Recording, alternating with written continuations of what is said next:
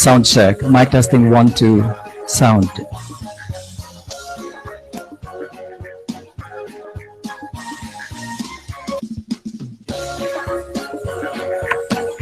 Sound check. Mic testing 1 2. Hello. Sound. Loud and clear na sir.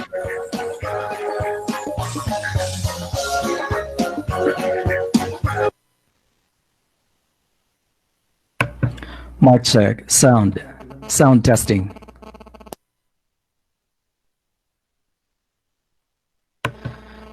Hello. Sound check.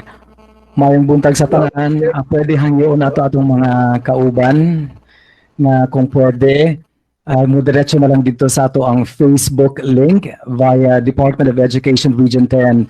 Salamat kaayo sa gusto mo appeal. Unfortunately, ang ato ang system has already reached the maximum allowable number of participants. So puno na siya. So medyo galaging ato ang kuan ato ang system. So atong hangyon atong mga kauban nga kung pwede dito na lang mo diretso sa Facebook nato nga link via Department of Education Region 10. Salamat kaayo. In a short while we will start the program. Thank you.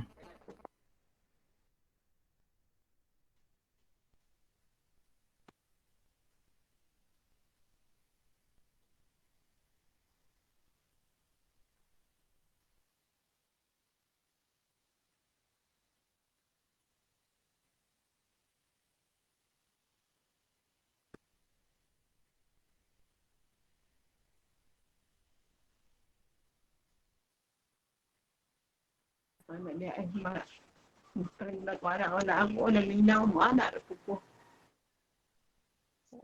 Na mo bibiya ko anti. Na mo gidiha. Di ko tanan tay. Tungod ka daghan na noon kasud na. Live sa Facebook. Ano wala niyo? Ano? Sikot.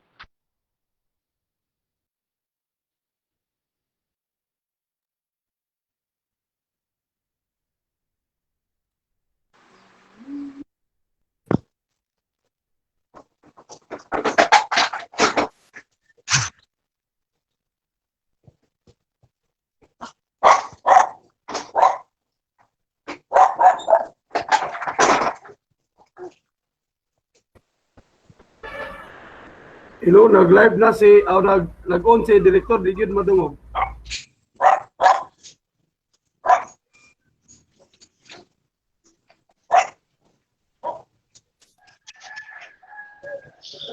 Saya nari.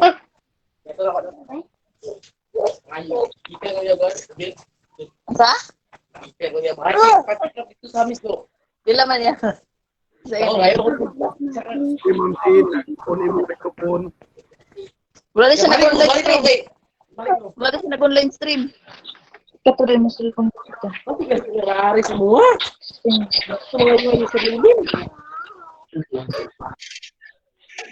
Day, Gina, palong na.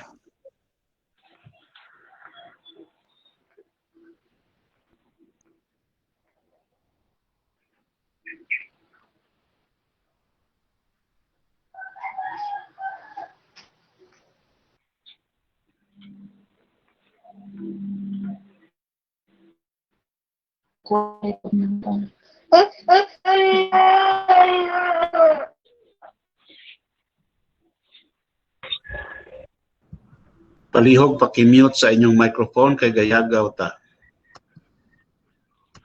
Palihog paki-mute sa inyong microphone kay gayagaw ta. Kani Bibiano gi-on der wa nani no. Ba. Saan ko ang calendar pa kita ko.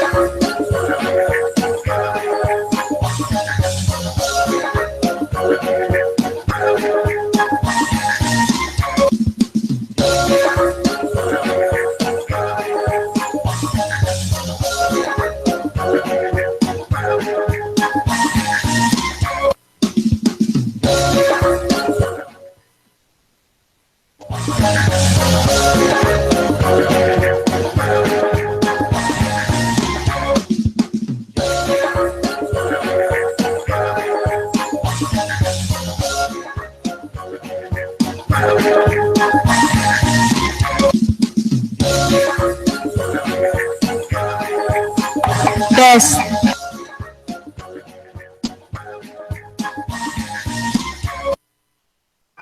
Hi.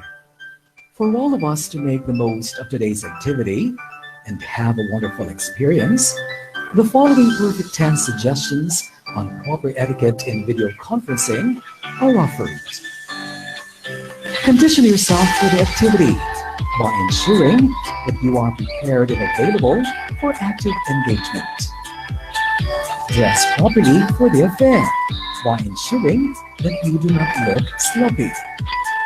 Test your internet facilities beforehand by ensuring that your microphone, speakers, headphones, and internet connectivity are in place. Blur your background or use a decent one by ensuring that your room or chosen background does not have distracting features. Find a quiet or private space by ensuring that your area is not vulnerable to unnecessary noise. Observe proper cueing and timing by ensuring that you get the right verbal and nonverbal cues when requesting to be recognized for a question or comment. Speak only when recognized by ensuring that your microphone and camera are turned off unless authorized. Demonstrate active engagement by ensuring that you manifest active listening and balanced communication, especially during a conversation. Show reverence and appreciation for the presenter by ensuring that you give the presenter your full attention. Finally, be grateful for the opportunity by ensuring that you invite a positive vibe throughout the activity and being thankful for whatever takeaway you get out of the experience. Your meaningful and wonderful experience in today's activity is important to us. Thank you.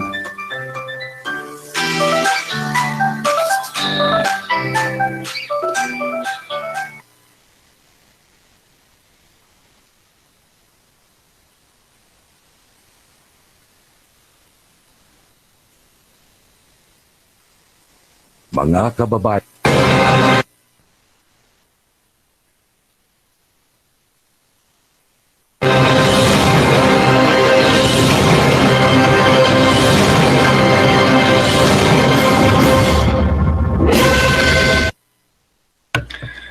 As we pay our allegiance to our country, let us all stand and sing our national anthem.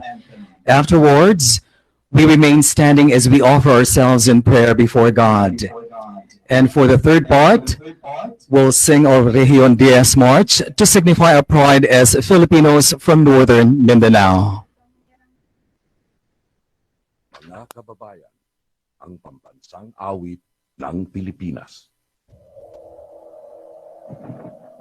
Bayang magiliw, silanganan, alak ng puso, sa titik mo'y buhay.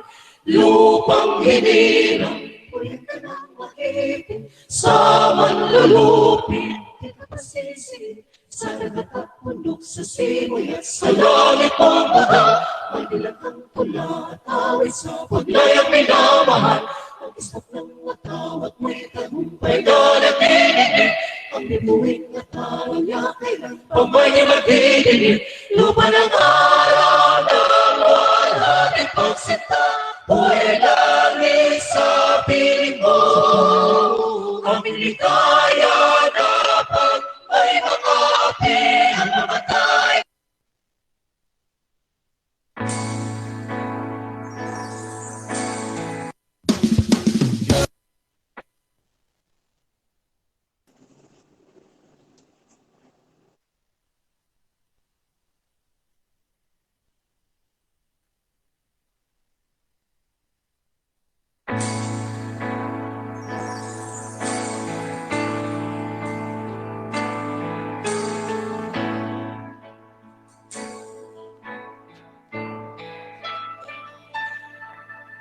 Be strong and take courage.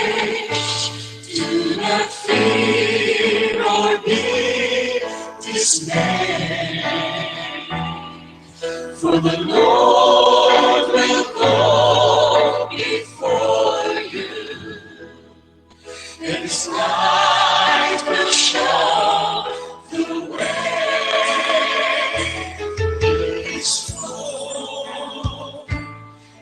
Take courage, do not fear or be dismayed.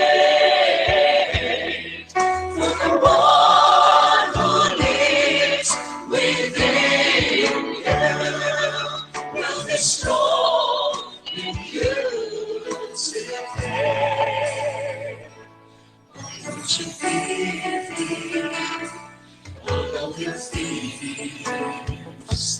Why don't you let me wipe all of your tears? He knows you've been through pain before, and He knows.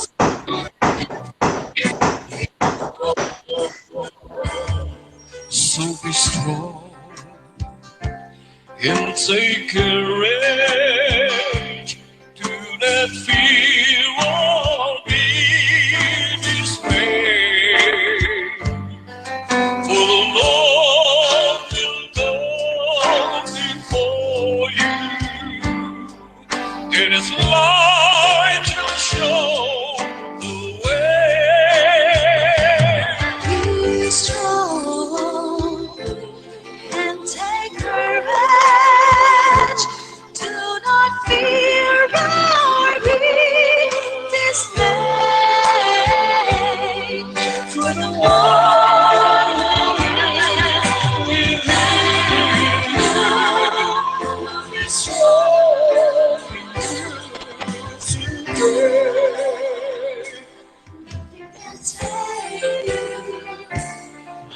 his face. Nothing can face you that you can face. I know his little grace. It is love, it is power.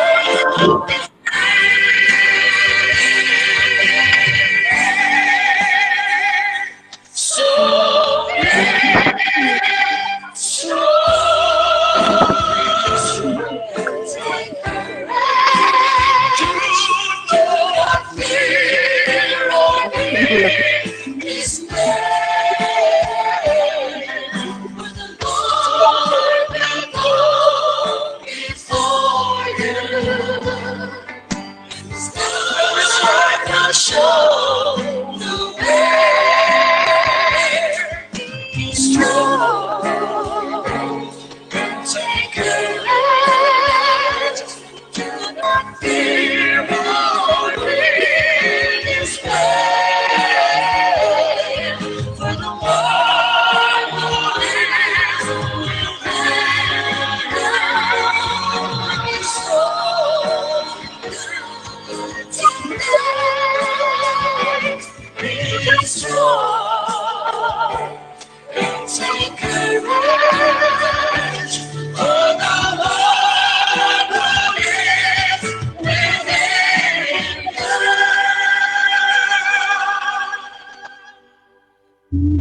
you will be strong. You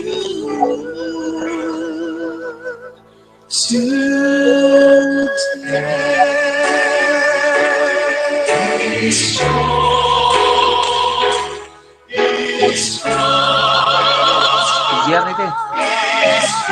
GR lang bro.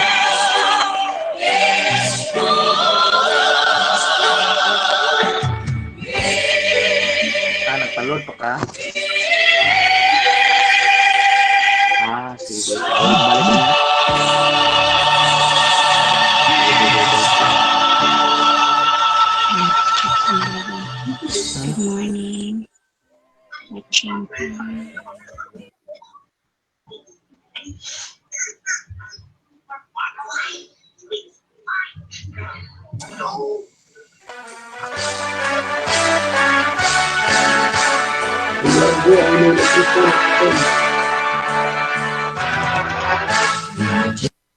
Sa iyang Mindanao na buhay, ibahala mong katawan. Mauswa kung masigla kung malipayon, o pano sa tatamo. Magkabilit kay kasi-kasi, ang kabalaan o kamalipayon, ay sa kanunay kung ang nagpaibabaw, ang kahusay o kaligas. Nabuhay ang iyong Mindanao, iyutang kaamong katawan. Isang nagsaka ng kaliwan, kami at pinahalay. Sa buhay katuyuan, simbolo sa kagawasan. Magpabiling mga kariusan, kalaukan sa kanan. Ang buhay ang iyong Mindanao, iyutang kaamong katawan. Isang-isa ka ng kaliwan, kami na pinahalay. Sa buhay kung katuyuan, simbolo sa kagawasan.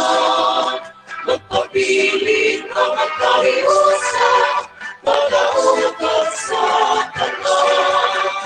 Magpabiling mga kariusan, kalaukan sa kanan.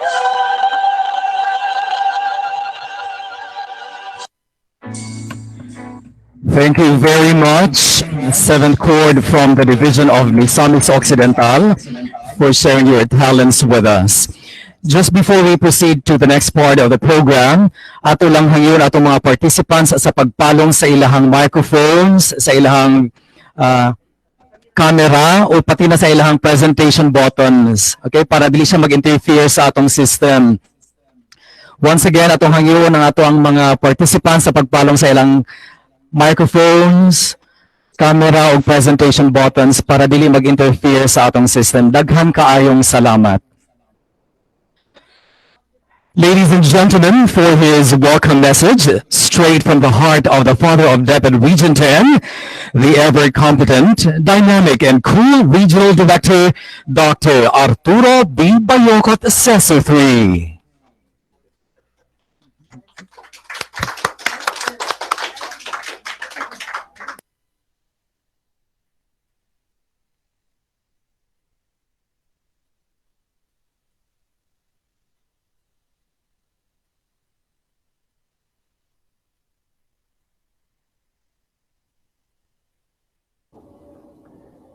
Hello, everyone.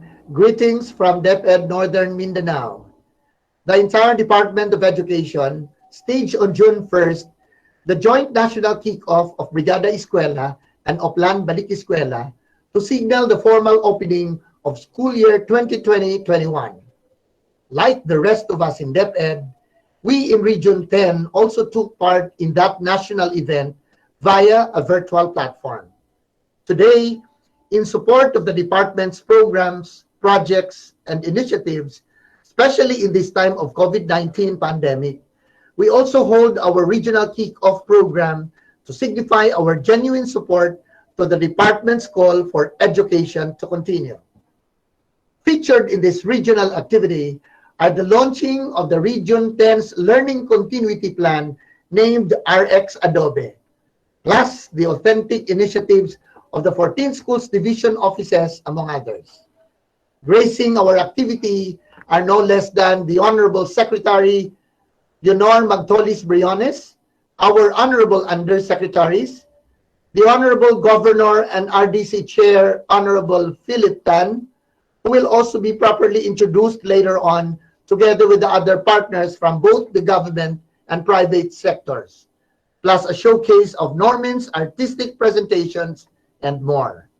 This is our activity, so let us get ourselves ready. On behalf of the Department of Education Region 10 family, I say mabuhay and welcome to Northern Mindanao. Thank you very much, RD Art, for that very warm welcome. To set the mood of today's celebration and fill the air with good vibes, please make way for the 2020 National Brigada Eskwela Jingle Contest second placer, Lugait Central School, Misamis Oriental, with their winning piece, Orkestra ng Brigada Eskwela.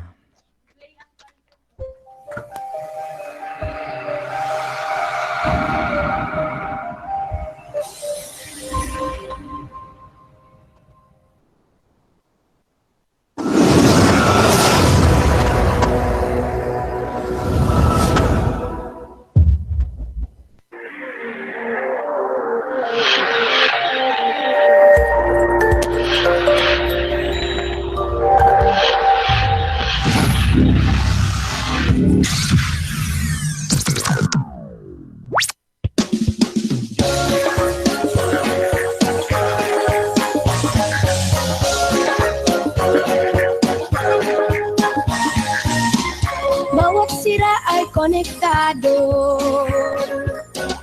sa mga batang nais matuto. Kaligtasan ba'y sinisigurado sa lindol, baha at bagyo? Kaya samahan niyo ako sa paaralan tayo patungo. Buong bansa magkaisa, buong pamilya magbrigada eskwela. Tayo na't magkaisa, magbayanihan, madlang people sa kuko ng martilyo sa pagpupuni ay tambol. Magpakyano sa pagpuna sa mga dingding at pisara. Sa pagbulis may maraka, sa paglalagari may gitara. Sari-saring musika ang orkestra. Brigada Eskwela. Halina't magbayanihan, kabataan ay tutulungan. Ito pa siyang dekalidad sa ligtas na paralan.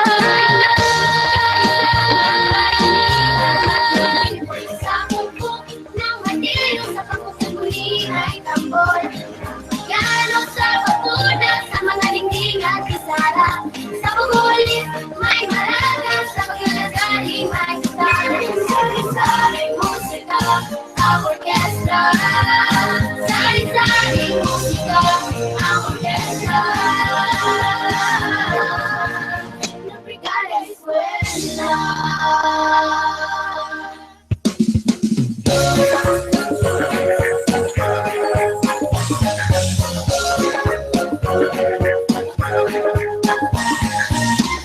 Bawat sira ay konektado sa mga batang nais matuto.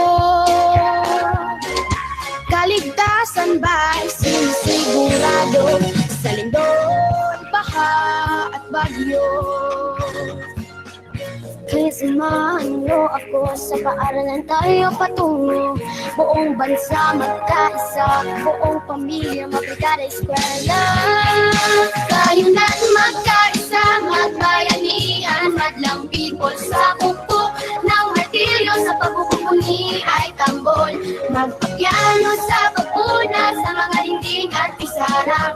Sa pag-ulis may maraka, sa paglalagari may gitara. Sari-saring musika, ang orkestra.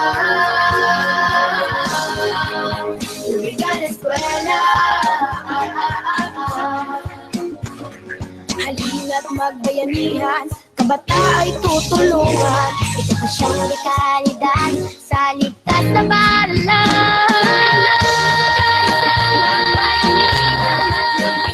Sa bukok ng martilyo, sa pagkukuli ay tambol. Gano sa pagpuna, sa mga dingding at kisara. Sa pagulit, may maragal, sa paglalagari may gitara. Sari-saring musika, ang orkestra. Sari-saring musika, ang orkestra. Ng Brigada Eskwela.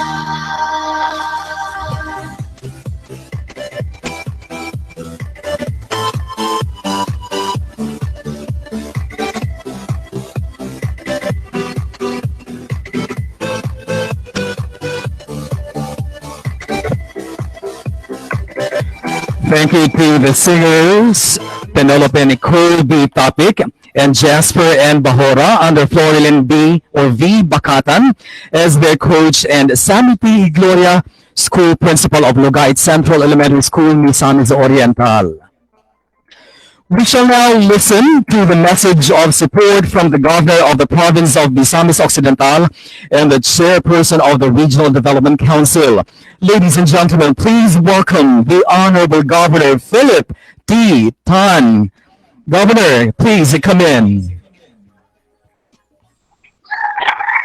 Good morning, everyone. Am I clear?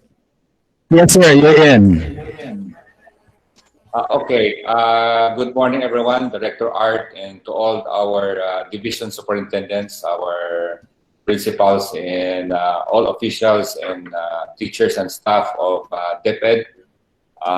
We'd like to greet everyone a blessed day to all of you. We would like to congratulate in behalf of RTC for having the courage to continue our task of developing our countryside through education. Today, amidst this pandemic crisis that we are in, we have to face head-on the different challenges that we have that is facing to us. And there's no other way but to adjust ourselves and to face the new normal. And I hope amidst all of these things, we will move forward and, of course, put in our minds and our tasks and our activities and our events in DepEd to put first the safety of our children and our teachers. We have to adopt measures to put in place the minimum health standards, all the things that we do to keep safe our children. There's no other way but to unite ourselves, face many challenges, and of course, to pray to God that everything will be safe and everything that we do will be for His glory. Maayong buntag yung tanan o maayong pag-opening sa atong eskwelahan pohon. Daghang salamat. Thank you very much, the Honorable Governor Philip Tutan. Thank you very much, sir. Let us now watch the Brigada Eskwela and Open Balik Eskwela video of the Division of Misamis Occidental.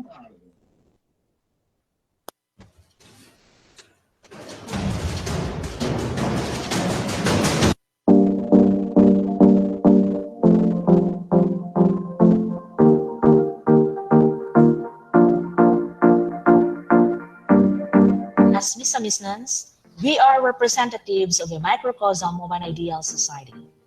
This is the academic year 2020-2021 in soaring high for the immediate execution of the Falcon Agenda. This is the division of Misamis Occidental going digital. The division of Misamis Occidental seeks to adopt measures to adhere the new normal setting inasmuch as the COVID-19 pandemic scare continues. Exploring possible means to deliver its required services in a modality which will ensure the safety of everyone. New modalities of service delivery shall be adopted with the coordination of the whole division, teaching and non-teaching personnel, stakeholders, and the entire Misamis Occidental community. Face-to-face, distance learning through radio, TV, and modular approach. Mayong adlaw sa tanan. Come June 1, 2020 is the official resumption of all teachers to go back to schools. And on August 24, 2020 is the first day of the opening of classes for school year 2020-2021. Ang ubang mga nasod, ibabalik na ilang mga kabataan sa pag-eskwela.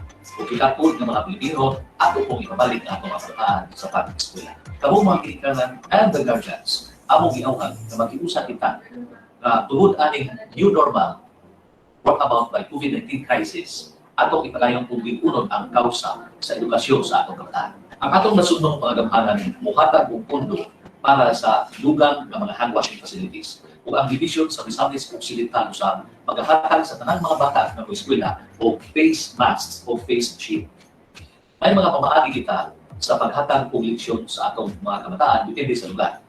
Sama sa shifting of classes, na dunay ratio na 1 teacher to 15 students para maobserbahan ang social distancing.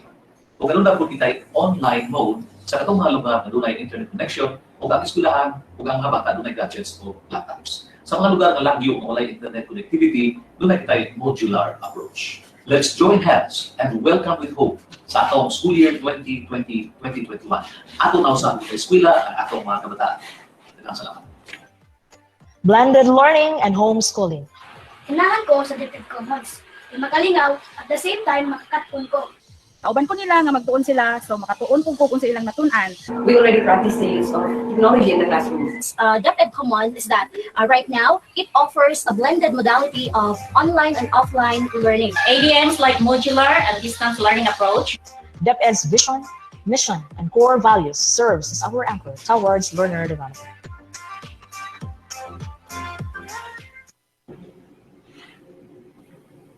Good morning, my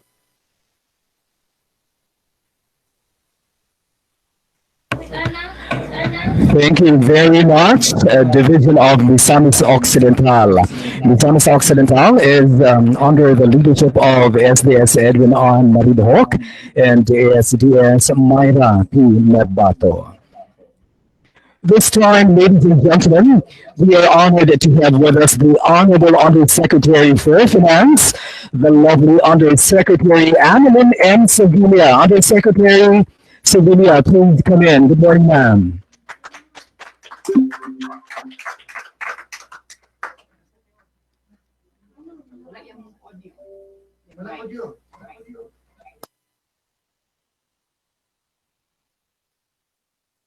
You can. You cannot be heard.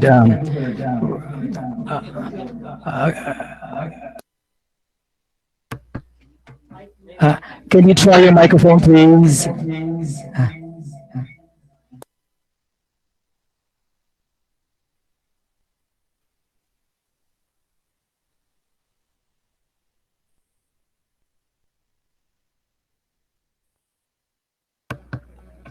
Sandali lang po, Yusek.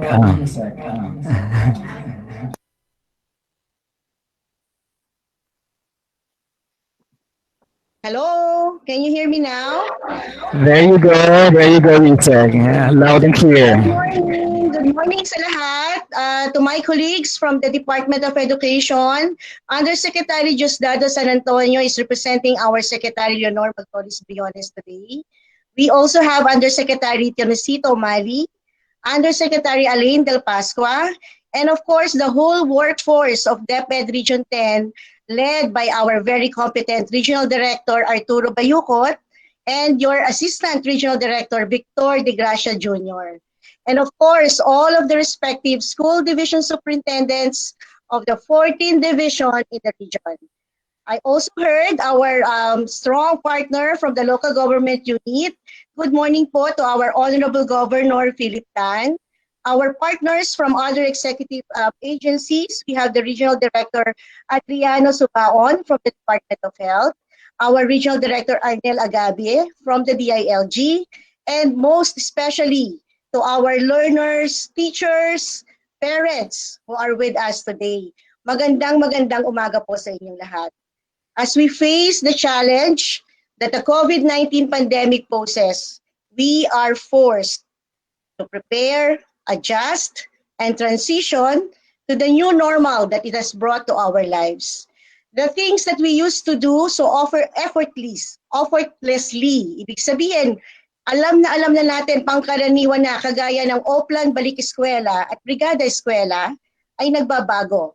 At ito po ngayon ay isang activity na nangangailangan ng mga preparation, caution, and of course, limitations. Like now that we are using technology. We take the opening of this Brigada Eskwela and the Oplan Balik Eskwela as good examples of our transition to the new normal. Before, we would physically go to our public schools and ensure that we have well-facilitated equipment, we have safe learning environment, but now what we must ensure is not just the physical preparation, but most of all, our stakeholders' financial, spiritual, and mental capacities. Bayanihan po ito, as they say. And I think bayanihan is really very evident in the Department of Education.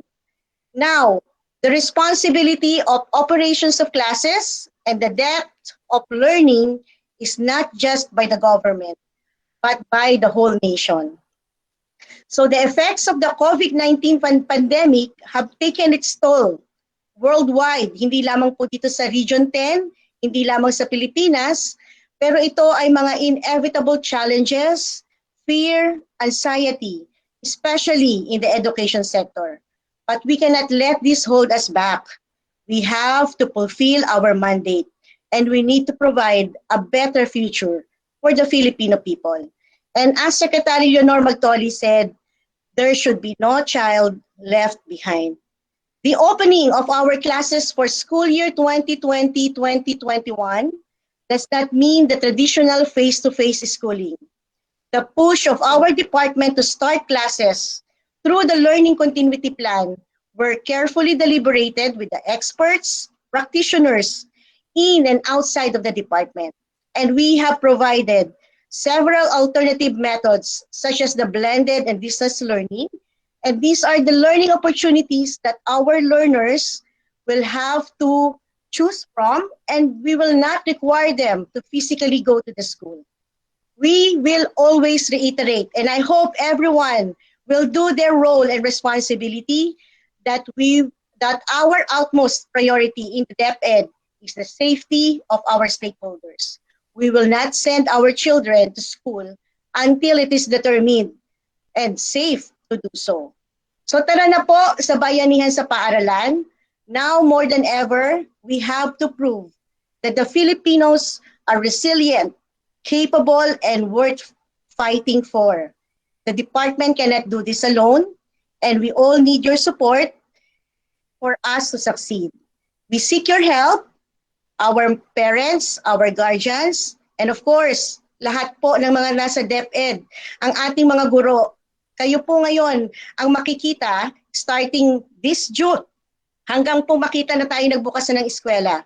We trust that you will join us in this endeavor. We trust that together we can initiate, innovate, and implement new ways for education to continue. Hindi po tayo nag-iisa. Marami na po ang sumasama sa atin. At nakita niyo po si Governor ay talagang nakasuporta sa atin. Ang ating kalihim, Liling Magtolis Briones ay hindi mapapagod na hikayatin ang lahat na wag po na maging hindi produktibo habang tayo ay nandito sa ganitong pandemic. Sama-sama nating isulong ang edukalidad para po ito sa bayan, para po ito sa bayan, para po ito sa bata. Sulong edukalidad, tara na, bayanihan na po sa Rehiyon 10. The best ang 10. Magandang umaga po sa inyo lahat. Maraming salamat po, Yusek Ann. We are honored to have you grace the show po.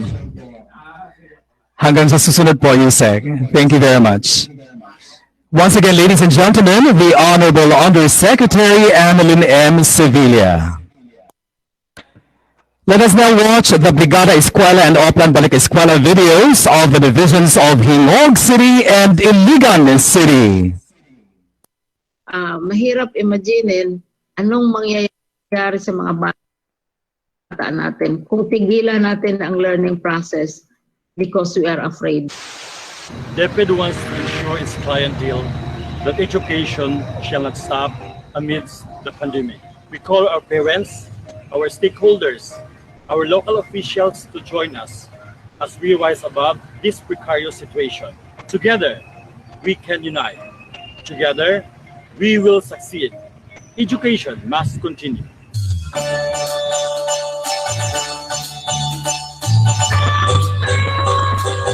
I'm gonna learn new lessons.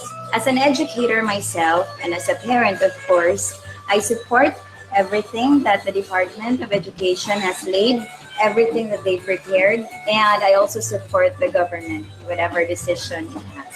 We can use modules, online platforms, and various initiatives. The ABN will be our new normal.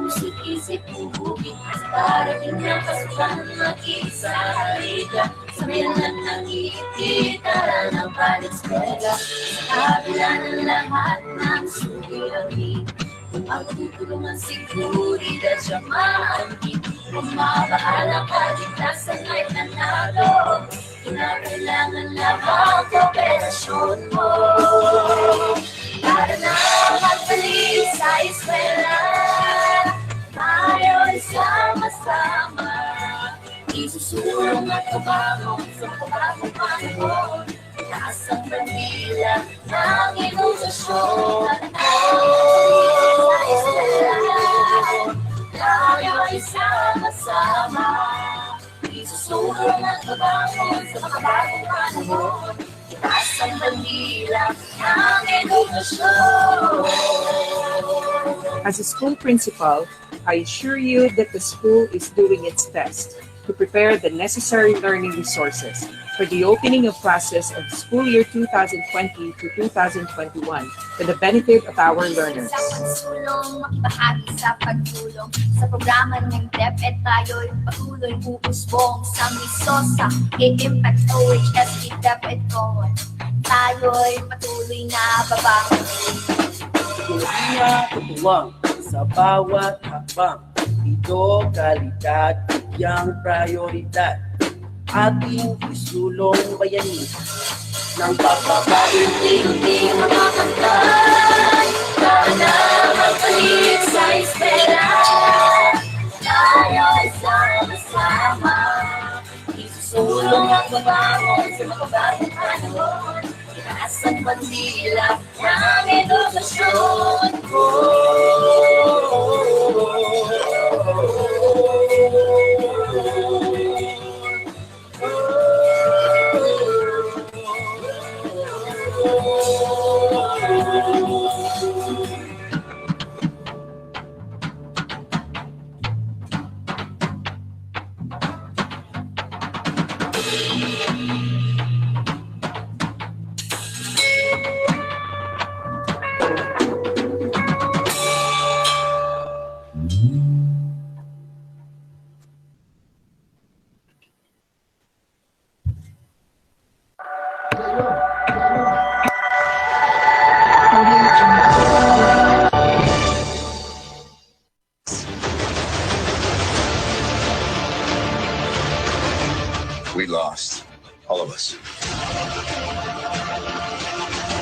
lost friends.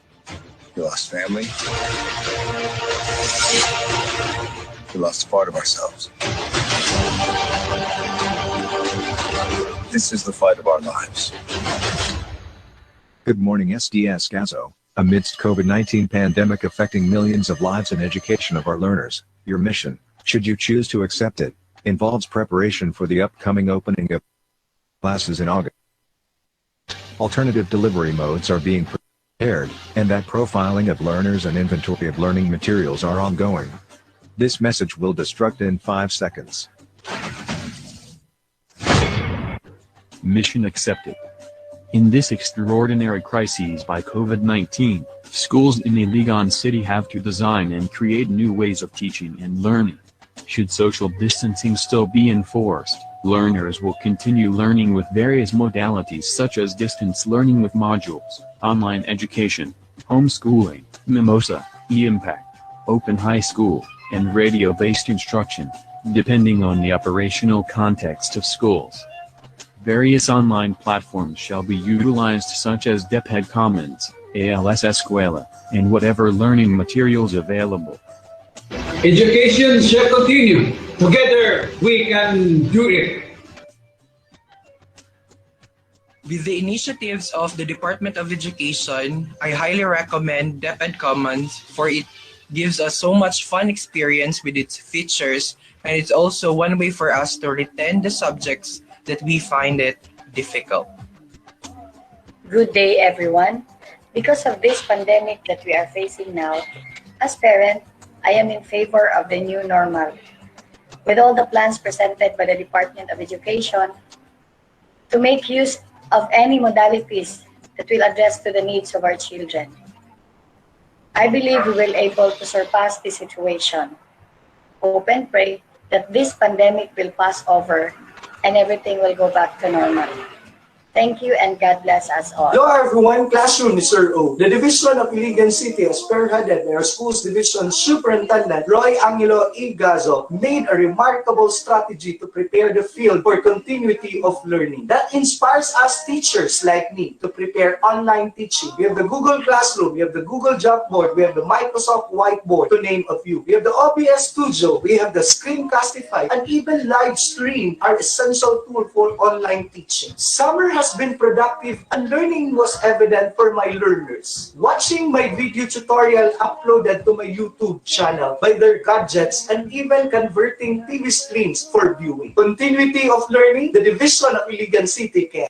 On behalf of the secondary school heads of Iligan City, I would like to reiterate that we strongly support the new normal of giving education to our students. In this age of pandemic, we would implement the different modalities depending on the situation of our students. Rest assured, we'll be here to deliver the necessary education that our students need for this school year. With these different modalities and innovation that we will create so that education will not be lost for school year 2020-2021. Thank you.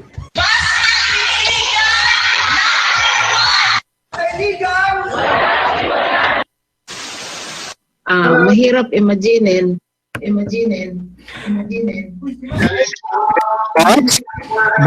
Of Hingog School, the leadership of ASDS and ASDS Conibel C. Nistal. And thank you also to Iligan City under the leadership of SDS Roy Angelo E. Gazo and ASDS Nimpa R. Lago. Moving on, ladies and gentlemen, let us now listen to the Undersecretary for Legislative Affairs, External Partnerships, and Project Management Service, the Honorable Undersecretary Tonesito MC Omale, Esquire. Undersecretary, please come in. Magandang umaga po sa ating lahat. Sa mga... We're trying to fix our system now.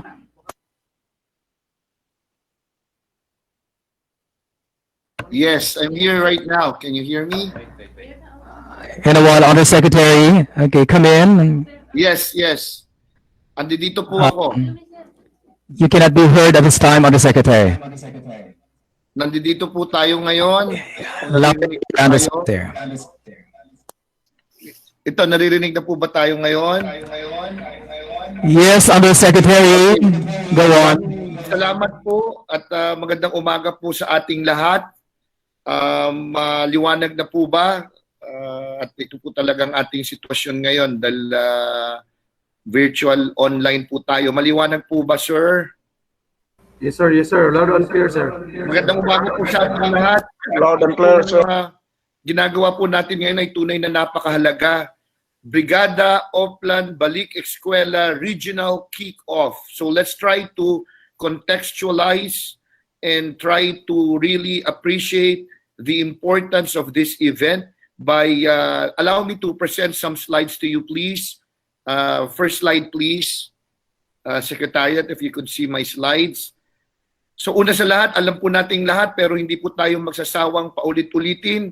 Wala pong physical na paglilinis, pagpipintura, minor repairs dahil dapat po idiin po ito paulit-ulit dahil pati po yung ating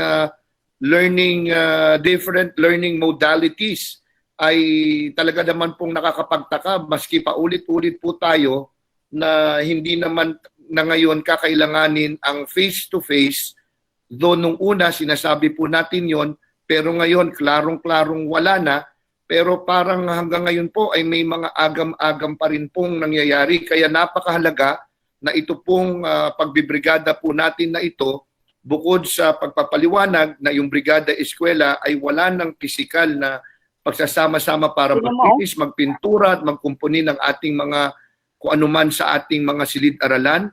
Ganun din po ang mangyayari sa ating pagsasagawa ng klase hanggat hindi po nangyayari yung kondisyon na tinihiling ng ating Pangulo at ng ating Ma'am Liling Briones. Wala pong physical face-to-face na mangyayari sa pag-aaral at lalong-lalo na po sa ating pagbibrigada na ito. Next slide, please. In this next slide, makikita po natin kung kailangan maunawaan, ano na po ba yung bagong framework? Maski nauunawaan po natin, next slide, magandang makita po natin. Ito pong institusyon na tinatawag nating Brigada Eskwela, paano po ba ito nagsimula? Bakit po ba ito na napakahalagang aktibidad sa atin taon-taon at bakit po ba dapat natin talagang panatilihin ang konsepto ng pagbibrigada bagamat sa ngayon ay mayroon na tayong bagong mukha ng ating pagbibrigada. Noong 2003, DepEd Order number 79 was issued. Diyan po unang napag-usapan, sana po matandaan po natin ito. Dito po nagsimula ang Brigada Eskwela, 2003. So we are on our 17th year. And during that first year, our target was only to get 4,000 schools to participate na kanila pong imomobilize yung kanilang komunidad, mga magulang, mga volunteers, para nga po magtutulong-tulong ihanda ang ating mga paaralan sa unang araw ng pasukan. Ngunit hindi lamang po 4,000 tumugon sa hamon na ito. Humigit kumulang 12,553 schools took the challenge. And so since 2003, 2004, 2005, 2006, 2007, parami po ng parami ang sumasali sa Brigada Eskwela. Kung kaya't nung taong 2008, next slide please, we have formally institutionalized the Brigada Eskwela program where all of our schools, 2008 po yan, pwede nating sabihin nagsimula na ang lahat ng mga paaralan ngayon ay talaga nang hinihikayat, inaasahan na magsasagawa ng kanilang Brigada Eskwela program. Mahalagang mapag-usapan po natin ngayon na sa ilalim po ng ating kalihim Leonor Liling Magtolis Briones. Next slide please.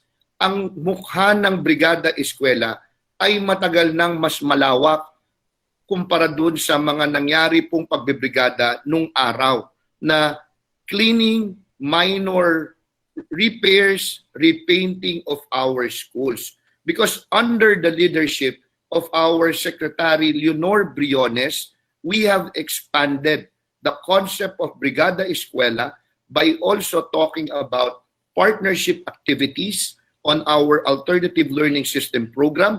May mga pag-uusap po tayo ng mga programa po pag Brigada Eskwela, alam po nating lahat yan.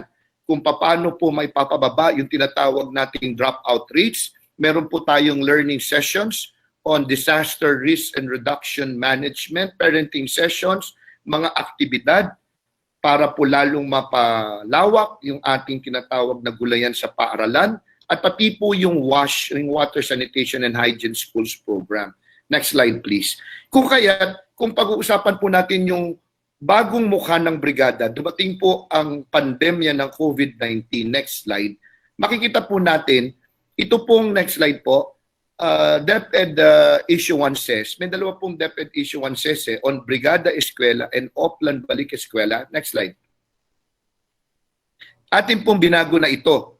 Dahil ngayon, bukod sa these two main programs are being jointly implemented, as we all very well know. And I really appreciate if we try to digest how this all started because it's very important. An institution like Brigada Eskwela, dapat alam po natin sa puso natin paano po ito nagsimula. At ngayon, pumapasok po tayo sa bagong mukha ng Brigada Eskwela. Next slide. At ito pong sinasagawa nating regional activities. I really appreciate after the Learning Continuity Plan was approved by the Interagency Task Force for the Management of Emerging Infectious Diseases. Ito pong IATF na kung saan itinakda po nandoon sa LCP ang Brigada Eskwela at Oplan Balik Eskwela mula June 1 hanggang August 29, next slide please, ay inyo pong isinabuhay lahat po ng ating pong mga pinag-uusapan sa Learning Continuity Plan. And as this slide shows, the way we are now reconfiguring Brigada Eskwela and Oplan Balik Eskwela. Next slide please. Ito po, slide na ito, makikita natin, next slide, yung mga aktibidad na inaasahan po natin na gagawin po ninyo ngayon, sana po mga talaga pong purposive partnership activities, your psychological first aid training, may mga engagement po sana tayo sa mga PTA, pero ang higit po sa lahat, yung ginagawa nyo po ngayon, Central Office issued or our DepEd issued Learning Continuity Plan and yung ating pong tinatawag na Regional Learning Continuity Plan. Nawala po yung slide ko, makikiusap po ako sa Secretariat dahil ito na po yung bahagi. Kung maipapakita po natin yung slide please natin. Ako, nawala na. May iba na nagpe-present. Yung iba pa pong mga mandated activities. Sa ating pong Learning Continuity Plan, nakalagay po doon na ang ating pong Regional Director, dalhin po natin yan sa next slide pa ho. Siya pong magdidesisyon pagkatapos pong magrekomenda, mag-endorse ang paaralan, bawat paaralan na sa ilalim po ng ating Regional Director at Schools Division Superintendent nung kanila pong learning modality na gagawin. Dahil klarong-klaro po ngayon, paulit-ulit sinasabi natin, dahil po sa deklarasyon ng ating Pangulo at pagsuporta ng ating Ma'am Liling Briones at ang buong kagawaran, sa deklarasyon ng ating Pangulo na wala ng face-to-face sa ngayon po na learning modality. Maari po siyempre mabago yan, pero sa ngayon wala po yan pagdating po ng August 24. Kung walang pagbabagong mangyayari, kung yung kondisyon na inilatag ng ating Pangulo at ng ating Ma'am Liling Briones ay hindi nangyari, ang Regional Director ang magsasabi kung anong modality po ito. Kung kaya napakahalaga na sa pagpili po ng learning modality, ano na po ngayon ang pagpipilian? Napaliwanag na po ito, I'm sure kanina. Online, na alam po nating lahat, ay wala namang gadget at kung may gadget ay wala namang pong access sa internet. Distant other learning modality like radio and TV-based at higit sa lahat, yung tinatawag po nating self-learning modules. So sa pangunguna po ng ating Regional Director, pagkatapos pong matukoy ito, kailangan sa konteksto ng pagbibrigada, magkaroon po tayo ng tamang pakikipag-ugnayan. Yun po dapat ang ating framework po ngayon. Na kung saan, para po maisakatuparan, halimbawa, yung distribution ng ating mga self-learning modules. Kailangan po ang konsepto ng partnership na yan po ang talagang esensya ng pagbibrigada. Alam ko po, ginagawa po natin ito, pero kailangan talaga isa puso po natin ito. Partnership, partnership, partnership to implement the various learning modalities under our learning continuity plan. Kung kaya't kapag tayo nag-uusap ngayon, kailangan makita po natin ano po ba yung papel na dapat gampanan ng ating pamahalaang lokal. Sa iba pong rehiyon, ang Region 10, napakahusay po sa pamumuno po ng ating Regional Director, Art Bayokot, ay nai-engage po ng tama ang mga local government units.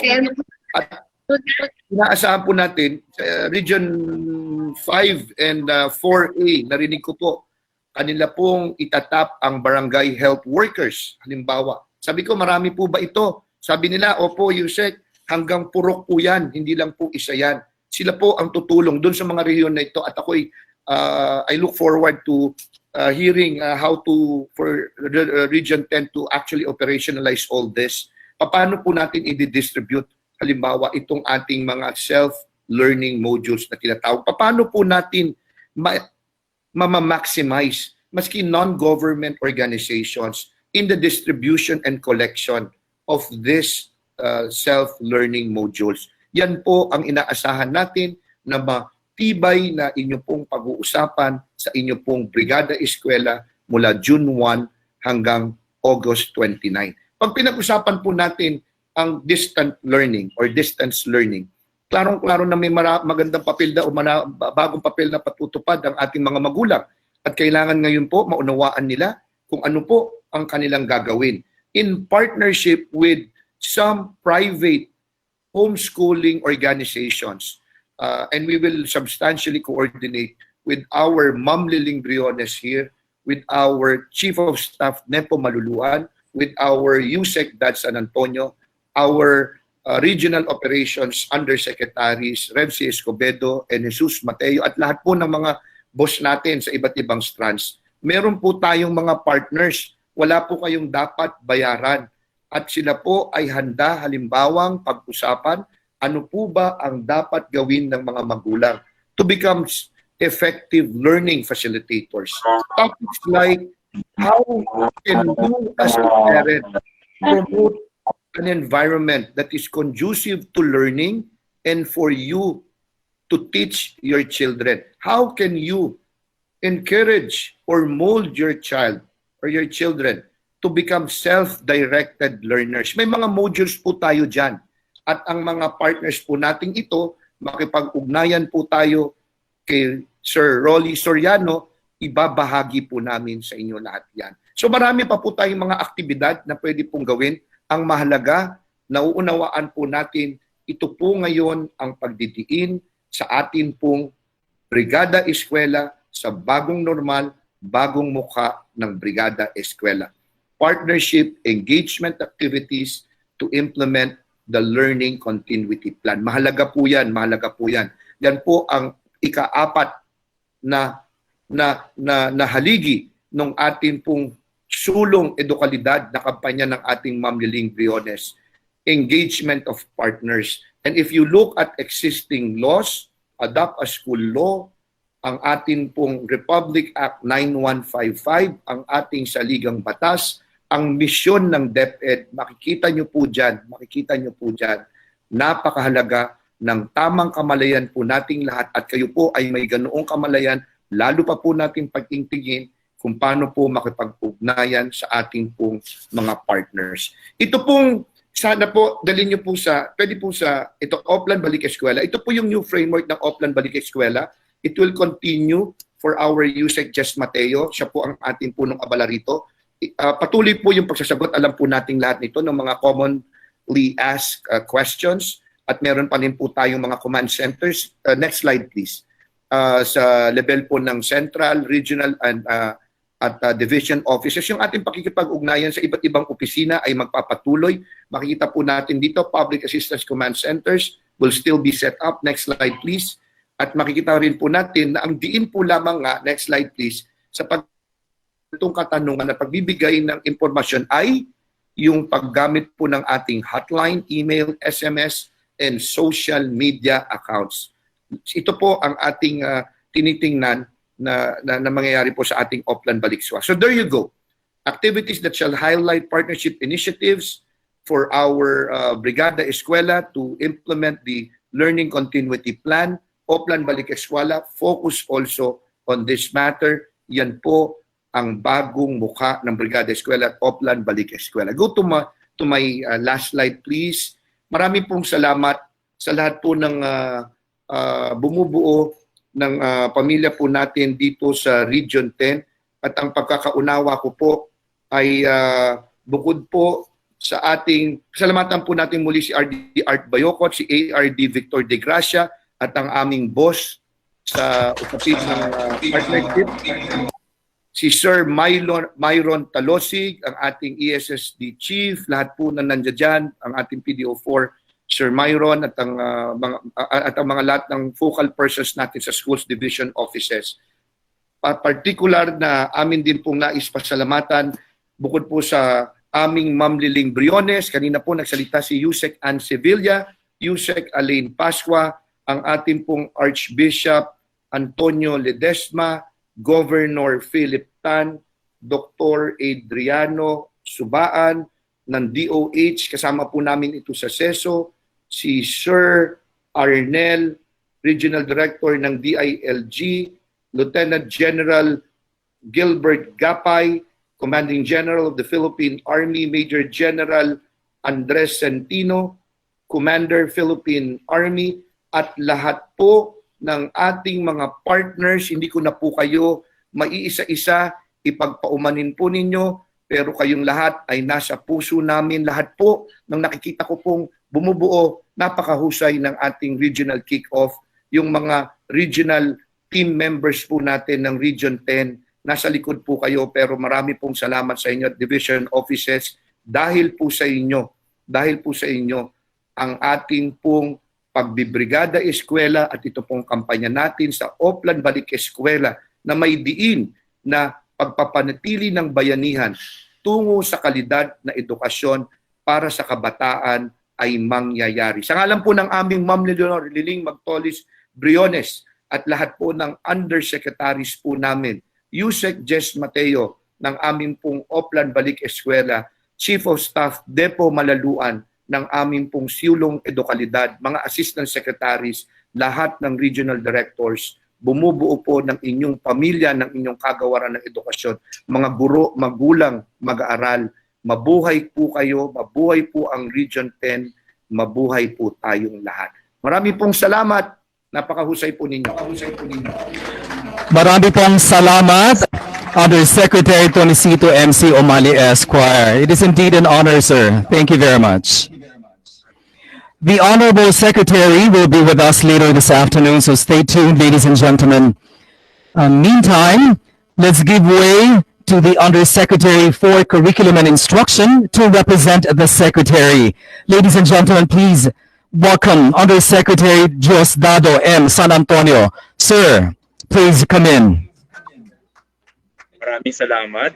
Good morning po sa ating lahat. Unfortunately for Region 10, the Secretary has very urgent things to finish. So she instructed me to represent her in this launch of the Brigada Eskwela and Oplan Balik Eskwela for Region 10. Of course, just like what Yusek Tony has mentioned, let me start by commending the Department of Education Region 10 family for organizing this event.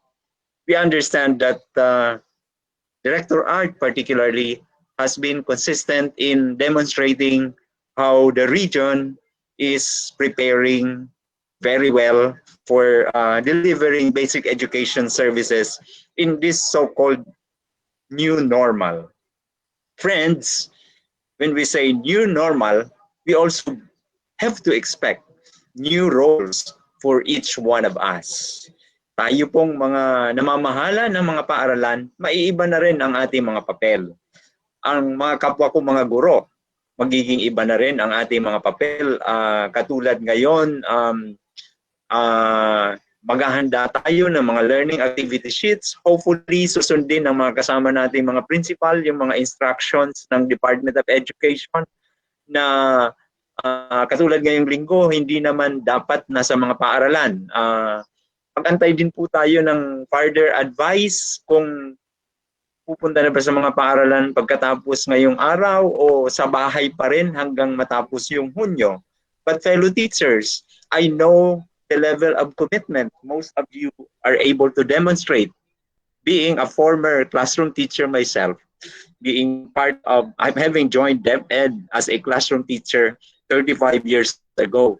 I know and I work with very committed fellow teachers who never say no when challenged to deliver services. So bago po ang papel natin sa distance learning modality na most likely mangyayari sa mga paaralan, kailangang masipag tayong mag-monitor sa mga nangyayari at nagaganap sa buhay ng ating mga mag-aaral. Ang tingin ko po, ang magiging susi para maging effective yung mga gagawin natin ay paano natin masusustain ang motivation ng mga estudyante sa kanilang pag-aaral. At ang nakikita ko, the more we are able to monitor, perhaps text message or kung may internet, video calls, or kung wala, occasional home visits will matter in sustaining the motivation and interest of our dear learners. Of course, sa mga magulang po na nakikinig, may bago ring papel na kailangang asahan as we basic education services in this so-called new normal. Mas dapat po makialam tayo. At ang DepEd po, alam ko si Director Art, handang-handa na sa mga estratehiya kung paano tutulungan ang mga kapwa natin, mga magulang, ng mga estratehiya kung paano tutulungan ang bata na matuto habang nasa bahay. At siyempre po sa ating mga partners, I know you are always eager to help us in the Department of Education, our barangay officials, local government officials, mayors, sangguniang bayan, sangguniang panlalawigan, members, governors. You've been the wind beneath our wings. We were able to do things in the past because of your support, and we are counting on the same support to be extended to us in these very special times. So bago po ang papel, pero parehas din po ang focus para sa bata, para sila ay sa curriculum and instruction po, alam nyo na ang mga nabago, karoon po tayo ng most essential learning competencies because we want classes to be more focused on the foundational skills, the most important skills, the enduring skills that our learners will need even after the assessments that we will have. We will also, we are almost done with the development of learning modules. Yung mga regional offices po help us in preparing this. We hope to share this with everybody very soon. We will also offer options on the different learning delivery modalities na ang sabi ko nga po, most likely sa August 24, distance learning, whether online, offline, digital, or using self-learning modules na inilimbag o printed. At the same time, sinamahan pa ng mga radio and TV based instruction. At ang isa rin po, baka gusto nyong malaman ay magkakaroon po ng pagbabago yung assessment mechanisms natin. Marami ang nag-aagam-agam na baka yung dating mga test ay hindi na si bata o anak ang sasagot. Kaya po, ang hinihikayat natin ay papaigtingin ang tinatawag na portfolio assessments or performance tasks. Maaari pong bago tapos ang pasukang 2020-2021 ay may pagkakataong magkwentuhan ang teacher, ang fellow teacher natin at ang mga bata para matayan nila kung may naunawaan ba, kung may natutunan bang kaalaman at kasanayan ang mga estudyante sa kanilang klase. So again, my sincerest congratulations to DepEd Region 10. I've been listening to the presentations of the regional director, and Director Art is among those that are very clear, very passionate about how learning will continue in this COVID-19 emergency. Kaya po malakas ang loob ko na ang Riyong GES ay continuously magsiset ng trend kasi nga po nasa mabuting kamay kayo sa katauhan ng inyong regional director, Art Bayokot. Kasama na ang mga superintendents na hindi ko na po iisa-isahin at baka ako'y may makalimutan, mapalo pa ako next time. So mabuhay po ang DepEd Region 10. Together, sabi nga, tulong-tulong para tuloy ang edukasyon. God bless. Maraming salamat po, Undersecretary Diosdado San Antonio. Malaking karangalan po sa amin, Yusek, ang makasama po kayong sa araw na ito. Thank you po. Let us now watch the Brigada Eskwela and Open Balik Eskwela videos of the divisions of Lanao del Norte and Malaybalay City. COVID-19 pandemic has brought the unintended consequence to the Department of Education in its effort to continue educational services to our people under the new normal. Hence, DepEd Lanao del Norte developed our own project to prepare the opening of classes, taking into account the conditions of the new normal, while essential learning competencies are well delivered. This is Project Imelda. DepEd Lanao del Norte, in partnership with the provincial government, has ventured in a new project dubbed as Project Imelda. Innovative modalities of educational learning delivery and approaches to prepare for the opening of the school year to operate under the new normal. I was able to use this alternative system in the past 2 months. It includes puzzles, games, quizzes, and a lot of activities that even our parents can have the chance to help us learn while staying at home. The project has the belief that keeping high academic achievement of learners is our intended direction, regardless if the situation is so challenging. We had our disinfection of our school buildings, facilities, and equipment, as well as be updated with the implementation of modalities included in the Learning Continuity Plan. We registered to several webinars, like enhancing our skills in PowerPoint presentation making, Katobi application, modules and ebook development, and topics on redesigning classroom-based lessons for online learning to prepare us teachers to be effective and efficient facilitators of learning in this new normal. The project has the following learning delivery modalities and approaches. Single approach, face-to-face classroom-based instruction with 15 to 20 learners per batch. Home-based with printed learning modules. Home-based with digital materials. Home-based with online learning modules. Blended learning approach, face-to-face and learning modules in CLC, home-based using TV or radio, and learning modules. We consider availability of cell phones, desktops, laptops, and internet connectivity in learning delivery. We need to look for the appropriate and best delivery of teaching with understanding of learners' location and attending home condition.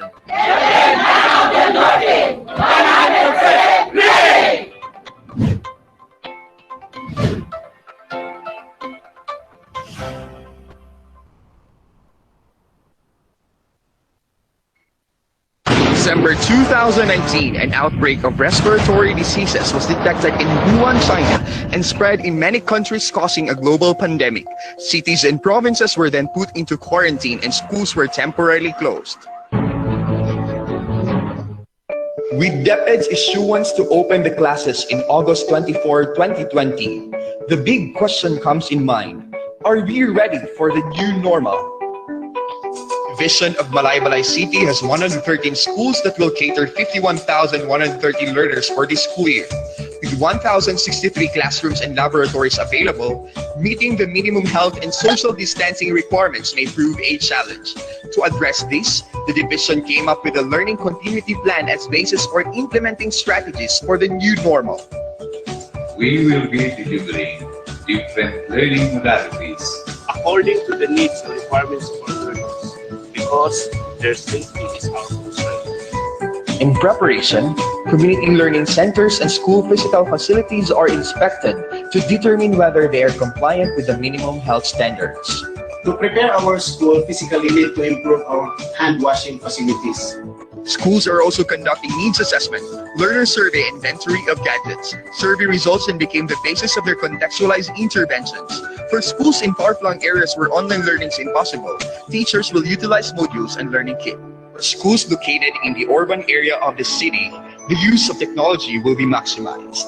We did our enrollment online. We already prepared our school program. We already have assignment of teachers. And we will be adopting the new scheme of the delivery of instruction. The advisors will group who will go to the modular mode, who will do video lessons, who will do DepEd Commons, the Creeper, and other alternative delivery modes. Teachers are tasked to develop learning resources in preparation for the alternative delivery mode of instructions. We are going to develop modules based on the most essential learning competencies. Part of the continuity plan is for teachers to establish workspaces at home. These working spaces allow us to facilitate a virtual classroom. Despite the public health situation, these strategies aim to provide the best learning experiences. Parents as partners of the division play a vital role in guiding their children at home. With regard to the new program, I think we can adjust. Itong lahat ay ginagawa namin kahit may pandemya para isulong ang edukalidad para sa bata at para sa bayan. Hay, malay, balay.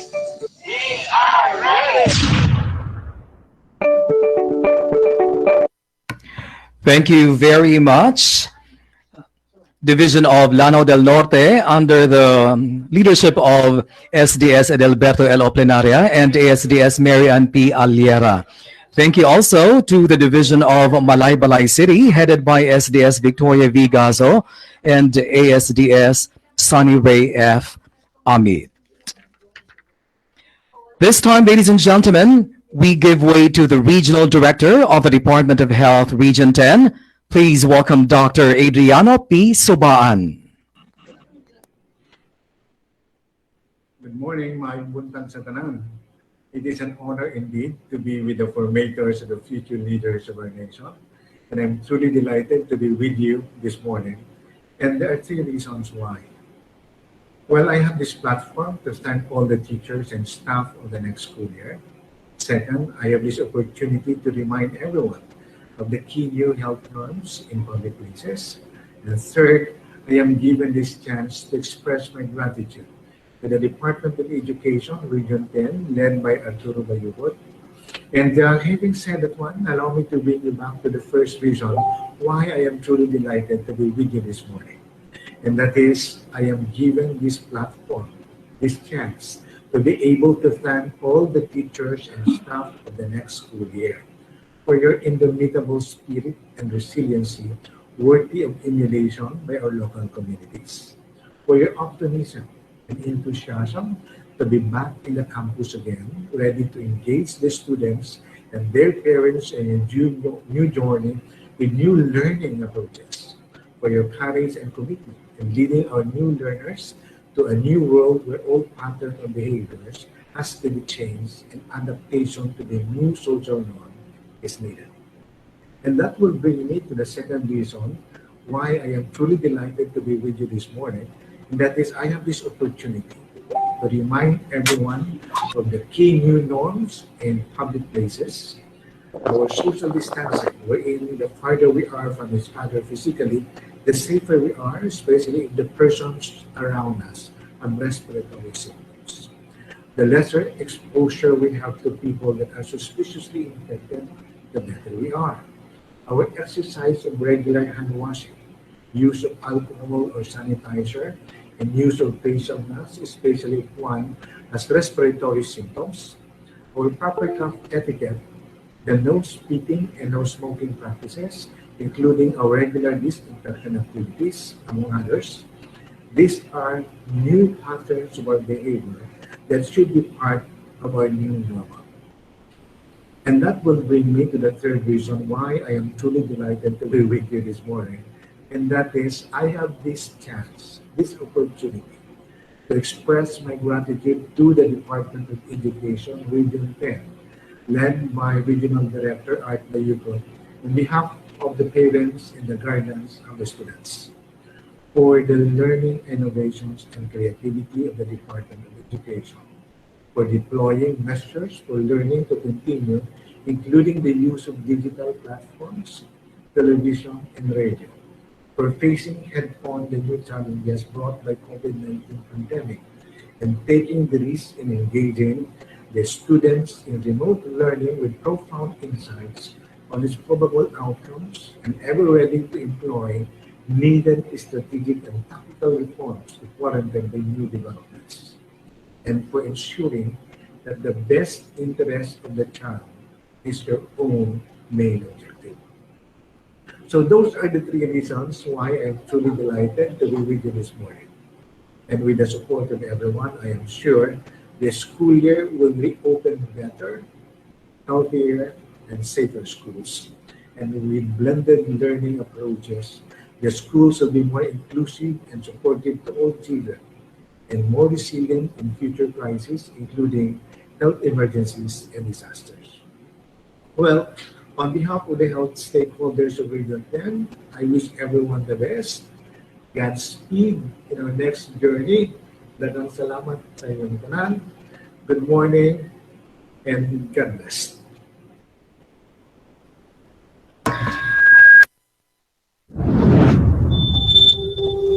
Gusto ko maging guro. Gusto ko maging sundalo.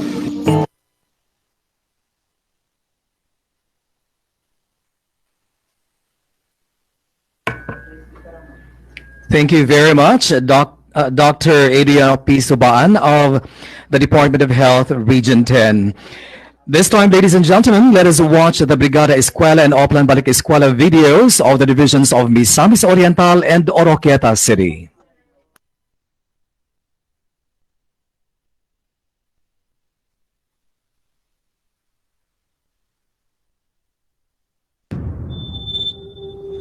Gusto ko maging guro. Gusto ko maging sundalo. Gusto ko maging nurse. Gusto ko maging doktor. Gusto ko mag-aral. In a world that is full of uncertainties, one thing is for sure. Children don't stop dreaming. DepEd Miss Orr is poised to be more as it wipes out uncertainties by giving more opportunities through education for all our learners. We are ready to bring excellence as we maximize and optimize our resources in education. And these resources are in our possession: talents, technology, and time. Our teachers, resilient as they are, adapt into the new normal. As repositories of time-tested strategies, they prepared self-learning modules covering the most important learning competencies to deliver relevant lessons in 203 days through physical, virtual, or online modalities. Technology can break barriers, but it can also create barriers. So we make sure that the technology that we use is available in our teaching and learning environment. One strategy on how we optimize the use of technology is through our project modem, or Misamis Oriental Digital Education Mainstreaming. Now, almost 100% of the districts has established the ICT network, which facilitated the delivery of training and other initiatives to now almost 100% of our teachers. As teachers, we need to make ourselves relevant by adopting techniques that facilitate learning in the new normal. All these are covered under Elevate. This is to ensure that methodologies used in teaching and learning are varied, learner-centered, and multimodal. DepEd Miss Orr will continue to scale up organizational accountability and responsibility to acquire fresh new perspectives on school leadership through Project SOAR 2.0. All these initiatives are being laid because DepEd Miss Orr believes that education is a non-negotiable basic human right, and since children's safety is paramount in this time of the pandemic, our modalities should work to their advantage. This COVID-19 crisis is a test of our character It teaches us resilience and creativity. It sparks our confidence to try and fuels our tenacity to succeed. It ignites within us the desire to excel and to be more. As the COVID-19 pandemic hits and suffocates the country, the Department of Education is left with puzzling and challenging uncertainties. Yet, the Division of Oroqueta City remains optimistic with its project OROCAD, Oroqueta's resilient option for continuous academic knowledge, which embraces innovative teaching and learning platforms and modalities in a new learning paradigm, making learning experiences relevant, accessible, and responsive during this demanding time. Sa pagbukas sa klase sa umabot na Agosto 24, 2020, malipayon kami nga may pahabalo kaninyo na kami sa Department of Education handa mga mapadayon sa tahas, pagdawat o pagmatuto sa inyong mga anak o sa tanang mga kabataan aron mahatagan sila sa kalidad ng edukasyon taliwala ni hulga sa COVID-19. Ato mga magtutudlo o mga school principals uban sa suporta sa mga staff ni INI sa Division Office kanunay o andam sa pag-alagad o pagsuporta kaninyo. Uban sa atong School Governance and Operations Division staff, kami andam sa pagpadayon o paghatag og serbisyo sa atong mga kabataan pinaagi sa pag-maintain of child-friendly school environment and learning facilities. Dili babag ang pandemic crisis sa paghitabo sa ato ang gisagubang kami aron atong mahatag ang kalidad ng edukasyon sa mga kabataan. Inunoa kita sa Curriculum and Implementation Division nag-andam ug nagkalain-laing mga alternatibo. Gitawag kini nato sa English the alternative delivery mode kansang mga magtutudlo ug mga estudyante makakatpon gayud sa tiunay nga edukasyon. For schools from remote and safe areas like Kanuwanan Tribal Elementary School with no internet connection and where learners do not have any available gadget for learning, we offer face-to-face delivery mode. Sa face-to-face delivery mode, siguraduhon namo ang matag eskwelahan ang 1.5 meter social distancing ug 15 hangtod 20 ra ka estudyante ang sa kada classroom. Sa mga eskwelahan nga wala internet connection, we offer the modified face-to-face delivery mode. Sa modified face-to-face delivery mode, magtinabangay ang mga pipila ka mga ginikanan o mga magtutudlo nga mapasayon aron makakatpon ang mga kabataan sa eskwelahan man kini o sa balay man. Ug sa mga eskwelahan nga nahimutang sa rural o urban areas nga adunay internet connection, among gamiton ang online classes. Sa pagkahimuon nga online classes sa virtual classroom, gamiton sa magtutudlo ang ginatawag na blended learning ug hybrid teaching. To prepare us for these delivery modes, we have attended webinars to capacitate ourselves with learning exemplars, content for home-based learning, online teaching and assessment, and hybrid education. Yes, anaa kita'y itawag karon nga new normal. Ug andam kitang mo-adapt niini. With our commitment sa pagpadayon sa pagmatuto sa atong mga kabataan, taliwala sa giatubang natong krisis dala ni ining COVID-19 pandemic, among ihatag ang kasiguraduhan ng Department of Education, Division of Oroqueta City, andam sa paghatag sa haom o kalidad nga basic education, pinaagi sa kalidad nga serbisyo sa pagtudlo without sacrificing sa seguridad ug maayong panglawas sa atong mga learners. Kabahin kita sa kadaugan sa atong mga kabataan. Kinahanglan magtimbayayong kita sa kalambuan sa atong mga anak. These learning modalities are timely, new, and interesting phases of learning. I'm excited actually. Maayong adlaw Oroqueta, isip mayor sa dakbayan sa Oroqueta, ako ipasalig kaninyo ang among makanunayon nga suporta alang sa kanabuan sa ato ang mga kabataan sa pag-abri sa klase karong Agosto 24, 2020, makasalig kamo na among siguroon ang seguridad sa inyong mga anak. Be a part. Be counted. And we will learn as one. Sa Oroqueta, bata ang unidad. Magsugod na ang klase. Karong Agosto 24, tuig 2020. Thank you very much. Division of Oroqueta City under the leadership of SDS Reynaldo E. Manuel and ASDS Lorena P. Serrano. Thank you also to the Division of Misamis Oriental under the leadership of SDS Jonathan S. de la Peña and ASDS Rowena H. Paraon. As we continue, ladies and gentlemen, we are privileged to have with us the Honorable Undersecretary for Administration, Undersecretary Elaine Del B. Pascua.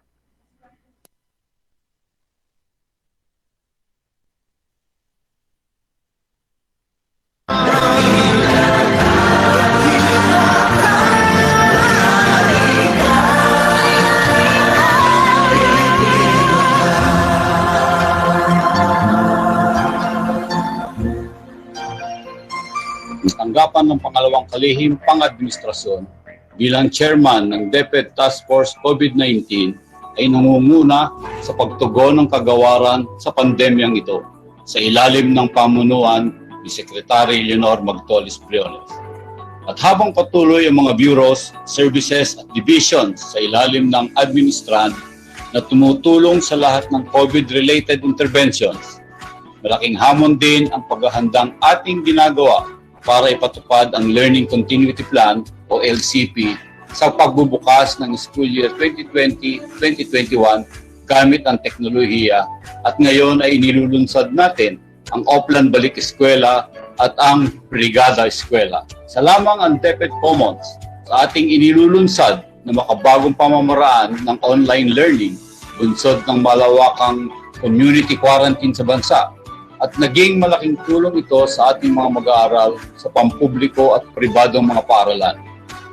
Kaugnay nito, patuloy ang pakikipagnegosasyon ng Information and Communications Technology Service o ICTS upang mapa-whitelist ang DepEd Commons website para maging libre ang access ng libu-libong learning materials nito.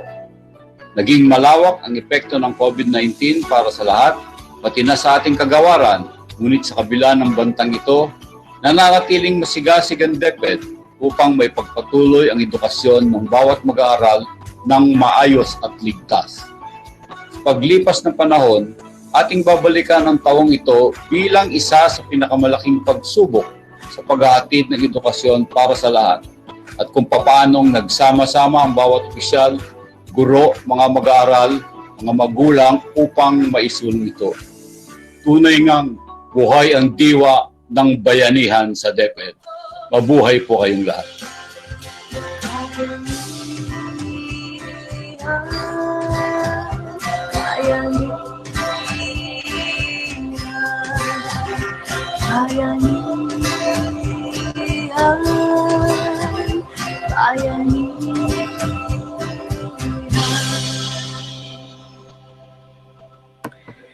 Thank you very much, Undersecretary for Administration, Undersecretary Elaine Del B. Pascua. At this point, ladies and gentlemen, let us watch the Brigada Eskwela and Oplan Balik Eskwela videos of the divisions of Ozamis City, Tangob City, and Valencia City. The Philippine General Hospital. Our visit to this The current global pandemic poses a challenge. Education matters for our future. Saon na lang ang kaluwasan at seguridad sa atong mga anak. While ensuring the safety of our learners and our teachers, education must continue. With the leadership of Secretary Leonor Briones, DepEd is getting ready with some learning delivery options we will adopt starting August 24 when classes will open. Blended learning, distance learning, homeschooling, apprenticeship, and face-to-face learning. With the parents, LGU, and partners, and with God's blessings, DepEd City shall remain steadfast in providing basic education to our learners, our Ozamis families. Quality learning requires a safe, friendly environment, trained and motivated teachers, and instruction in languages learners can understand. The lesson of COVID-19 crisis is clear. Education must continue in the new normal setting. Project Spark is the flagship program of the Division of Ozamis City. Safe and proactive adjustments toward relevant and quality education.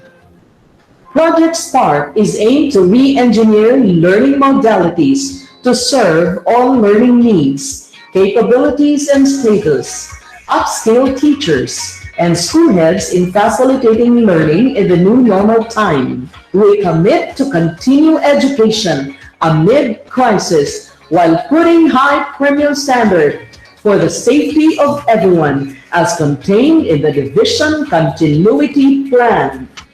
Bracing for the new normal as one family inspired by the Bayanihan spirit gave birth to Project Life with its learning packages of self-directed activity sheets and reading materials distributed to the learners in the division is a prelude to the new normal of education scenario. It will not be limited to just the special education fund. We in the local government will continuously give our support in any way that we can. With safety measures and protocols, plus our support as parents, we can do it together. God bless us all. As one of the school heads, I am at your service. Education must continue. Accessible and quality education in the new normal society for our Azamis diamonds to sparkle brightly.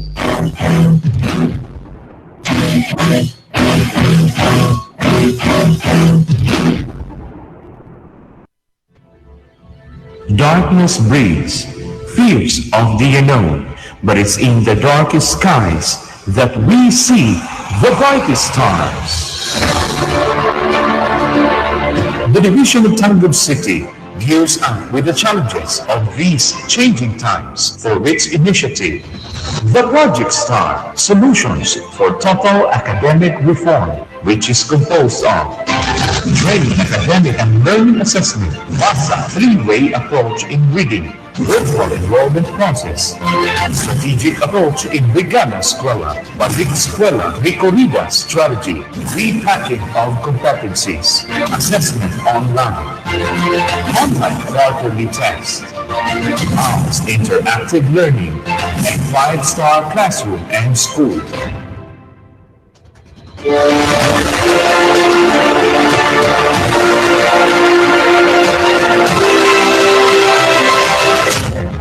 The sheer weight and magnitude of COVID-19 is felt by 27.2 million students across the country, where the usual academic setting can no longer exist.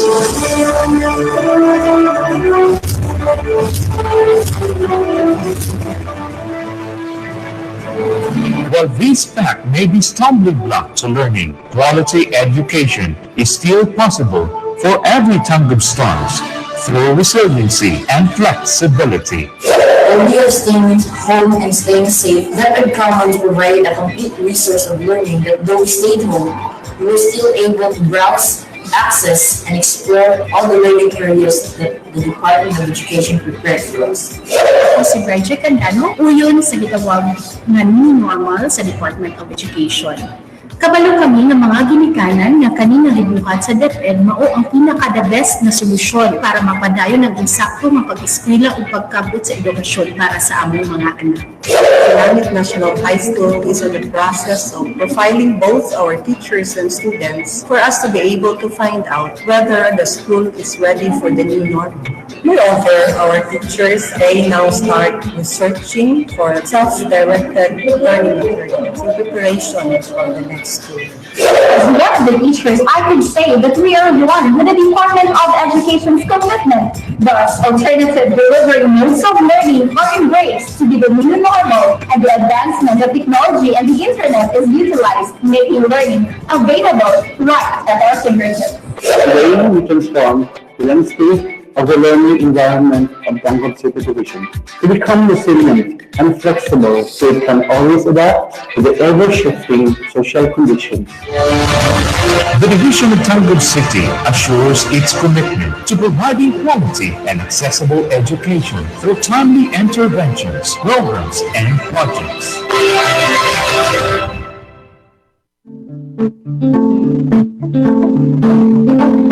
Hopeful to be a premier division in Region 10, the City Schools Division of Valencia City is determined in delivering quality basic education. But what happens when we are challenged by a pandemic?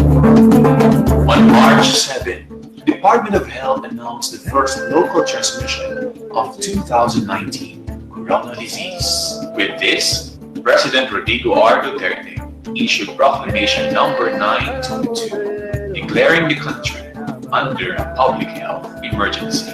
According to Secretary Briones, education must continue even in times of crisis, whether it may be a calamity, disaster, emergency, quarantine, or even war. And now, are we ready? Almost 100% of schools in our division are practicing level 2 of school-based management as assessed. With this, we're certain that our school personnel, with the support of our LGUs, are ready for the new normal in education. By underscoring the relevance of the alternative delivery modes or ADMs, we teachers can help take space in reaching those learners who seem to be unreachable in this current set of events, to ascertain that education will not cease and will still be made accessible. So these alternative modalities may range from ICT-related learning activities, such as the access to DepEd commons and the Google Classrooms, or the utilization of off-school activities like the SIM and self-paced learning modules. Gusto man nato nga aduna gyud actual human interaction para na ay social skills development sa atong mga bata, but dili na kini mahimo. Usa ang atong mga pagtuon sa atong mga bata, dili pwede undangon ug ato gyud i-accept, atong i-embrace ang new normal for a virtual or online learning. Hey, Christian, what are you doing? I'm doing my activities from the college. Really? How is it? It's fun and exciting. At the same time, learning many things from at home. Unfortunately, due to this worldwide pandemic, our academic progress slows down. But hey, don't worry. DepEd Common helps me to learn not only from my teacher, but also from actual online activities. Classmates, friends, be with me with DepEd Common learning opportunities. So wait, tara na! Right now, the government is making several alternatives to pursue our educational system under the new normal, such as digital learning and modular approach. As 21st century learners, learning at home through the use of technology is a trend. Inautunta sa inyo, mga bata, bisag matuod ko malugon iman sa dagan o panahon tungod ho COVID. Pero giaghat ko sa mga ginikanan daw sa inyo mga bata, adi ko magpakawala o paglaom, ni eskwela ko gayud inyo. Tagana ako nga mapa ng eskwela, grade 1 akton. Oh my kayo! Agkikitan tayo ng agbasa. Buwan tano, ako pa magadadan tano, subog mo kitokit sa kapag-eskwela. Tano raw, ang mag-eskwela tano. Dede kawala! Padayo pa eskwela! We are new normal ready. Let's enjoy learning. Amidst the COVID-19 pandemic, we continue to serve our constituents to ensure that no Valenciano is left behind. Thank you very much, Division of Valencia City, under the leadership of SDS Rebon Famil R. Baguio and ASDS Eugene I. Macahis Jr. We also say thank you to Ozami City, headed by SDS Jane J. Veloso and ASDS ODS Bores, and Tangkub City, headed by SDS Agostines E. Sepe and ASDS Rosemary T. Masasara. This time, ladies and gentlemen, please make way for the Regional Director, Department of Interior and Local Government, Region 10, and Chair of the Interagency Task Force on Emergency Infectious Diseases, Mr. Arnel M. Agabe. Sir? Sa ato Regional Director sa Department of Education, Dr. Arturo B. Bayoko, tag sa inyong mga kauban sa DepEd Region 10, ug sa tanan natong nagtambong sa Regional 2020 Brigada Eskwela Virtual Kickoff Program o sa kamaayong nga buntag gikan sa Department of the Interior and Local Government. Kami sa DILG malaumon nga magmalampuson ning aktibidad ngalan nga pinakauna ni nga gayon nga virtual ang atong paglungsad ani tungod sa crisis nga padayon gihapon natong ginaatubang karon. Pero taliwala ani nga suliran gipakita sa Department of Education nga padayon silang muserbisyo sa atong mga katawhan diri sa Rehiyon 10. Nakita nato ilang paningkamot nga mupahiangay o mo-adapt sa atong gitawag ng new normal. Ingon pa ni Charles Darwin, it is not the strongest of the species that survives, it is the one that is the most adaptable to change. Sa laktod na pagkaistorya, kinahanglanon kanunay kita nga mupahiangay o mo-adapt sa mga kabaguhan, ilabi na karon na wala pay bakuna kontra sa COVID-19. Padayon ang misyon parte sa paghatag og maayong edukasyon sa atong mga kabataan unan, but without compromising their health.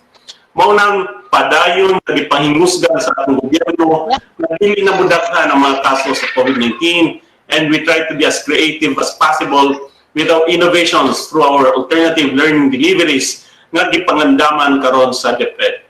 Inubanan sa among ahensya, masalidgon kami nga ang Department of Education buhaton ang tanan aron magpabiling luwas ang atong mga estudyante sa samang higayon na dili kini mahimong padayon nga babag aron maedukar ang atong mga anak. Sa atong mga estudyante o mga ginikanan dire, padayon nga suportahan nato ang DepEd ug ang gobyerno kay kami usab nanginahanglan sa inyong tibuok nga kooperasyon. Congratulations kang RD Bayokot ug sa Department of Education Region 10. Daghang salamat, stay safe ug mabuhay kitang tanan. Thank you very much, Mr. Arnel M. Agabe, the Regional Director of the Department of Interior and Local Government Region 10 and the Chair of the Interagency Task Force on Emerging Infectious Diseases. Moving on, ladies and gentlemen, let us now watch the Oplan Balik Eskwela and Brigada Eskwela videos of the regional office, Bukidnon, Cagayan de Oro City, Camiguin, and El Salvador City.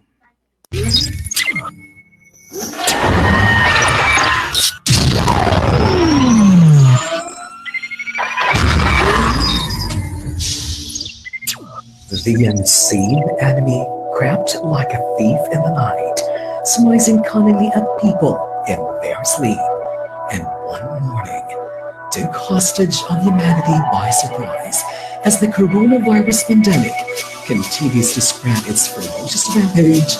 The world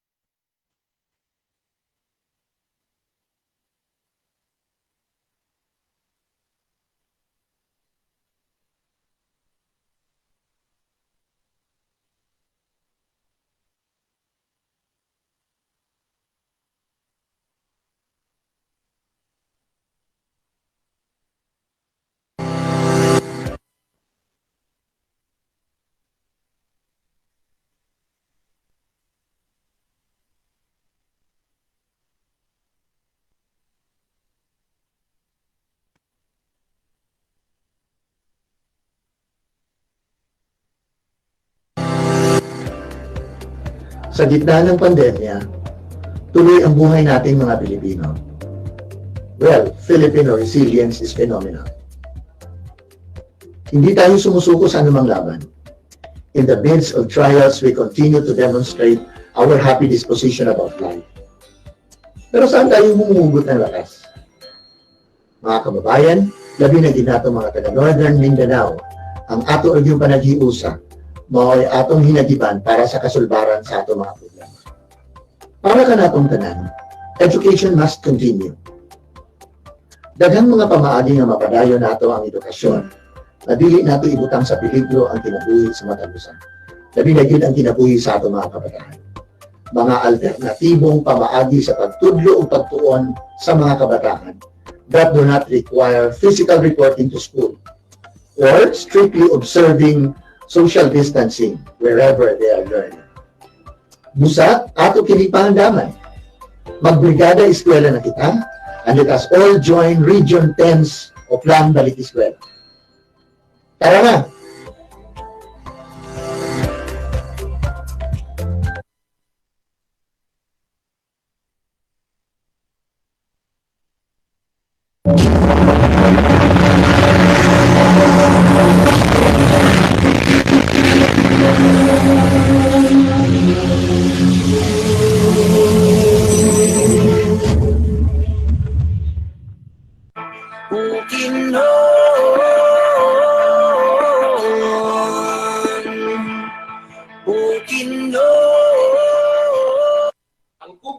COVID-19 nakahatag og kabalaka natong tanan. Naapektuhan ang pag-eskwela sa atong mga kabataan. Apan karong panahon na mangita kita og paagi aron ang edukasyon magpadayon. Education must continue even in time of emergency. Manglimpyo kita sa eskwelahan, pinaagi sa pag-implementar sa Brigada Eskwela. Karong umaabot June 1 hangtod August 29. Magkaon kita og masustansya ug kusog nga implementasyon sa school feeding program. Mananom kita og vegetables, pinaagi sa gulayan, sa paralan. Sa umaabot nga tingtungha, magdala kita og face mask. Kanunay manghugas og kamot og adunay distancing sa atong mga kaklase. Karong August 24, tara na mag-eskwela! Ang mga kabataan mao'y usa ka bilihon nga bahandi nga naangkon sa usa ka komunidad. Tungod kay anaa kanila ang saad sa umaabot nga panahon. Tungod niini, dili nato sila hikawan sa ilang katungod sa pagpadayon sa pagtuon. Kami sa Department of Education kinisingkasing nga nagahangyo sa tanang mga ginikanan sa pagsuporta alang sa pagpadayon sa pagtuon sa ilang mga kaanakan. Taliwala ni ining pagsulay no kanato sa COVID-19, kita magkahiusa ug pagtinabanga alang sa atong mga akong gatubang karon mo ang COVID-19, ang Departamento sa Edukasyon sa Bukidnon nagapadayon sa paghatag og kalidad na serbisyo ilabi na ang sulong edukalidad. Ang pagtuon karon dili man susama kaniadto apan aduna kitay mga alternatibong mga pamaagi. Susama niini ang paggamit sa online, radyo, telebisyon o mga printed materials. Lakip niini ang mga modules, worksheets o uban pa. Kami nga mga magtutudlo naningkamot sa paghatag og kalidad nga edukasyon sa inyong mga kabataan. Hilabi na ang ilang seguridad. Usa, tara na! Usa ka ginikanan diri sa San Vicente Elementary School. Akong giaghat ang akong istig ka ginikanan diri sa among barangay sa paghatag og dako nga suporta ug pagtagad sa among mga kabataan sa pagbabalik sa pag-eskwela karong umaabot na ting klase. Isip ginikanan dili mawala sa atong hunahuna ang mga kahadlo kabalaka ilabi na kay aniya pakaron kita sa krisis sa COVID-19. Apan ako nasayod nga adunay mga pamaagi nga ihatag ang DepEd aron ang atong mga kabataan makabalo og maprotektahan usab. So uban sa atong pagsalig sa atong Ginoong Dios ug sa atong mga pagtutundo nasayod ko nga kanang makabot gid ang atong mga sa taliwala sa COVID-19 crisis nga atong giatubang karon, isip usa ka estudyante sa pampublikong tulunghaan, ako nagatuo nga dili dapat muundang ang atong pagtuon. Tungod niini ang DepEd naghimo og mga lakang aron mapadayon ang atong mga pagtuon. Pinaagi sa mga alternative delivery modes sama sa online learning.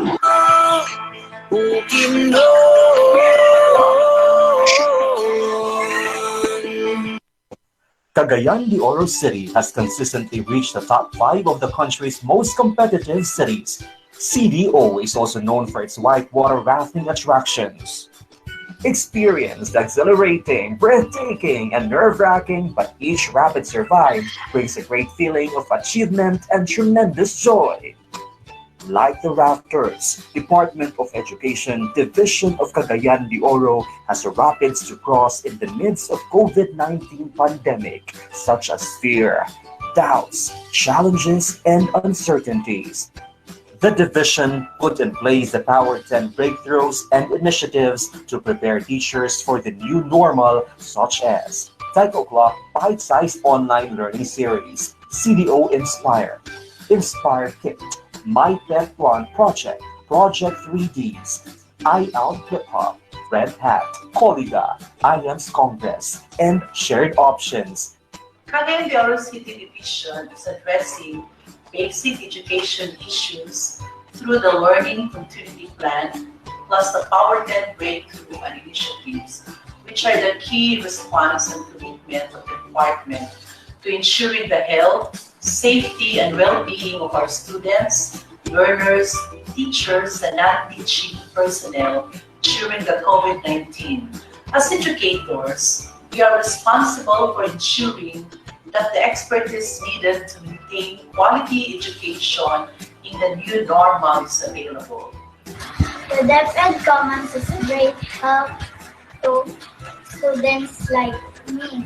While answering, I don't feel boredom because the learning tool is an educational game. Isip ko sa kaginikanan, nakalakad yakong ko sa lapit ng mga anak. Nagabasi sa akong nakita o nadunggan sa mga balita.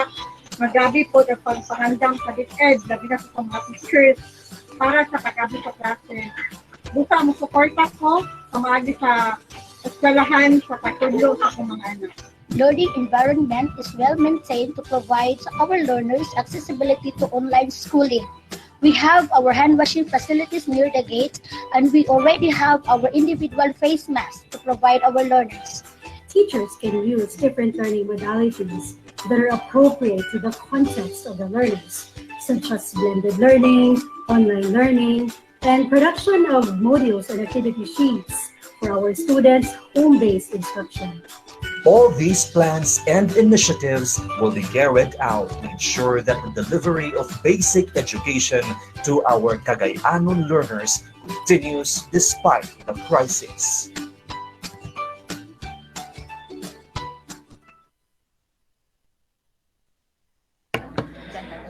Thank you very much, Division of Bukidnon, under the leadership of SDS Randolph B. Tortola and ASDS Shambe A. Usman. We also would like to thank the Division of Cagayan de Oro City, under the leadership of SDS Cherry May L. Limbaco and ASDS Alicia E. Anghay. This time, ladies and gentlemen, to give ourselves some sort of breather, let's fill our hearts with solidarity, optimism, and hope as we watch and listen to the music video of the song Lean on Me by the three-time defending winner at the Tawag ng Tanghalan. Ladies and gentlemen, please give it up for John Clemens Ando from the Division of Bukidnon.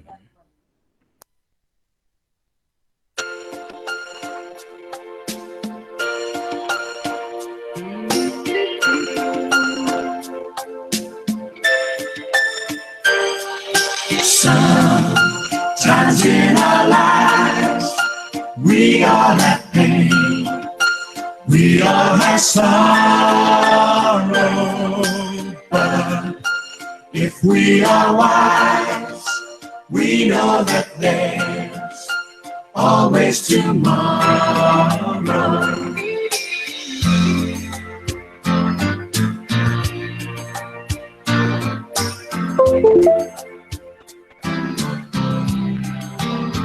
Lean on me when you're not strong. I'll be your friend. I'll help you carry on. Oh, it won't be long till I'm gonna need somebody to lean on. Please swallow your pride. If I have things you need to borrow, no one would feel those often needs that you won't let just call on me, brother. You need a hand. We all need somebody to lean on. You just might have a problem. You'll understand.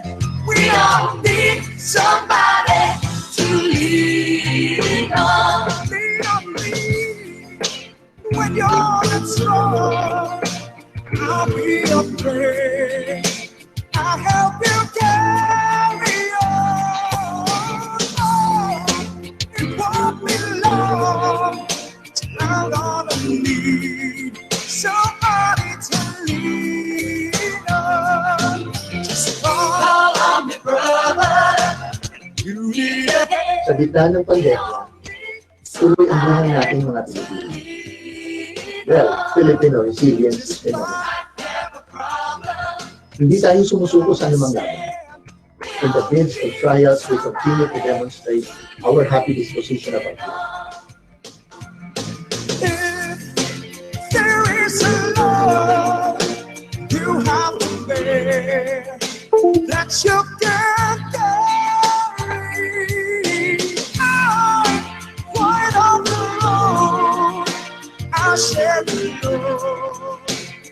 You just call me.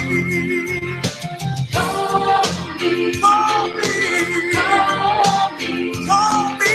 Call me. If you need a prayer, call me. Call me. If you need prayer, call me. Call me. Call me. Call me.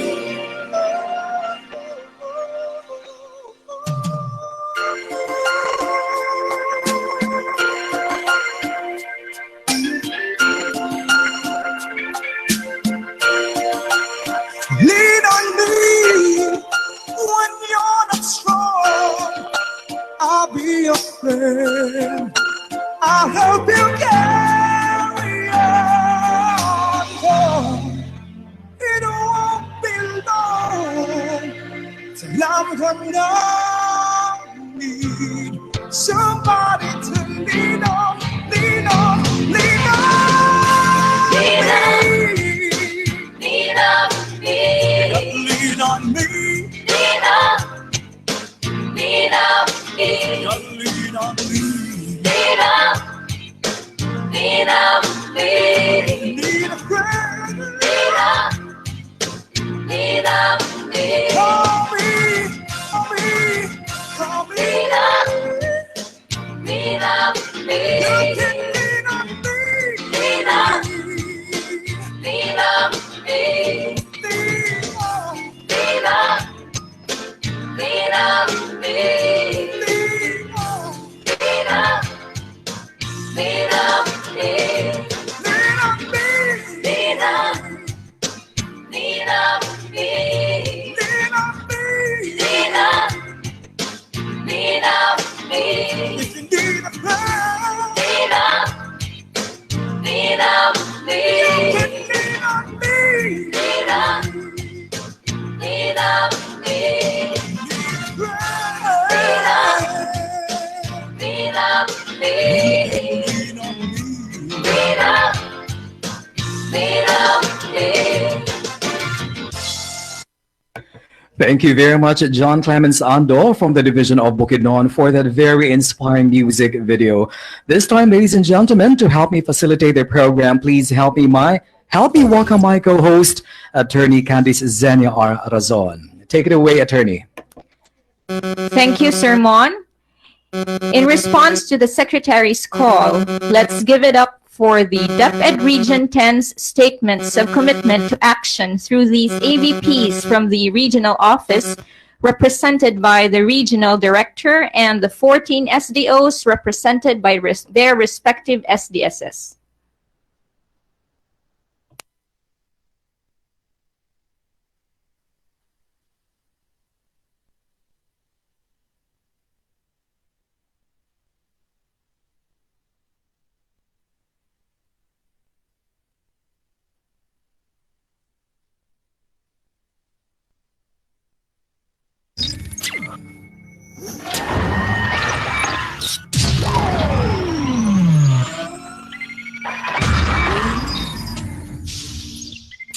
The unseen enemy crept like a thief in the night, smizing cunningly at people in their sleep, and one morning took hostage of humanity by surprise as the coronavirus pandemic continues to spread its ferocious rampage the world over.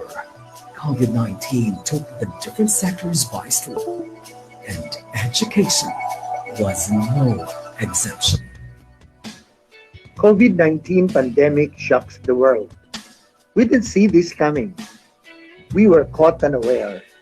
This has created the new normal, and we have to embrace it by addressing the challenges it brings. Determined to pursue the delivery of education amidst the COVID-19 pandemic, DepEd Region 10 launched its banner program dubbed as RX Adobe. The Department of Education, Northern Regional, has crafted its learning continuity plans under the banner program RX Adobe, which stands for Region 10 Alternative Delivery of Basic Education.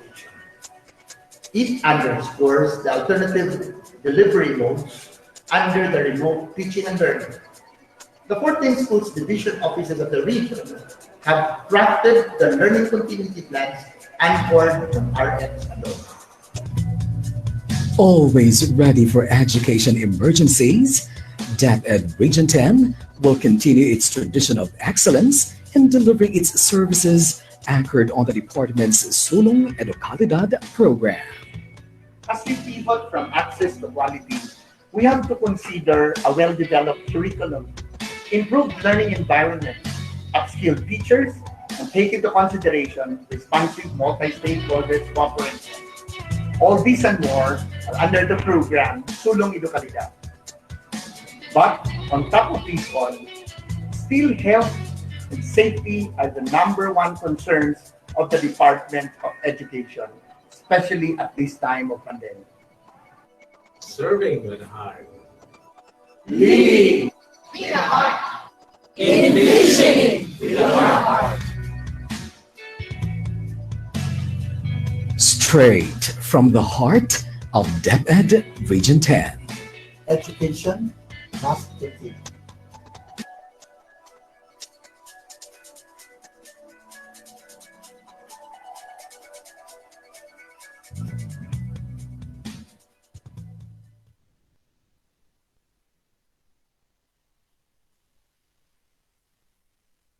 Alam nating lahat na merong COVID-19 pandemic. Marami na ang buhay na nasawi. Pero hindi tayo susuko. Labanan natin ang virus. Hindi pwedeng huminto tayo sa ating misyon. Kaya sabi natin, education must continue even in time of emergency. Under the new normal. Dahil dito, dapat handa ang ating mga paralan sa opening of classes come August 24, 2020. Gamitin natin ang panahong ito to check wash in schools. Let's clean our schools para ligtas tayo sa virus at kung pwede, makipag-partner tayo para magkaroon ng protective equipment at face masks. Kaming lahat sa DepEd Bukidnon ay handa na sa Brigada! Solo! Brigada! Eskwela! The COVID-19 pandemic has changed the way we do things. All sectors of the society are affected. Education is not an exemption. That is why the Department of Education must rise up to the challenge of delivering education no matter what. Education, aside from being a universal right, is a great equalizer. That is why the Division of Camiguin, with a full complement of my team, hereby pledges its full and all-out support for the implementation of the 2020 Brigada Eskwela ano Plan Balik Eskwela. Tara na, mag-brigada na ta.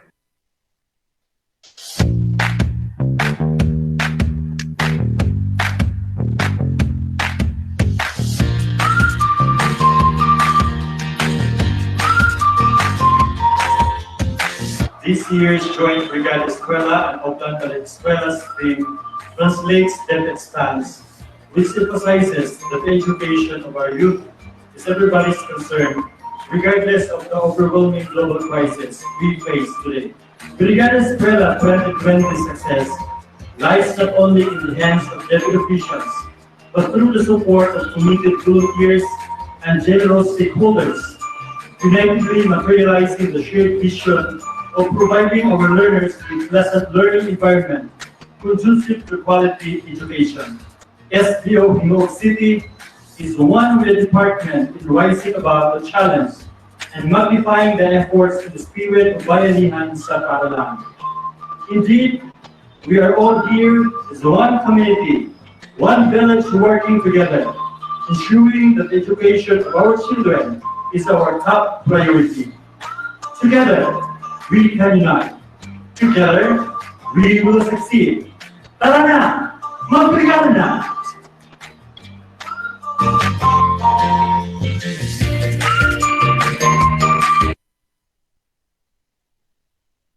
Maayong buntag sa tanan. Hini ang inyong DepEd Superintendent sa Iligan City. Kami hiniosang nagsuporta sa Brigada Eskwela 2020. Ang new normal na pagkaton, magsumikad sa tagsatag sa kapanimanan. Ang edukasyon, isip child-centered. Mao ang pag-uban sa mga kabataan sa ilang nahimutangan, diha sa inyong mga panimanan. Tungod niini, ang ngayon na atong ipunting ang atong paningkamot sa pagmugna sa usa ka luwas, hamugaway ug haom nga dapit sa pagkat-on o learning space. Nindot palandungon kung maandam nato kini nga sangkap sa mga gamit sa pagtuon, sama sa lamisa, lingkuranan, mga basahon, papel o gamit sa pagsulat, schedule sa takna sa mga gimbuhaton o guban pa. Ang atong tulunghaan magpadayon sa iyang pag-alagad pinaagi sa mga module, radio uban pang mga pamaagi. Among ipasalig nga anaa kami kanunay magsuporta kaninyo aron mapadayon ang damgo sa usa ka maayong ugma kanatong tanan. Sugdan ta ang Brigada Eskwela sa atong panimalan.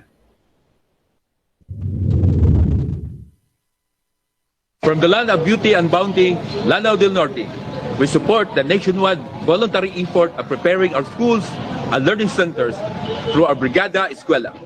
Amidst the COVID-19 pandemic, our school heads, partners from private sectors, local government units, and the community members, including parents and students, are all set to cooperate and respond to DepEd's call to make our schools ready for the opening of classes.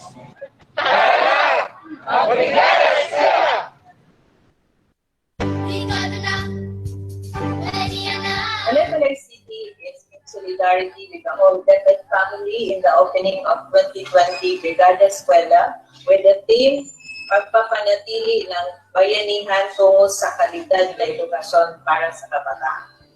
We commit ourselves to the true spirit of bayanihan in preparing our schools for our learners comes August 24, 2020, and invite our stakeholders and partners to rally behind us in this cause. We accept the challenge of our DepEd Secretary Leonor Pagkalis Periones and our Regional Director Arturo B. Bayokot in ascertaining the health, safety, and well-being of our learners while ensuring the continuance of basic education amidst COVID-19 pandemic. DepEd Balay City molds icons, and as icons, they serve and make a difference.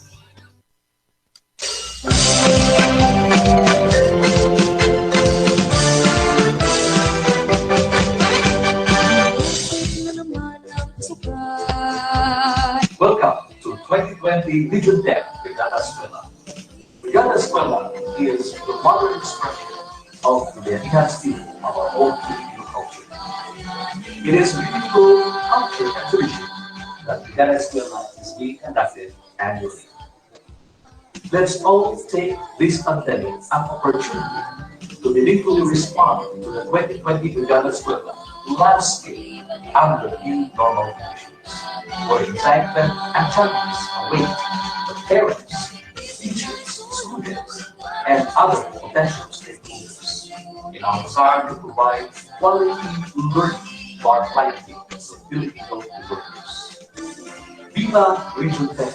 Brigada Eskwela is the crown group and sister group of all DepEd personnel and stakeholders, making DepEd even better year by year.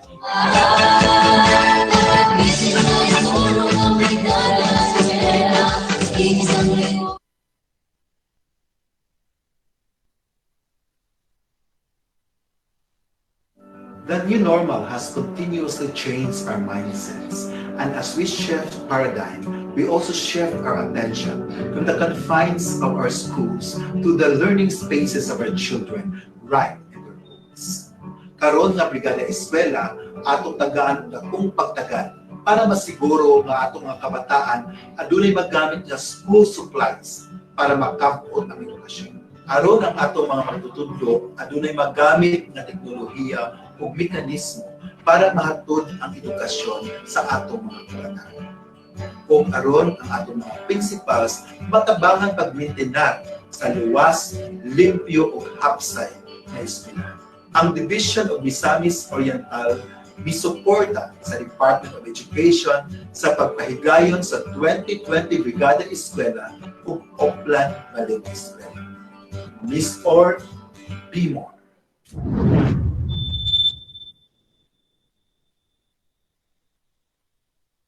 In my capacity as the School Civil Superintendent of Oroqueta City, I am steadfast in manifesting my resolute commitment, undivided support, and persistent efforts for the harmonious implementation of the 2020 Balik Eskwela and Brigada Eskwela. O ang labing importante sa tanan, ang dibisyon sa dakbayan sa Oroqueta, isip usa sa 14 ka mga dibisyon ni ining atong rehiyon, ubos sa pagdumala ni Regional Director Dr. Arturo B. Bayocot, Season 3, ug sanglit nakasaksi man kita sa maayong resulta ni ini nga program. Ug tanon kami na nagpadayag sa among pagsuporta, pagbantay o pagtimbang-timbang sa mga nagkadaiya mga buluhaton alang sa malampusong pagpatuman sa 2020 Oplan Balik Eskwela and Brigada Eskwela. Ang dibasyon sa Oroqueta City, Abante at Traka supports 2020 Brigada Eskwela. Together, we are on this noble journey of educating the youth. Through the spirit of bayanihan, the Department of Education Division of Osama City, with our government officials, the parents and partners, translate our commitment and support to proactive and mindful preparations for a safe learning continuity. Due to COVID-19, there may be a number of reasons to be afraid of. But there are also a number of options we can adopt to promote safety while learning. With God's guidance and protection, and with all of us in one purpose and direction, we can befriend these challenges and come out as sparkling champions in this new normal time. Unsa pa ang ganda, magbrigada o magpuplan balik eskwela na ta.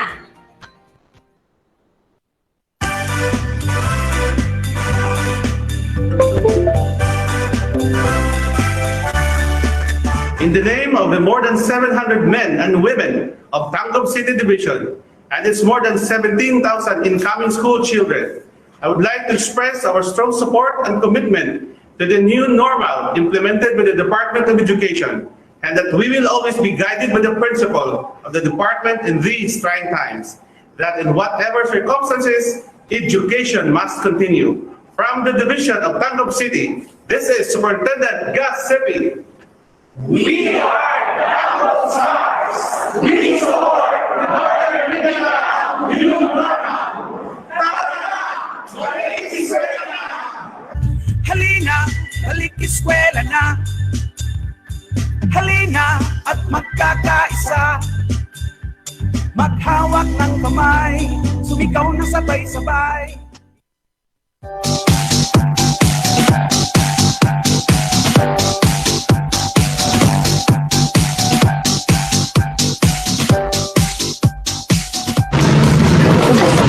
The anxiety brought about by the pandemic covering the world right now urgently calls human race to unite. As they aptly say it, desperate measures for desperate times. In education, these measures demand creativity. Brigada Eskwela and Oplan Balik Eskwela are among them. The vision of Valencia City strongly supports this year's Brigada Eskwela and Oplan Balik Eskwela amidst COVID-19 disruption.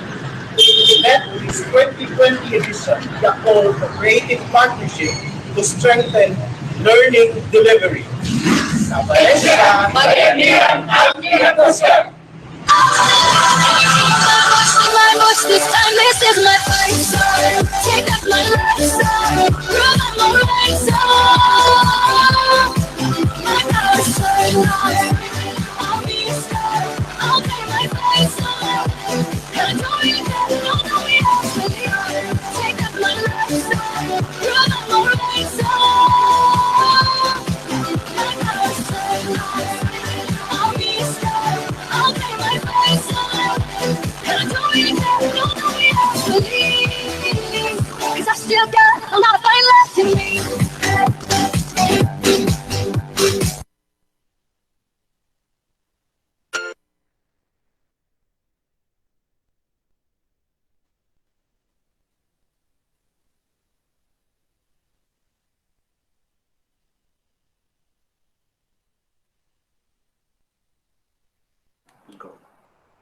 COVID-19 pandemic will end.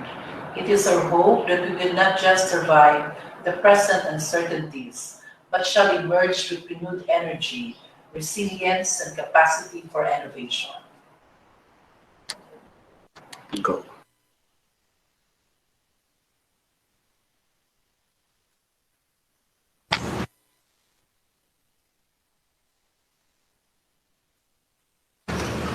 The division of El Salvador City is one with the Department of Education in its pursuit for learning of our children despite the crisis we are facing right now.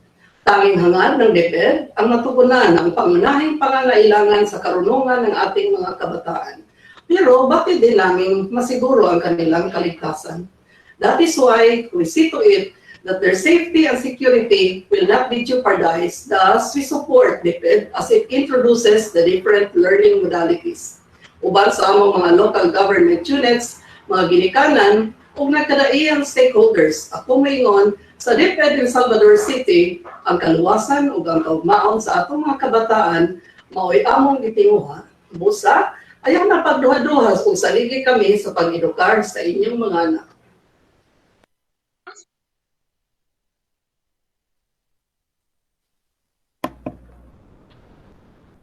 Indeed, as one Department of Education, we have to stay united, stand tall, and brave all challenges that come our way for education to continue. Let us now watch the Brigada Eskwela and Oplan Balik Eskwela videos of the divisions of Camiguin and El Salvador City. The Department of Education Division of Camiguin actively sought ways to transform the phase of education in the island to cultivate and nurture programs and innovations for learners. Timely and relevant with this pandemic, we at the DepEd Camiguin is addressing challenges in the basic education through the Learning Continuity Plan, which will be in effect by the time school year 2020-2021 opens on August 24, 2020. This laudable move is our major response and our commitment in ensuring the health, safety, and well-being of our learners, teachers, and personnel in the time of COVID-19. The Division of Camiguin has initiated its Learning Continuity Plan, or LCP, whereby teachers and learners are given options to make education happen in the new normal. Several options are available in a blended learning modality. The Department of Education Division of Camiguin adopted the new online platform for public school teachers to support distance learning modalities called DepEd Commons. The platform, which can be accessed in the internet, aims to augment the education of school children whose classes were suspended and were conducted at homes or at community learning centers because of the coronavirus disease 2019 in the country. Learning through the use of online or offline resources fits very well within the parameters of 21st century learning. And if COVID-19 being on the loose restricts our ability to go to school, we should make full use of said resources, particularly the online ones, to teach the students far and wide without having to go to school. Learning Continuity Plan will be a major response to ensure that school's operation is adapted to the new normal. And through this, there will be aligning of materials, various modalities of delivery, and flexible learning options. We also plan various modalities to ensure that online learning is only one of the options among all others. Our education department guarantees that our learners will be invited with the learning we going to learn during this COVID-19 pandemic by upskilling teachers through webinars, who in turn use the alternative mode of delivery by providing material. DepEd Division of Camiguin, resting on its laurels, was never part of the plan. It intends to keep its modalities and initiatives going. It continued with its goal of empowering learners to become transformational leaders amidst on these trying times. And as we say, every batang taga-isla, gipangga o giamuma. Ang COVID-19 naghatod sa tibuok kalibutan nga atubangon ang new normal. Si Elsa nga taga Ilaya, walay gadgets ug walay linya sa internet. Si Mercy, adunay mga gadgets apan walay linya sa internet. Ang mag-igsuong Bador og Laika, adunay mga gadgets ug adunay linya sa internet apan nahibulong unsay mahitabo sa ilang pag-eskwela. Ang DepEd nangita og pamaagi aron masumpo nato ang hulga nga dala sa COVID-19. Una niini ang face-to-face delivery kung asa bag-uon sa napulong hangtod 15 ka mga estudyante matag classroom isip pagsunod sa isa ka metro nga social distancing. Ang modular approach kung asa paghahatagan ang bata sama ni Elsa nga walay internet, walay cellphone, walay laptop o photocopy sa mga modules of lectures kung asa siya. Ug sa atong ikatulo, ang mga recorded nga mga klase kung asa pagkagamitan og audio o video o kani ipanghatag sa mga bata. Ang ikaupat, mao kini ang mga offline, ready and available video sama sa Eskwela o mga e-books kung diin kani atong ihatag sa mga bata nga naay mga kapasidad na maglantaw niini sa ilang tansa-tansa nga mga panimala. Ang ikalima nga learning modality ginatawag natong teacher check-ins kung asa ang atong matag maestra gamito ng ilang telepono sa pagtawag, pag-text sa mga bata sa kung unsa man ang ilang panginahanglan. Kung ato ikaunom nga modality, ang paghimo sa klase gamit sa itong web conferencing, asama namang ni Gudong o ni Laika nga naay linya sa internet. Sa pagsulod nila sa atong gate, ang atong mga guard na magkanda og thermal scanning sa atong mga kabataan o ang foot back food before sila mosulod sa ilang mga classroom. Sa ilang mga tagsa-tagsa ka mga classroom, ang mga alcohol nga ipanghatag sa atong mga matutudlo. Yes, isip ko sa kaginikanan o sa akong nag-invite sa akong mga isip kaginikanan or kauban nga mga ginikanan nga akong suportahan karon ang new learning modalities sa DepEd. Adunay nagkadaiyang online learning modality sama sa Google Classroom. Isip usa ka magtutudlo, andam na ako sa pag-abre sa klase. Ang Division of El Salvador City, buhaton ng tanan aron mapadayon ang pag-edukar sa atong mga kabataan. Sa suporta sa atong mga ginikanan, uban ang local government units and other stakeholders, mahimo natong atubangon ang mga pagsulay sa new normal. Kaya sa pagkatinuod, the best interest of our learners is our top priority. In DepEd, we grow, we educate, we manage all for our gems, the school children of El Salvador. Sa DepEd, sure ko na safe ka. Busa, magpadayon ta og pag-eskwela.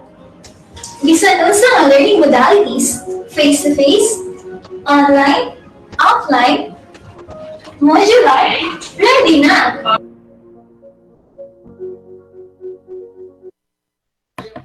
Thank you very much to the Division of Camiguin and to the Division of El Salvador City from the Division of Camiguin under the leadership of SDS Edgardo V. Abanil and ASDS Lanila M. Palapar, and from the Division of El Salvador City under the leadership of SDS Olga C. Alonsabe and ASDS Aliana S. Dahay. This time, ladies and gentlemen, today's affair will not be complete without her gracing the celebration. A woman of strength and character, fueled by her genuine passion for public service, the very advocate of education must continue. Friends, ladies and gentlemen, the woman of the hour, the Honorable DepEd Secretary, Leonor Magtoles Briones.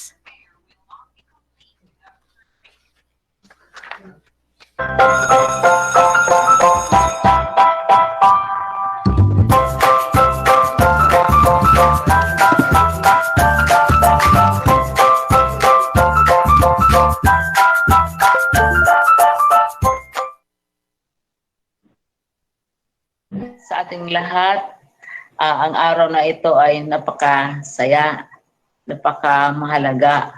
Ang araw na ito ay araw ng tagumpay para sa edukasyon. Una sa lahat, gusto kong batiin ang ating nagbibisaya na ako, ang ating pinakamahal na presidente, si President Rodrigo Roa Duterte, na nagbigay ng inspirasyon sa atin na ipagpatuloy ang edukasyon sa anumang paraan, na ipagpatuloy ang pagturo, pag-alaga sa ating mga learners, pero bibigyan ng unang priority ang health and safety ng learners, mga teachers, at lahat na involved sa edukasyon. I'd also like to recognize the support, the full support of the IATF, which is the Interagency Task Force on COVID-19, na sila ang nag-approve ng ating Learning Continuity Program. Sila nagsuporta sa atin all the way. Ngayong umaga naman, gusto kong batiin ang ating mga guest speakers, sila Honorable Dakila Carlo Dax Pua, National Chair ng ating League of Provinces of the Philippines, napaka-active sa edukasyon. Ating mahal na partner na si Honorable Roman Romulo, na chairperson naman ng House Committee on Basic Education. All the way, he has been working very closely with us, very studious, very careful, very measured in his judgments and advice. And also, nagko-convene siya regularly ng mga meeting ng Basic Education Committee. And sa lahat ng mga question tungkol sa education, he was with us all the way and trusted the department to make the proper and correct decisions. Also, gusto nating batiin si Honorable Sherwin Gatchalian o Win Gatchalian, na chair naman ng Senate Committee on Basic Education. Hindi pa ako Secretary of Education, at saka si Senator Win, isa pa siya sa mga magigiting na mayor ng Valenzuela, Bulacan, at saka ngayon siya ay senador na. Siya ay talagang may interest sa education bilang mayor ng Valenzuela. Napakarami at napakaganda ng kanyang mga initiatives, suporta sa basic education. Gusto din nating batiin ang ating pinakamamahal at kulig since way back, hindi lamang sa issues ng edukasyon, kundi sa issue ng poverty, social development, gender, women issues, at ngayon, partner natin sa future thinking, yung tinatawag nating futures perspective na iniisip kung anong mangyayari sa future, ang mahal nating si Senator Pia Cayetano. Very strong supporter. Finally, babatiin din natin si Honorable Carlo Alexei Nograles, na Cabinet Secretary natin. Bilang Cabinet Secretary, napaka-intense ang kanyang interest sa edukasyon. Nakikipag-partner siya, nakikipag-meeting siya sa atin, at tinatawagan niya ang iba't ibang mga educational institutions and experts para makatulong naman sa atin. Siniguro niya ng edukasyon, ang paninindigan ng Department of Education ay palaging may lugar, palaging napasama sa agenda ng mga cabinet discussions. And then sa mga partners naman, gusto nating batiin si Chief Justice Reynaldo Puno, retired Supreme Court Chief Justice, na siya naman ay chairperson ng World Vision Philippines. Hindi pa ako Secretary ng Education, alam ko na ang ginagawa ng World Vision Philippines para sa edukasyon, para sa society, at para sa kabutihan, hindi lamang ng mga learners, but karamihan ng mga Pilipino. Right now, ang World Vision ay tumutulong sa atin sa ating pag-shift sa edukasyon kalidad. Yung pagpunta natin sa edukalidad dahil magbibigay sila ng advice sa atin hinggil sa technology, hindi lamang sa technology kundi sa health at ibang mga bagay-bagay pa. Gusto ko rin batiin, of course, ang ating DepEd family. Nakakatuwa dahil usually nakikita natin ito sa personal at saka sa actual sa mga buhay natin, na kung may crisis talagang diretso ang effect sa family. Kung minsan magkakagulo, kung minsan hindi magkakaintindihan dahil napakaraming pag-iisipan, napakaraming pressures, etc. Pero ang crisis ng COVID ay lalong nagbuo ng DepEd family, lalong nag-bind ng lahat na leading members ng DepEd family in a tighter, closer, and much more creative approach to facing the problems of COVID as well as that of the future. So batiin ko ang aming executive committee, ang aming MANCOM committee. Siguro nasabi ko na dati ang MANCOM nagmi-meet once a month lamang at sa iba't ibang lugar, napakalaking gastos. Ngayon, halos every other day nagkikita-kita ang MANCOM. Kasi nandoon ang ating mga regional directors, nandoon ang ating mga SDSs, at saka nandoon ang ating mga central office directors. So sila lahat nag-contribute sa pag-resolve ng ating mga problema. Nandiyan din ang ating sinabi ko na, ang ating executive committee as well. So, lahat sa DepEd family, kung mayroong mabuting nagawa ang COVID, lalong napaigting ang unity ng DepEd family, lalong pinalabas ang ating creativity, pinalabas ang ating mga independent thinking, creative responses to the problems of COVID as well as that of the future.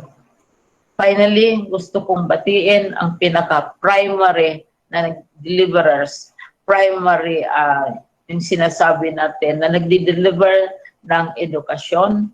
Kung walang teacher, itong ating mga teachers. Kung walang teachers, wala naman tayong program of education. Maski may program of education tayo, hindi naman natin yan ma-implement kung hindi ma-deliver ng teachers.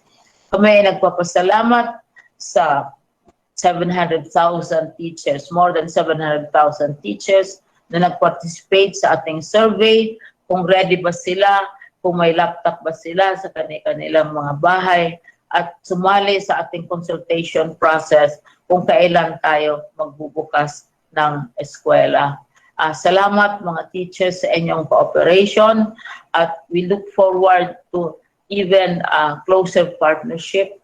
We look forward to more upskilling on the part of the teachers, at we are also promising, committing that we will protect your interest, that we will enhance whatever benefits and recognition that you are already receiving now, not only in the public sector, but also in the private sector as well. Salamat din sa mga parents. Bago tayo nag-umpisa ng ating Brigada Eskwela, ng ating Offline Balik Eskwela, sinabi na natin sa ating mga press releases na sinabi natin na ang magdesisyon kung mag-aral ba o hindi ay ang mga magulang. After all, sila ang nakakaalam kung anong mas mabuti para sa kanilang mga anak. And I'm very happy, papasalamat talaga kami sa parents, bibigyan natin sila ng puri dahil bago pa tayo, today is not only OBE time, it's not only Balik Eskwela, it's also the start of the official enrollment process starting from June 1 to 30. Pero last week nalaman ko dahil pwede ka namang mag-pre-register or mag-pre-enroll starting end of January, February. Bago tayo nag-umpisa, ang pagkakaalam ko 1.4 million na ang nag-pre-register, and that was 2 weeks ago. Last Friday, nag-meeting ang management committee. nag-report halimbawa ang Region 7 na wala pang start ng official enrollment, 75% na ng projected enrollees nila ay nagpahiwatig na gusto nilang bumalik sa eskwelahan. Yan ay resulta ng desisyon ng parents. Gusto kong ibigay na example also at a very specific level. Halimbawa sa Lacandula National High School dito sa Metro Manila, sa isang grado lamang, this is grade 11, ang projected enrollment na sabi natin makayanan sa ating facilities ay 1,300. Kagabi, hindi pa nag-umpisa ang enrollment, formal enrollment process, 1,600 na parents online nagsabi na sila na please naman bigyan mo ng spasyo, bigyan mo ng space ang anak ko na makaparticipate sa online programs. Dahil sa atin dito sa NCR, most likely online ang ating pamamaraan dahil i-minimize natin yung tinatawag na face-to-face, yung pagharapan ng ating mga estudyante. Isang grade lang ito sa isang high school sa Metro Manila. Projected enrollment 1,300. As of yesterday, 1,600 na. At marami pang mga parents na nagtatawag, nakikiusap, nakikiawa.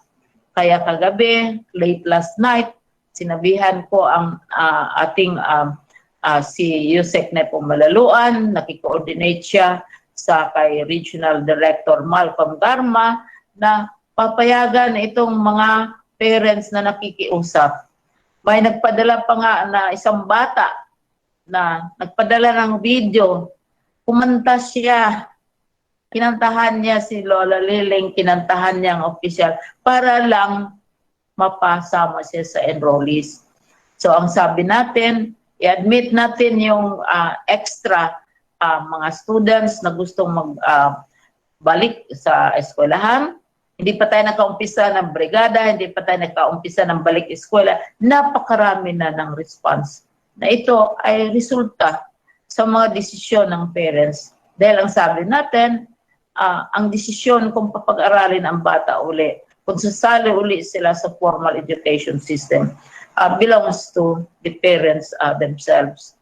So, maraming salamat mga magulang dahil you are not only hindi lang kayo bumoto sa ating national consultation na mag-umpisa tayo sa August, pero ngayon pa lang nakikiusap na kayo na isama ang inyong mga anak pag mag-open na tayo ng klase on August 24. Ito lang ay mga small examples and I'm sure in the rest of the regions of the country, maraming istorya na ganyan. We were projecting, halimbawa, before the start of Brigada Eskwela, before the start of OBE, we're projecting a lower level of enrollment. Pero we already have clear instances that parents have already decided. And most of them, many of them, want the children to be part of the educational system. They want education to continue. So, maraming salamat mga magulang. I'm sure kasama si Lolo at si Lola sa desisyon. O maski siguro si Yaya kasama sa desisyon na ang bata ay tuloy sa pag-aaral.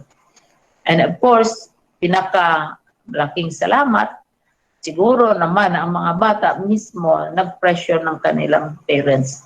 Nakakatanggap ako ng mga messages galing sa mga bata mismo.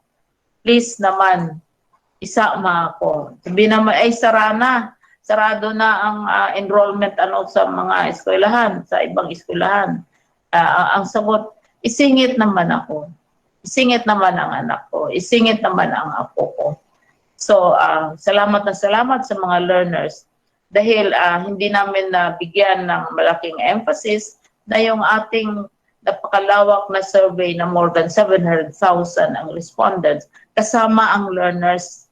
Ang learners na marunong na, kasi mga bata ngayon, napakahusay na ngayon sa online correspondence, online voting, etc. May mga learners din na nagsabi talaga sila gusto nilang bumalik sa eskwelahan. So salamat sa inyong lahat. Hindi ito accomplishment ng Department of Education. Accomplishment ito, nating lahat. Ito ay expression, ito ay reflection ng kung gaano kalakas ang kultura ng edukasyon, sa edukasyon ng ating bansa. Ang edukasyon ang pinaka-precious na legacy. Palaging sinasabi yan, lalo na sa mga pamilya na mahihirap o unfortunate na sasabihin nila pinakahuling kalabaw o pinakahuling piraso ng lupa, ibibenta nila, makapag-aral lang yung kanilang anak. And this cultural value is once more articulated, is once more expressed. Hindi lamang na magsusulat sa Facebook, gusto ko, ayaw ko, ganito. Pero the fact na sila, hindi pa tayo nag-start ng formal enrollment, hindi pa tayo naka-launch ng Brigada Eskwela, hindi pa tayo naka-launch ng Operation Balik Eskwela, ang dami na nagsasabi na sila ay babalik eskwela. So maraming salamat sa inyong lahat. This is the Filipino devotion to education. This is an articulation of what we hold most valuable in our society. Nabalitaan ko din kahapon sa aking residence na sa Quezon City, may mga naglilipot. Ang nakakatuwa, lumabas ngayon para sa Brigada Eskwela, sa operasyon, sa Balik Eskwela, etc. Lumalabas ang mga creativity. Narinig ko yung jingle na ginawa ng Tarlac halimbawa na nakakatuwa. At congratulations pala sa winning from Sarangani, winning theme song na tuwan-tuwa tayo na mga bata ngayon are really showing the talents and their capacities for creativity. Pero ang mga regional directors also, ang bawat region, kanya-kanyang sinabi kahapon nga nung nag-interview sa akin sa DZMM na kanya-kanyang diskarte ang mga regional directors, ang mga SDSS, mga school heads, kung paano nila gagawin ang kanilang trabaho. I think yun ang isa sa napakagandang karakteristik, napakagandang practice sa DepEd na dinala natin, binao natin hanggang sa tinatawag natin ngayon na new normal. As we are transitioning to new normal, we are bringing along basic cultural values, basic practices, which will make the transition, which will make the travel easier. So, nakakatuwa. And the whole week, I am very sure, the whole month of June, I am very, very sure, we will hear from the various regions. Magre-report sila. At ang nakakatuwa, hindi uniform yung mga ginagawa nila. Ang management committee, ang executive committee, nagbigay lang ng general guidelines kung paano i-achieve itong mga okasyon na ito ngayon, na very important.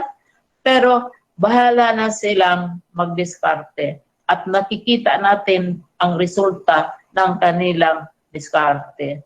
May iba nagko-communicate, may iba kumakanta, may iba naman maraming paraan, pumupunta sa mga various communications facilities, mga posters, makikita natin yan sa DepEd, the kids DepEd Facebook. So this is a triumph for education. Operation Balik Eskwela, Brigada Eskwela, enrollment period, ito ay triumph ng education, triumph ng Filipino people, triumph ng value ng mga Filipinos na maski anong mangyari, nakailang gera na tayo, nakailan na tayong rebellions, patuloy din ang pag-aaral, patuloy din ang learning process.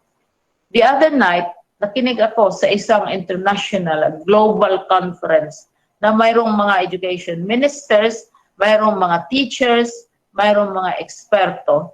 At saka ang sinabi ng isang eksperto, each single day that a school is closed is a day that is lost to learning. So sabay-sabay ngayon nagbubukasan ang mga eskwelahan all over the world. Kanya-kanya silang paraan, kanya-kanya silang diskarte sa Pilipinas, kanya-kanyang diskarte ang mga rehiyon, ang mga probinsya, ang mga bayan, and tayo ay bahagi nitong march movement towards education, pero espesyal talaga ang Pilipino dahil this is part of our culture. So maraming salamat sa mga tumutulong sa atin. Maraming salamat, hindi tayo nag-solicit ng opinions, pero nung nagkaroon tayo ng agam-agam, ang iilan, kunti lang naman, kunting-kunti na may agam-agam, kung bubuksan ba o hindi, patuloy ba o hindi ang edukasyon, sila mismo nagpalabas ng sarili nilang mga paninindigan at sa kanilang advice, especially from Congress, from the Senate, and from the executive. And of course, finally from the President who settled all our doubts, all our fears once and for all. So maraming salamat sa atin.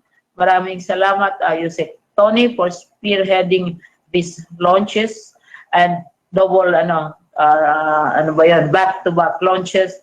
Maraming salamat sa Executive Committee. Very important ang advice ng Executive Committee sa ating comms group, Mancom natin, regional directors, central office directors, sponsors, supporters, givers of inspiration, parents lalo na, our own teachers, napaka-inspiring ng mga sinasabi nila. Handa silang mag-aral, handa silang mag-upskill daw sa kanilang mga kaalaman sa online communication. Ang sabi ko sa kanila, classmate ako nila dahil ako napakahina din sa online technology.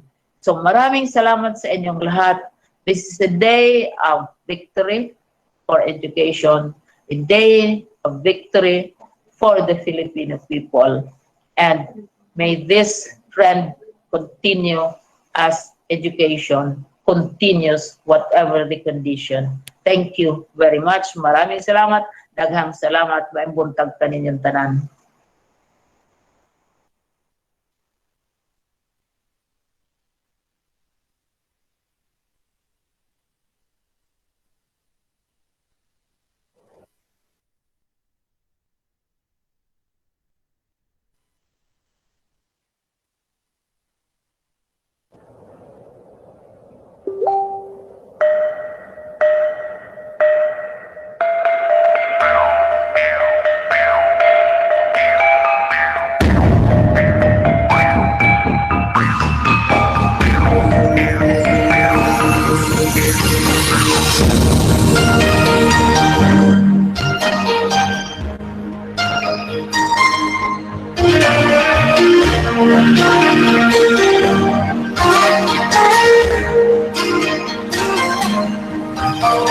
Inalay mo ang buhay mo para sa kapwa-tao. Mahirap man, tuloy pa rin ang laban. Ito na ang tahanan, magpagpagulikuran ng bayan. Iyalignan ang mapangalan sa makitang bantal.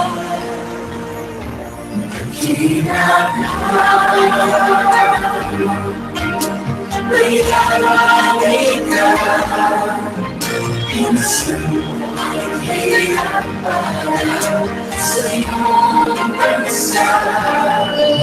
Iwanan niya ang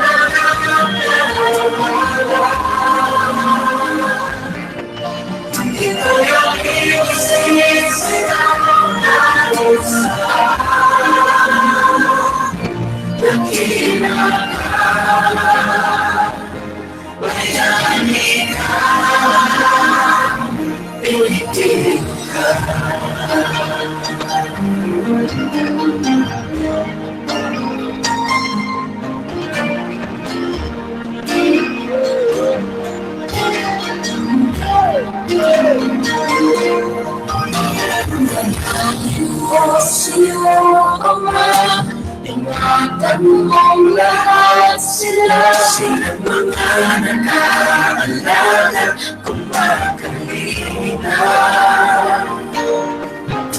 Ano ang mainiwanan? Ano ang kulay nila? Magkakaisa sa pagulong kaligtasan ng iba.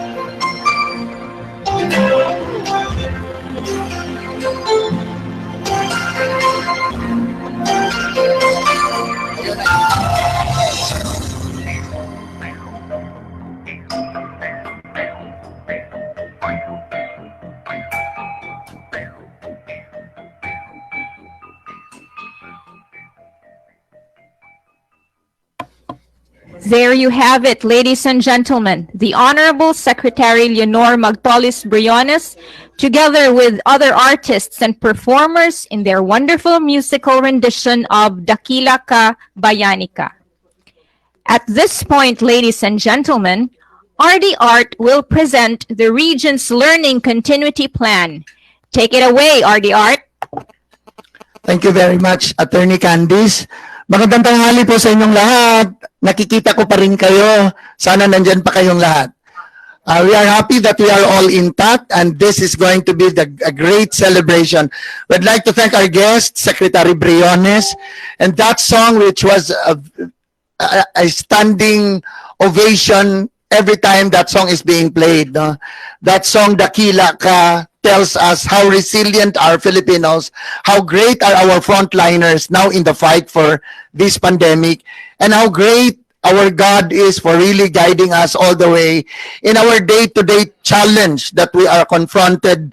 But ang kantang yan ay nagbibigay sa atin ng inspirasyon na meron talagang pag-asa habang tayo ay buhay. Marami pong salamat, Secretary Briones. Yung kanta pong yon ay ang nagiging entry ng grupo. Kasama po si Martin Rivera, Kyle Banawa, and of course with a very special participation of our singing secretary, Madam Leonor Magtolis Briones. Para po sa kaalaman ng lahat, si Ma'am Briones has been a member of the Manila Concert Choir for more than 20 years already.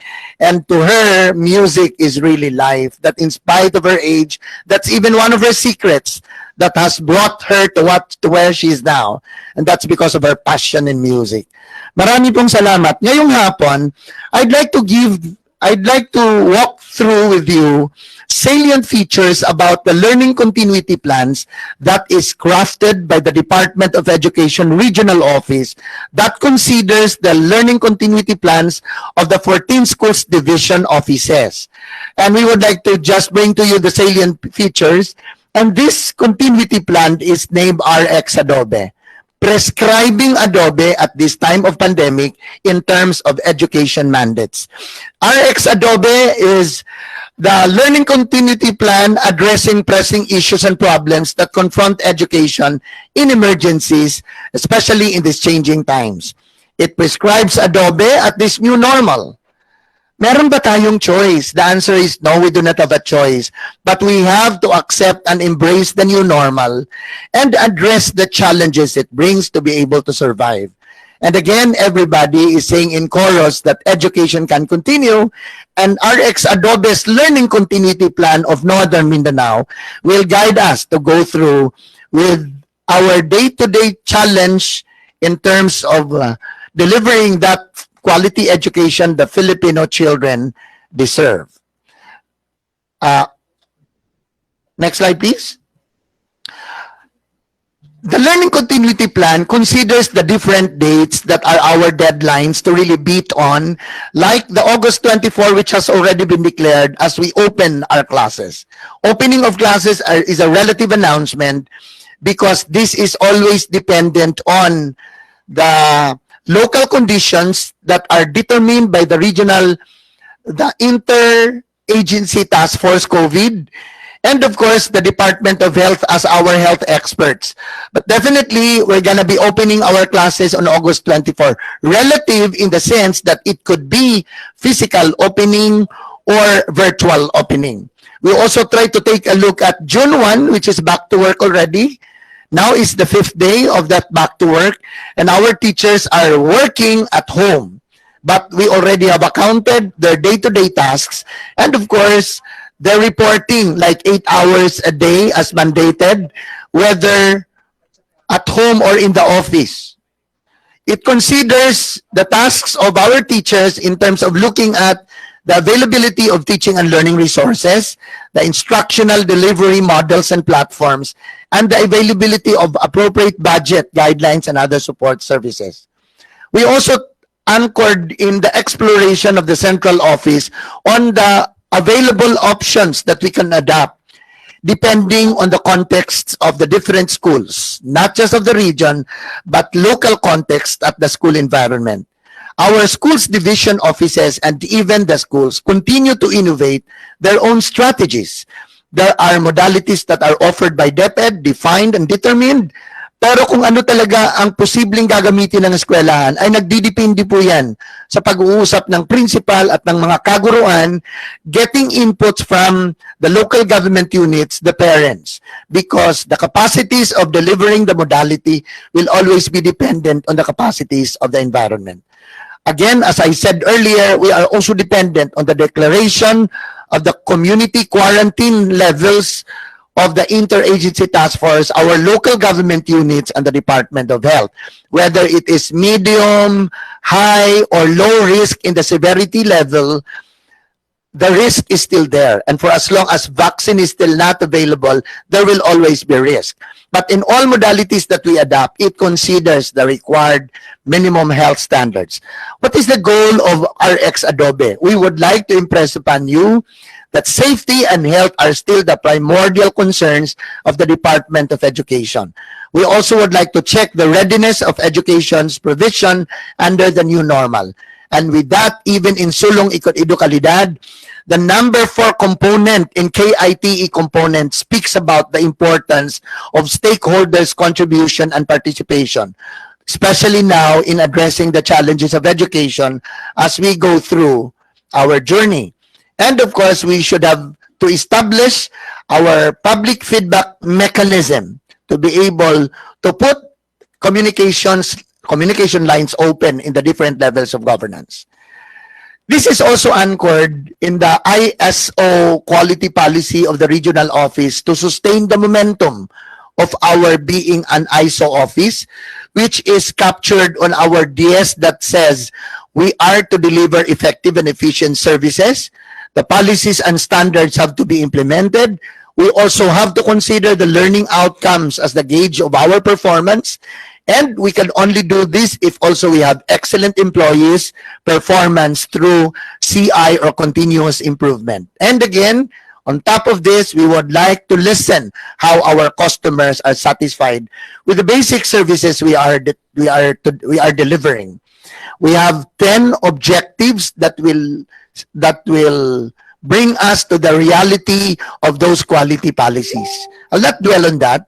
This slide on screen right now is telling us on the strategic direction framework of our LCP. And this defines the different expectancies of the different levels of governance in the Department of Education. We have there what are supposed to be the schools doing. And as a support to the schools, what should be done by the schools division offices. And of course, the regional offices up to the central office. All these are interrelated horizontally or vertically in terms of getting through the challenges to be able to achieve our goals. Kani importante jud ni nga masabtan nato sa ato mga ginikanan because I continue to get questions regarding the matter no matter how I repeatedly answer our media about the learning modalities which are the special features of our learning continuity plan.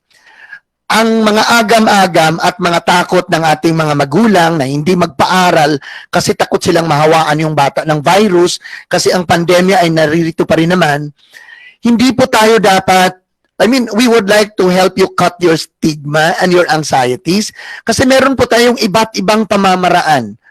Sa interview na ko ganina, niingong ko, ang edukasyon makapadayon nga dili nato ibutang sa peligro, ang panglawas sa atong mga teachers, labi na sa atong mga kabataan.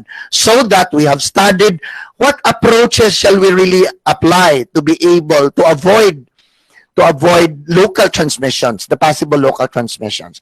Here are the modalities na pinag-aaralan ngayon ng ating mga paaralan kasi hindi pwedeng magdesisyon agad-agad kung hindi naman pakinggan kung ano mga kailanganin at nangyayari sa kanyang kapaligiran. Number one, face-to-face. Ito ang conventional na ginagamit natin. Ito yung papasok ang bata, makikinig sa teacher. So every day they are reporting to school. But in pandemic times, we cannot allow students to go to school kung papayagan man tayo kasi modified GCQ naman tayo and it says sa atin namang analysis, luwas man sa dangatong kahintang.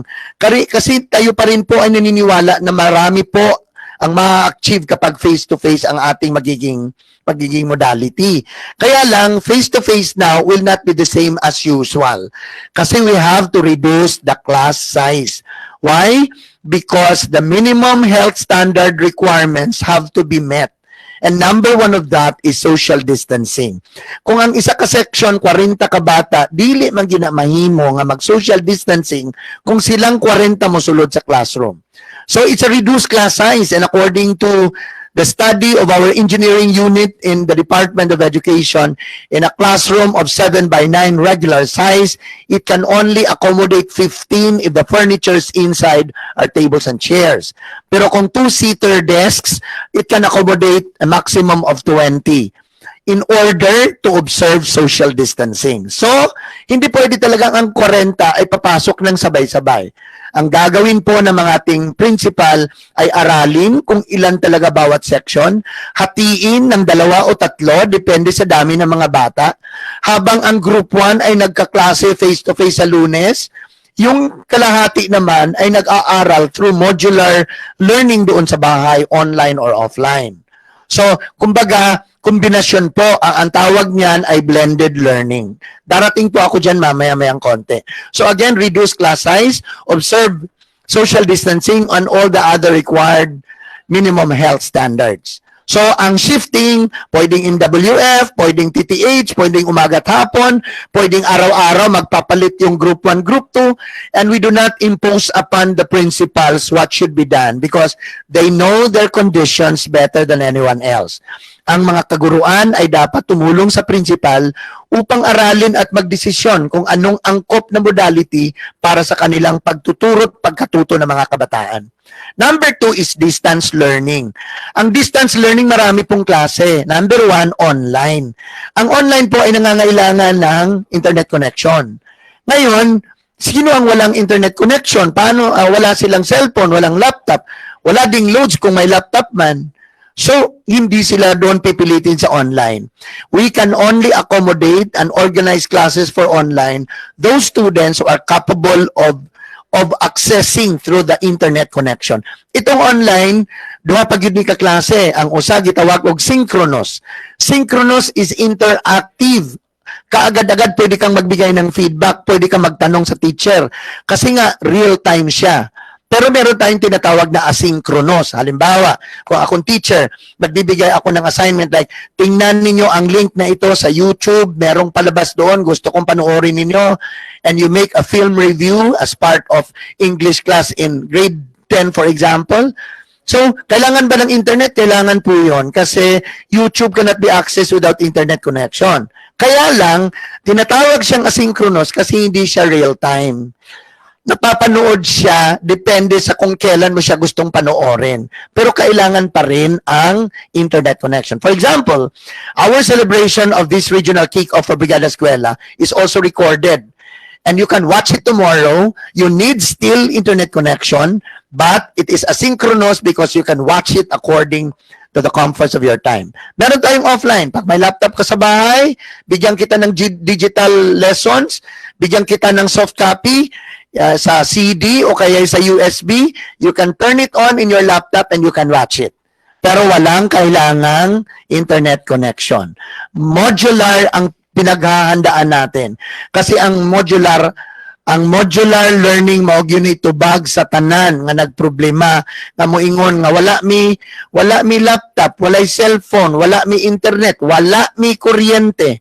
Lahat po yan ay masasagot sa modular learning. Kasi magpiprint po tayo ng self-learning modules na ginagawa ngayon ng DepEd, ginagawa ngayon ng region, bibigyan ng bawat estudyante ng kopya sa lahat ng lesson, sa lahat ng subject areas, tapos babaunin ng bata or ihahatid, depende yan sa arrangement ng schools, doon mag-aral. At ang self-learning module is a material that a student can learn by himself even without the guidance of a teacher at the side. So ganun po yung kasagutan. Ay mo kabalaka nga wala mo'y kuryente, wala mo'y load, wala mo'y cellphone, wala mo'y laptop. Education can still continue through modular learning. Meron din tayong TV and radio stations. In our inventory, meron po tayong 88 radio stations in the whole region. Lahat ng 9 cities and 5 provinces, we have done an inventory kung ilang radio stations meron tayo. Meron din tayong 16 na TV stations local. So pwede, mag-uumpisa na ang partnership ng divisions, or kung kaya ng school, we're also doing partnerships para kapag nagamit natin ito, makapagpatuloy sila sa pakikinig ng radyo at panonood ng TV as part of their teaching and learning activities, no? And meron naman tayong radio-based instruction which is running for 12 years now in Malaybalay City for our alternative learning system, and that's a good model to learn from. Ang blended learning para sa kaalaman ng lahat, ito po yung prinopose ng lahat ng divisions. So mga principals, if you're listening with me right now, ang hinahandaan natin ngayon is blended learning. Ano tong blended? Kombinasyon ng face-to-face at ng distance learning. Pwedeng face-to-face with online, face-to-face with offline, face-to-face with modular, face-to-face with TV or radio. That is what we call blended learning at hinahanda po natin yan. Nainangutana, sir, pwede ba may magklase nga parera sa una yun nakadaadlaw? There are schools in the far-flung barangays that the enrollment in each class is less than 20. Di mo na kailangan hatiin yun kasi ang requirement naman 20 kung 15 lang kayo. Eh di pwede araw-araw mula Lunes hanggang Biyernes mag face-to-face kayo kasi kaya namang mag-social distancing. pero mapakikinig po tayo sa magiging advisory ng ating kagawaran ng edukasyon, ng ating IATF at the local level, lalong-lalo na po sa ating local government units who also have a say because they also want safety and health as the number one reasons, number one concerns, just like the Department of Education. Homeschooling, inaantabayanan natin ang paglabas ng guideline, pero ito yung kadalasan ginagamit ng mga artista sa Manila na hindi pwedeng pumasok kasi nagtatrabaho sila at nag-hire sila ng sarili nilang mga tutor sa bahay. And we can explore the possibility kasi itong pinaghahandaan natin ngayon can actually change. These are not casted in stones. We are changing. After June 15, alamin natin kung ano na magiging announcements regarding the health conditions of the communities. At tayo po ay sasabay doon sa mga deklarasyon na yon. And there is apprenticeship for our senior high schools habang kayo nag-immersion on the job training or apprenticeship, internship. Kung halimbawa, ito lang ang oras na required, pwede nating habaan to be able to really take advantage of the opportunity to hone and develop your skills through learning by doing, right, at the employers that we have partnered. Sinabi na ito ni Yusek Dads kanina that one of the actions, early actions taken by the Department of Education ay tiningnan yung curriculum. Ang CG or curriculum guide ng ating K-12 nung umpisang inilabas, nakikita pa rin natin na may congestion. So nagkaroon ng curriculum review kasi sa pandemya ng panahong ito, kailangan din natin i-focus kung ano ang mas mahalaga kaysa iba. So that our learning competencies are now streamlined from almost 15,000 streamline, tiningnan ang essential learning competencies as product of the curriculum review, and meron ding pinipili nila na ang tawag ay most essential learning competencies. And this is now gives us a total of around 5,000 competencies. So hindi na masyadong puno, hindi na masyadong madami ang aaralin, but these are the competencies that we believe that will make us prepare for the 21st century challenges of teaching and learning. Ito po yung sample na sinasabi ko. Like for example, grade 6 mathematics. Meron siyang 89 competencies. Through the curriculum review, nagiging 70. Ngayon ay nagiging 62 na lang. But these are just some of the many. Paspasan na lang na ako, no? Ang marami din tayong nagawa na. Pinagpatuloy po natin ang ating komunikasyon. We have regular weekly mancoms at the divisions, the region, and the national, and even at the school level.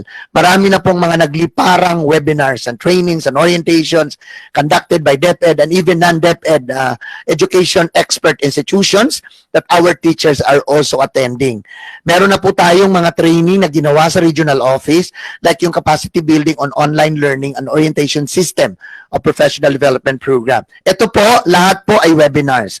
Lahat po ay virtual. Hindi po natin tinipon because bawal po talaga to congregate our people and attend trainings because of this condition.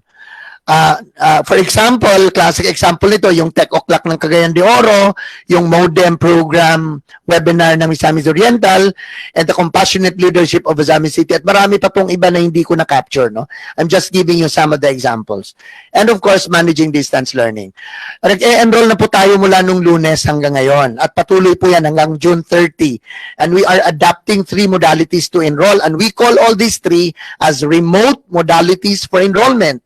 Na yun ang mga ginikanan, kinanglan ba gid nga mo ato sa eskwelahan? Dili, kinanglan mo adto. Actually, kung natakot tayo, kasi lahat naman tayo takot, huwag kayong pumunta ng eskwelahan. Online registration po.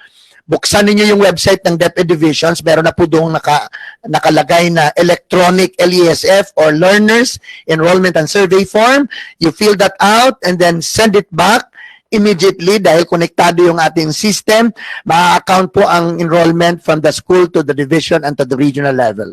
Kailangan po ito ng internet connection. Kapag walang internet connection, hindi pa rin pwedeng pumunta ng eskwelahan, mag-text enrollment ka. Merong designated numbers spread by the schools, and then you just have to type the basic information in a click. You will be able to send it and outright they will answer you back confirming that yung bata mo or ikaw mismong bata ay enrolled na. Kung wala ka pa ring cellphone, meron din tayong enrollment by Dropbox. Naglalagay na po tayo ng mga Dropboxes sa mga eskwelahan, sa pamayanan, sa neighborhood, kasi kung hindi naman strategic yung location ng eskwelahan, we bring the boxes at the neighborhood, at the barangay hall. Merong copy doon, na hard copy ng LESF, ipapasok sa Dropbox pag na-fill out, and then somebody will pick that up from the school every day and doing the segmentation of data pagdating ng eskwelahan. Ito yung mga pinagagawa natin. Ayoko nang basahin ito lahat. Ngayon, ginagawa natin ang Plan Balik Eskwela and Brigada Eskwela Kickoff. Dati, 1 linggo lang yan. Ngayon, gagawin natin ito ang enrollment 1 buwan. Brigada Eskwela hanggang August 30 pa. Because we would like to maximize that everybody who really decides to be in school will be given the due treatment. Okay? Ang hamon natin, paano natin sanayin ang mga teachers in terms of managing distance learning. Galing-galing na po ng ating mga teachers sa pagtuturo, pero sa pamamaraang conventional. Ngayon, mag-i-introduce tayo ng distance learning. Our teachers, students, and even school heads and parents have to be oriented kung ano ang kanilang mga papel na gagampanan upang mabigyan ng patnubay at gabay ang mga kabataan habang sila nag-aaral. Mapa sa eskwelahan man o mapa sa bahay. Just to inform you, last year meron tayong 1.3 million enrollment in the region. Ang public school students yan is 1,126,928. Private po niyan, 174,500 plus. And the 9,000 sa local universities and colleges, a total of 1.3 million. Nakahimay po dito kung saan ang elementary, saan ang high school, saan yung senior high school. No? Ito yung ating mga teachers. Meron tayong 42,713 teachers, 2,339 teaching related, and 2,339 as well for 3,210 non-teaching personnel. Ngayon, ilan ba ang eskwelahan ng Region 10? Pasok kasi yan dapat. These are important data because our decisions in LCP are data-driven. Meron po tayong 3,173 schools in the entire region. 2,500 of that are public schools, 655 are private. Meron din tayo mga state colleges and universities na nag-o-offer ng senior high school. 13 po sila lahat. Ngayon, tingnan natin, pila ba gyud kabuok teachers ay na mga laptop o wifi? We did an online survey. We have captured 39,000 respondents. We have not perfected the total number, but this rough data is already giving us a good guide kung ano ang magiging desisyon natin. Ang naay mga laptop o naay mga wifi sa balay, 16,841 teachers. Ang naas pula, maunay mga teachers nga naay laptop pero walay internet sa balay. Kanang nasa green in the pie graph, mauna ang mga teachers nga naay laptop, pero walay internet, wala po'y signal. O kana yung violet, which is 5,282, walay laptop, walay cellphone, walay signal. In our survey of the entire Region 10 Department of Education family, now ngayon, tingnan natin, mga cellphone, karamihan na yata may cellphone ngayon. But if you look at the 22,800, may cellphone, may internet. Pero yung internet niyan, pinag-usapan natin, pwedeng modem, pwedeng router, pwedeng load cellular data. Yung mga nasa pula, may cellphone pero walang internet. Pero meron tayong 3,800, lalaki pa ito pag na-perfect natin ng data. Naagyo tayo 3,800 yung mga teachers nga naggamit in town o kinaraan pang cellphone. Walay kamera, dili magamit sa internet. Pero magamit ba yun? Magamit pa rin naman yun kasi kung gusto mo tawagan ng bata, i-text mo, tawagan mo. It can still be used for teaching and learning. Kaya lang there is limitation in the future.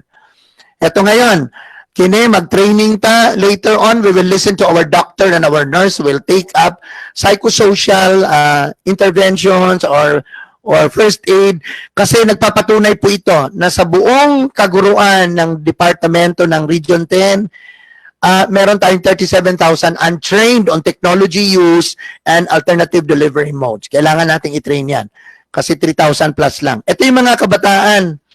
O imagine 1.1 million yung projected public school enrollment natin. Pero sa ngayon, 238,000 na ay cellphone. Ang 61,402 walay laptop, na ay laptop. Ang 76,000 na ay internet. but 772,000, which is more than 3/4 of the enrollment, wala tanan. Walay cellphone, walay laptop, walay signal. So makapadayon ba ta sa atong pagtunga? Yes, we are trying to prepare for that.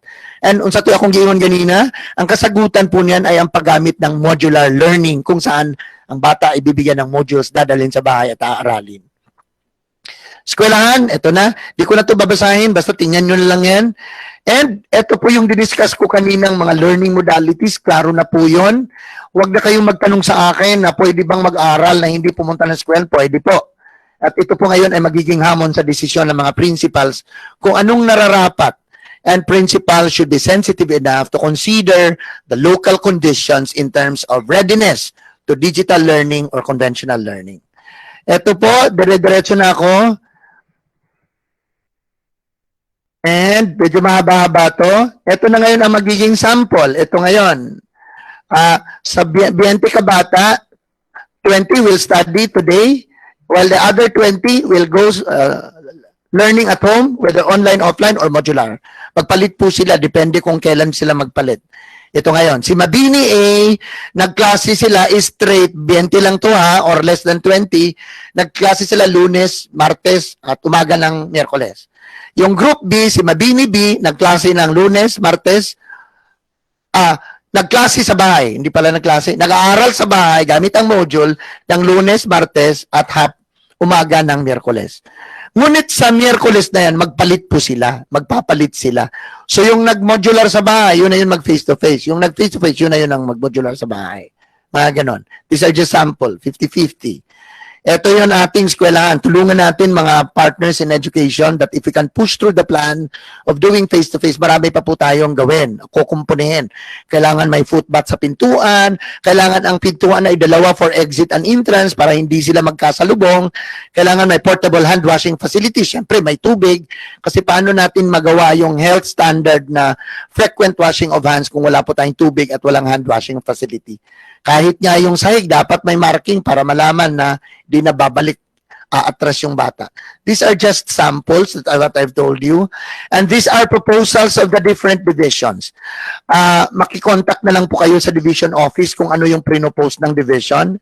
And you at the school level, make sure that you will propose for very realistic, making sure you give importance to every single student. Kasi sinusulong pa po rin po natin, education for all and no one is left behind. Ito naman, modelo to. Isang araw lang mag-meet sa isang linggo. May Monday, may Tuesday group, may Wednesday group, may Thursday group, may Friday group. Kung ang isang section ay 50 students, madami yun. So gawin mo yung 10-10. Depende na lang po yan kung ano magiging desisyon ng ating mga eskwelahan, mga principals.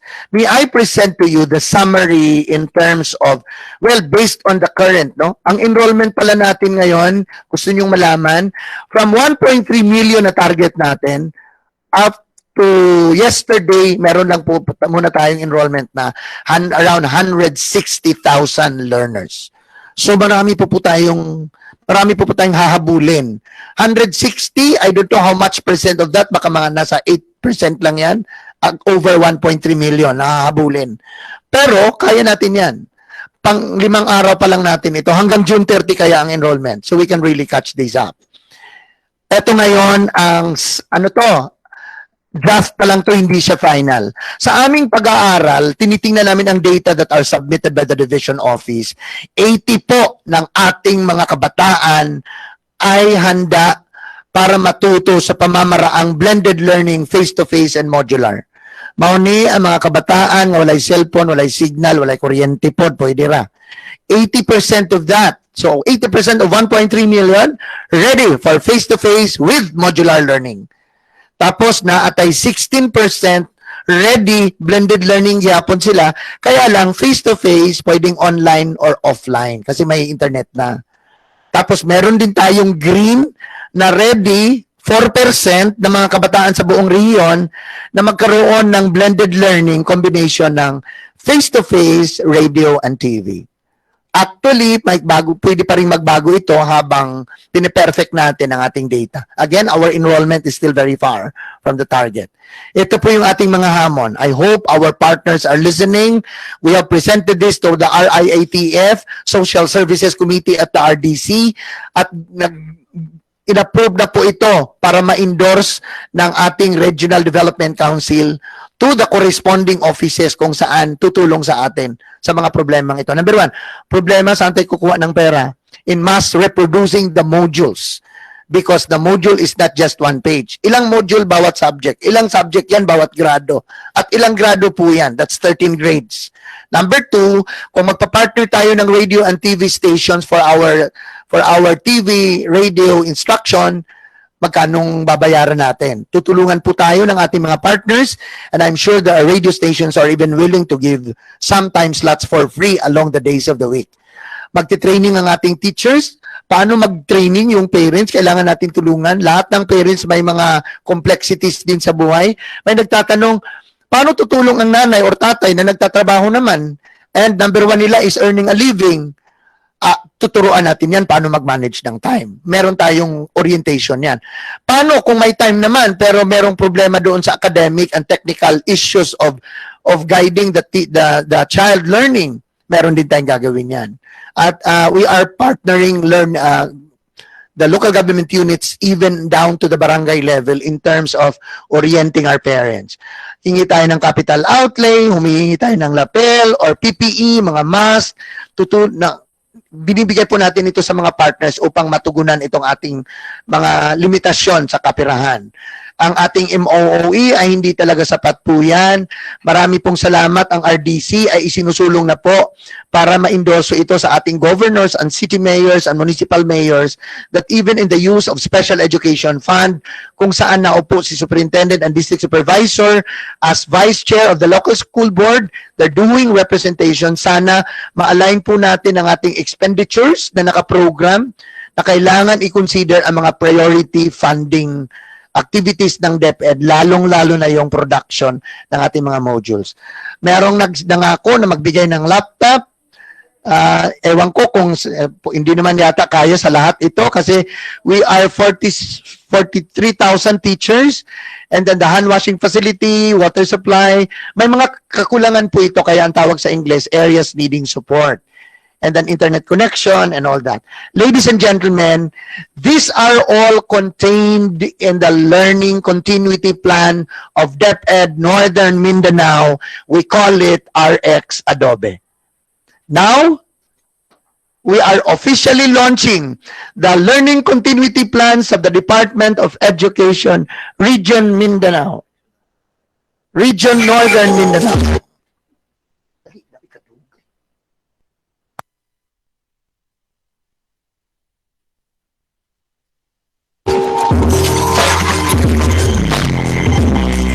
RX Adobe, the learning continuity plan of DepEd. RX Adobe has equal representation. R stands for region and X for the Roman numeral equivalent of number 10. RX also signifies the Latin recipere, meaning to take. Further, the RX symbol is believed to have evolved from the Eye of Horus, an ancient Egyptian symbol associated with healing powers. Adobe, on the other hand, is a company known for its multimedia and creative software products. As an adopted acronym, it stands for Alternative Delivery of Basic Education. When put together, RX Adobe prescribes creative, innovative, and alternative processes, strategies, and activities aimed at effectively accomplishing the goals of the department. In crafting this learning continuity plan, named RX Adobe, the office underwent scenario planning, which included data-driven analysis of the strengths, weaknesses, opportunities, and threats in the delivery of its services. Featured in RX Adobe are the different learning modalities such as face-to-face, distance learning, blended learning, apprenticeship, and homeschooling. It emphasizes readiness on technology, teachers in training, parent-role and distance learning, and stakeholders support. RX Adobe further highlights well-developed curriculum, improved learning environment, upskilled teachers, and responsive multi-stakeholder cooperation as underscored in the department's Sulong Edukalidad program. RX Adobe is DepEd Region 10's latest innovative program to deliver effective and efficient services, implement policies and standards, yield best learning outcomes, ensure excellent employees' performance through continual improvement, and sustain customer satisfaction. RX Adobe, Region 10, alternative delivery of basic education.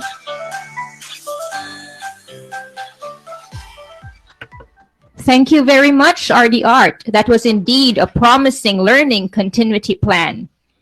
And speaking of continue, we shall now celebrate the talents of our learners as they spread the good vibes that the Brigada Eskwela and Oplan Balik Eskwela bring.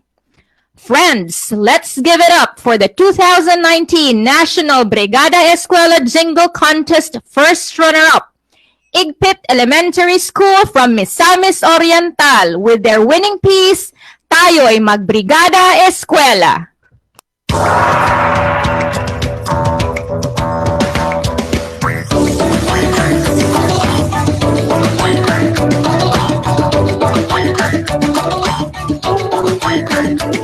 Halina't kaibigan, magbigala na naman.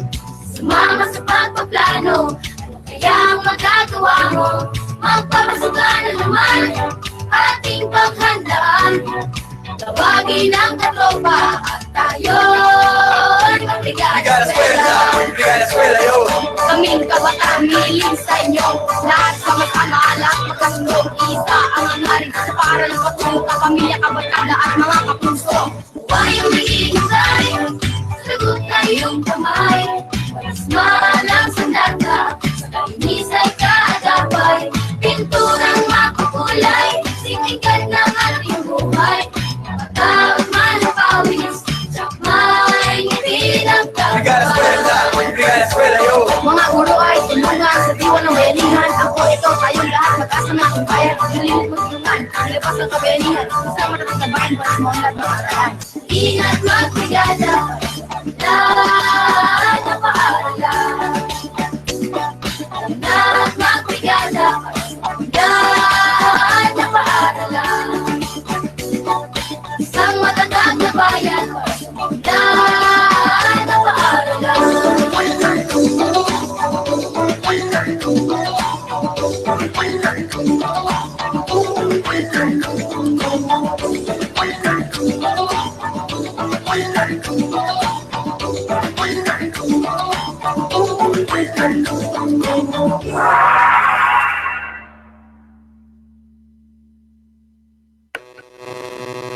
Thank you to the singers, Angel Bacalares, Jenard Liamis, and Remart Wenceslao, under Joel M. Bacalares as their coach, and Sammy T. Igloria, school principal of Igpit Elementary School, Opol, Misamis Oriental. Moving on, we shall now witness the video presentations of our partners from the Commanding General of the Philippine Army from Fort Bonifacio, Metro Manila, and the Interfaith Council represented by the Most Reverend Antonio J. Ledesma.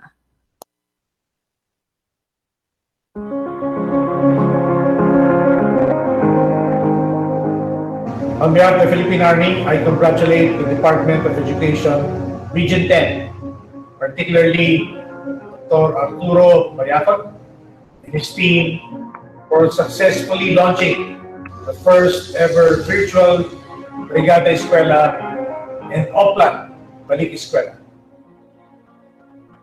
Even with the challenges brought by the pandemic, you still innovate so that we can still attain our objective for youth. Dahil dito, saludo ako sa Your team, pagpapanatili ng bayanihan tungo sa kalidad ng edukasyon para sa kabataan is mainstreaming advocacy shared by the Army to promote convergence of efforts of stakeholders for quality education and safety of our children. Of course, the Philippine Army has been your partner of this endeavor for several years now through our Bayanihan program. While this time we will deviate from a traditional concept, we are still with you in the Bayanihan under the new normal. Rest assured, the Philippine Army will continue to support this initiative for the future of our country. Shukran DepEd, magbayanihan tayo.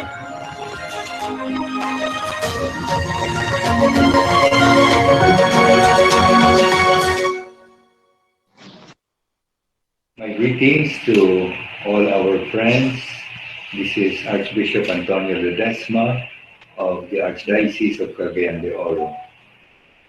At this time, parents and students are looking ahead to the opening of classes again.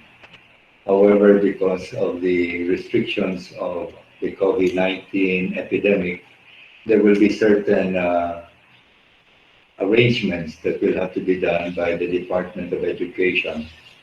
And we welcome their learning continuity plan that is being provided by Region 10.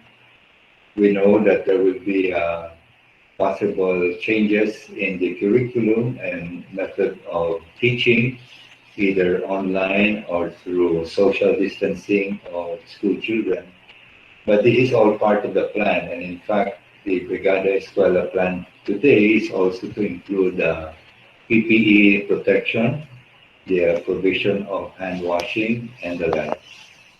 Then all of this, despite our own apprehensions, we know that the Department of Education, school teachers and superintendents and principals are doing their best to continue providing the quality basic education for our children.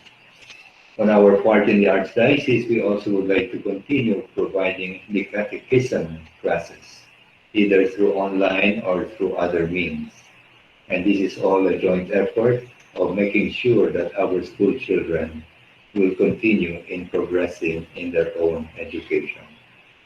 So it is with that spirit of hope and common efforts that we invoke the help and cooperation of everyone to help provide the atmosphere and also the resources for continuing the basic education of our children. We welcome them and good day to everyone. Once again, thank you to Lieutenant General Gilbert I. Gapay, Commanding General of the Philippine Army, and the Most Reverend Bishop Antonio J. Ledesma of the Interfaith Council for all the support. This time, ladies and gentlemen, we give the floor to the Division of Ozamis City for its presentation entitled Full House. Together We Stand, a Bayanihan Learning Continuity Plan. Take it away, Division of Ozamis City.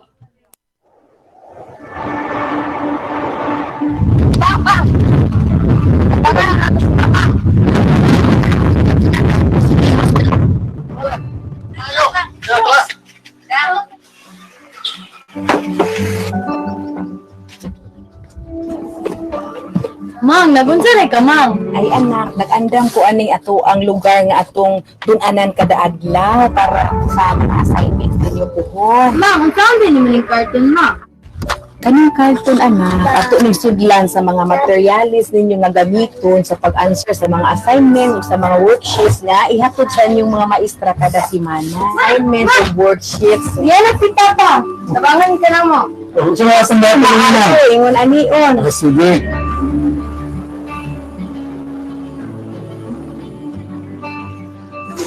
Ma! Nara si Ma!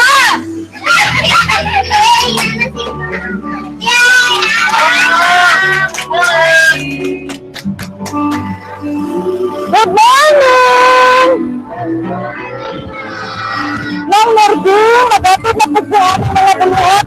Tagang siranan sa akong mga bata.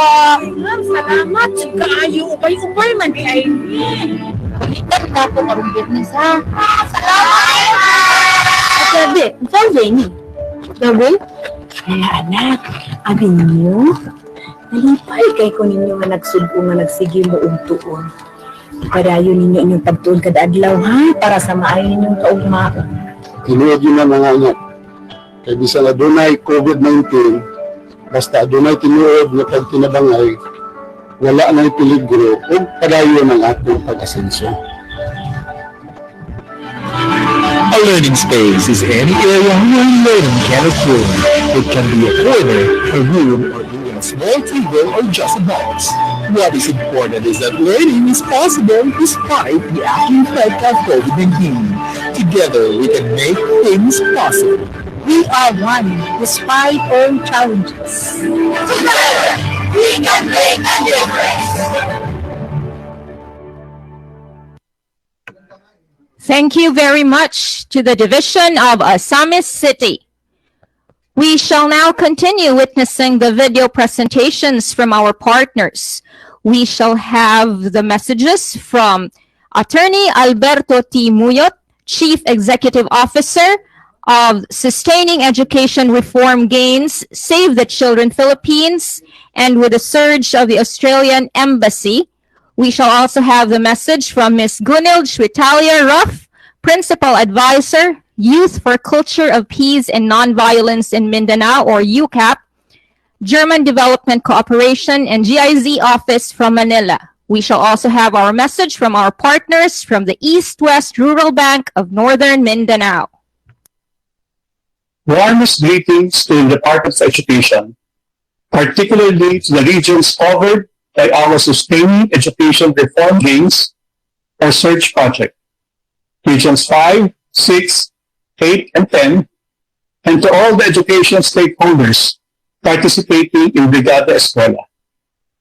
As you hold Brigada Eskwela virtual Kickoff program, we at Save the Children and SEARCH, together with the Australian Department of Foreign Affairs and Trade, or DFAT, express our strong support and commitment to your region in continuing the education of Filipino learners and in strengthening the quality of teaching and learning amid the COVID-19 pandemic. This year's Brigada Eskwela, under the new normal, stays true to its tradition of volunteerism and the spirit of Filipino bayanihan among education leaders, students, volunteers, and communities.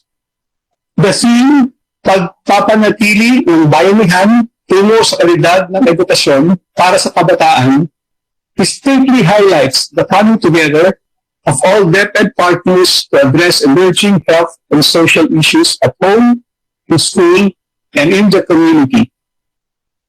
We are pleased to share with you that DepEd is again being supported by the Australian Embassy through the SEARCH project. As we all know, Australia and the Philippines have been long-standing partners in the pursuit of quality education for Filipinos. Education reforms throughout the years have made significant contributions in the education sector, such as improved quality of education, more equitable access of learners to education at all levels, and an improved service delivery through better governance. This will continue with SEARCH, which aims to help DepEd improve systems for teacher professional development to achieve better learning outcomes through the provision of technical assistance. The SEARCH project is built on the concept that competent teachers bring about better teaching, and better teaching is one of the most crucial factors of increased learning outcomes.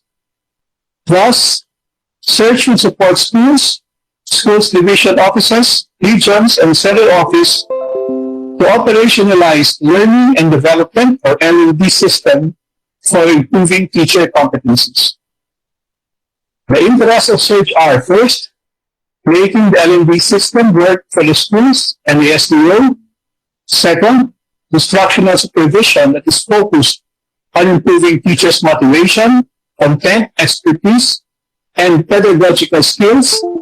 Third, the region's provision of technical assistance to the SEO. And lastly, learning from the experience to inform policy changes. To complement the Learning Development Plan of DepEd, SEARCH will also be providing resource materials for schools, such as simple and practical booklets on WASH, health-promoting habits posters for various COVID-19 related situations, and teacher booklet on alternative modalities and assessment, among others.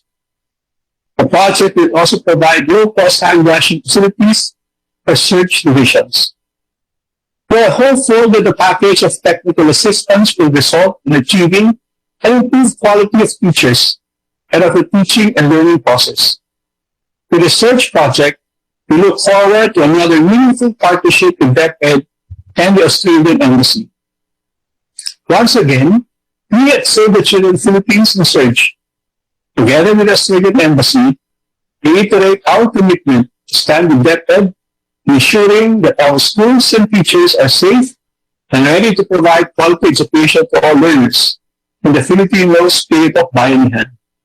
Maraming salamat po. Tayo na magbayanihan para sa paaralan. Honorable Secretary Briones, Honorable Undersecretaries of the Department of Education, dear Regional Director Mayokot, dear DepEd Region 10 community, dear parents, dear superintendents of schools, dear stakeholders committed to Brigada Eskwela. My name is Gunil Shitarauf, and I am working as overall coordinator for projects GIZ, the German agency for state-to-state development cooperation, is implementing together with state agencies, civil society, the private sector, and the academia on peace and development in Mindanao. Today, I send this message of support from Germany to congratulate you on the new and innovative concept of Brigada Eskwela to respond to the COVID-19 pandemic we are all currently facing globally, and to ensure learning continues in these challenging times. The new concept of Brigada Eskwela clearly shows that a strong partnership between DepEd, teaching personnel of schools, parents, other state agencies, the private sector and civil society is needed to ensure basic education for students during these challenging times. In this regard, be assured of the support of the international community as well. GIZ, through its UCAP project, Strengthening Youth for a Culture of Peace and Non-Violence in Mindanao, remains committed towards achieving quality basic education through strengthening peace education, knowledge, skills, and capacities for inclusive peace building in Mindanao.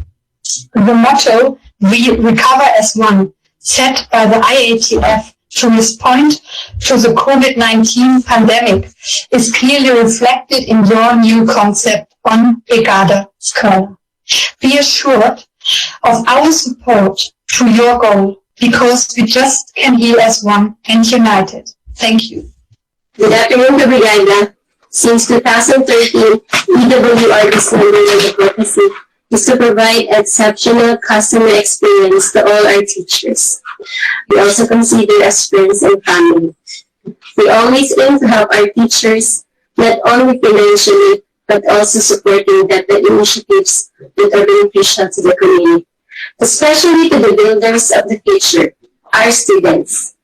Even though this time of COVID pandemic brought challenges to us, we believe that we can still serve our teachers and entire DepEd community better.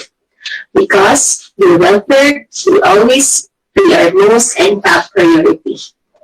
This will pave the way for a better and stronger relationship between the Department of Education and East Rural DepEd. And I just want to share some verses from the Bible, 1 John verses 5 to 14. This is the confidence we have in approaching God, that if we ask anything according to His will, He hears us. Whoever you are, wherever you are, whatever your situation, hope has a name. Discover Jesus and His love for you.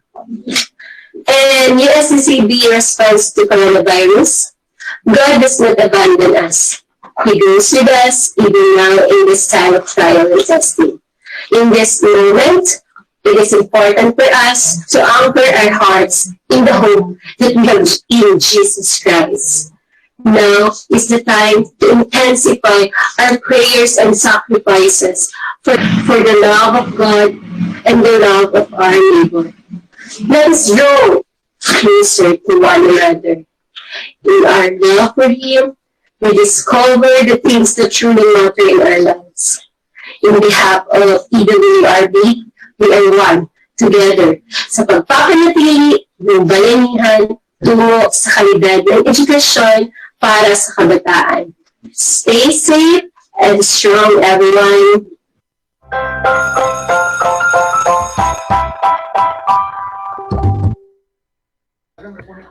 Once again, thank you to our partners from Surge, UCAP, and the East-West Rural Bank Savings. To keep us all safe, especially in this time of the COVID-19 pandemic, let us all welcome the Medical Officer 4 of DepEd Region 10, Dr. Myra G. Yee, to discuss the minimum health standards in schools and offices. Maayong hapon sa tanan. So, nganong importante kaayo nga ang minimum health standard atong ma-practice o ma-comply. Now, sa unang panahon, sa gera, ang akong lula magsigig istorya nga kung na gani buto-buto, pasabutan na ng mga Hapon, mudagan-dagan na sila para maprotek ang ilang kaugalingon. Now, karon nga gera, ang atong kontra manggod dili nato makita. And hangtod karon wala pay armas nga makapatay aning invisible enemy. Nga naman, wala pa'y bakuna and all the treatment modes are still under the clinical trials. And that is why ang DepEd Region 10 naghimo ta sa atong minimum health standards nga atong gi-contextualize. Nagikan sa DOH nga guidelines sa risk-based public health safety standards which follows the 4 objectives. Now, kani nga objectives, number 1, ang increased physical and mental resilience. Importante manggod kaayo nga atong resistensya malig-on. Kay mao ni ang atong bala sa atong kaugalingon kung magsulod na ang kontra sa atong lawas.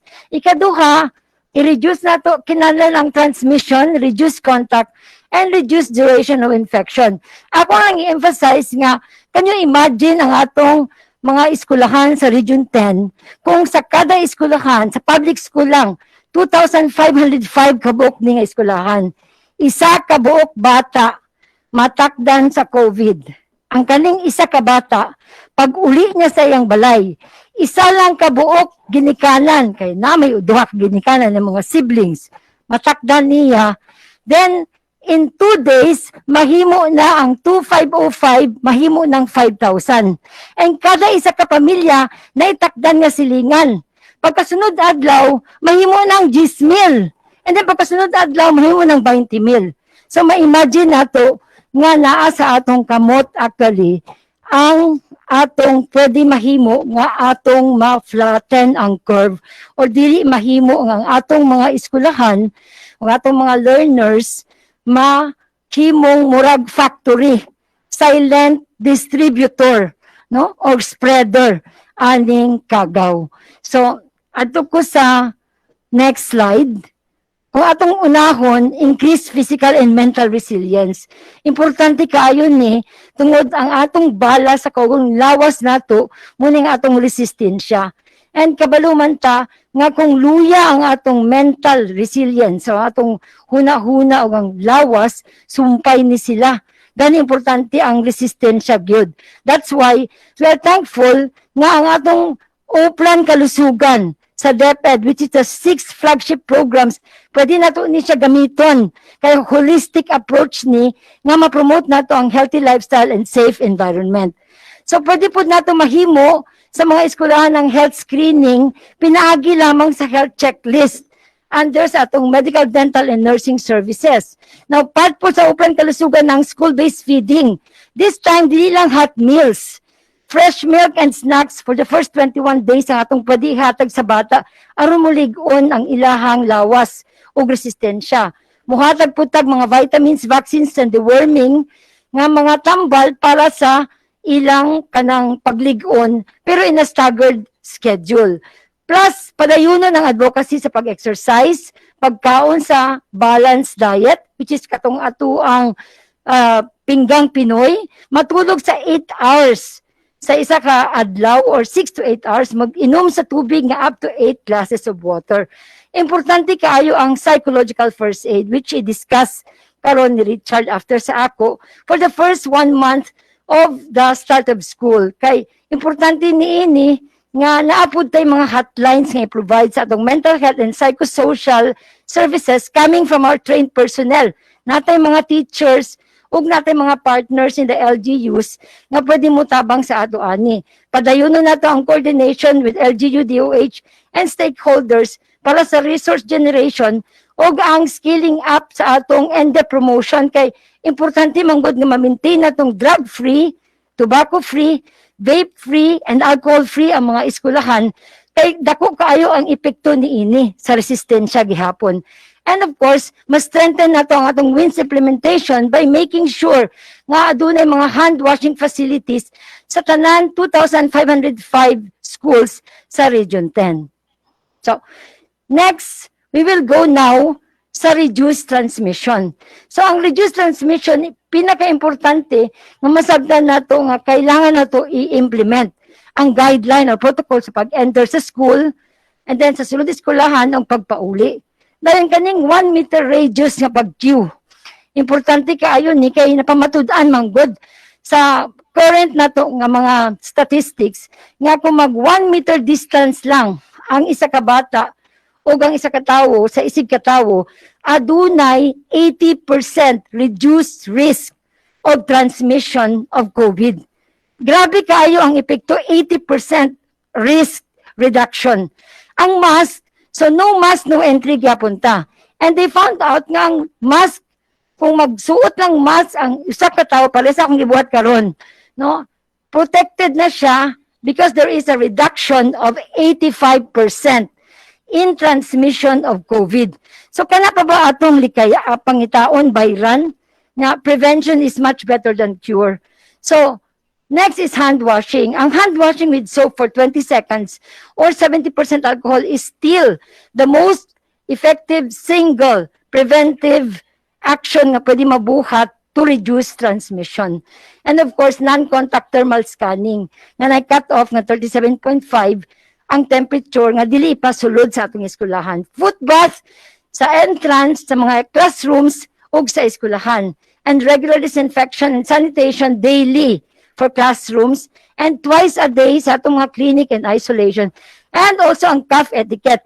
Tudlo nato ni sa atong mga bata nga dapat na sila'y panyo. Kung wala sila'y panyo, naay kanang tissue paper nga ilabay pagkahuman ubo.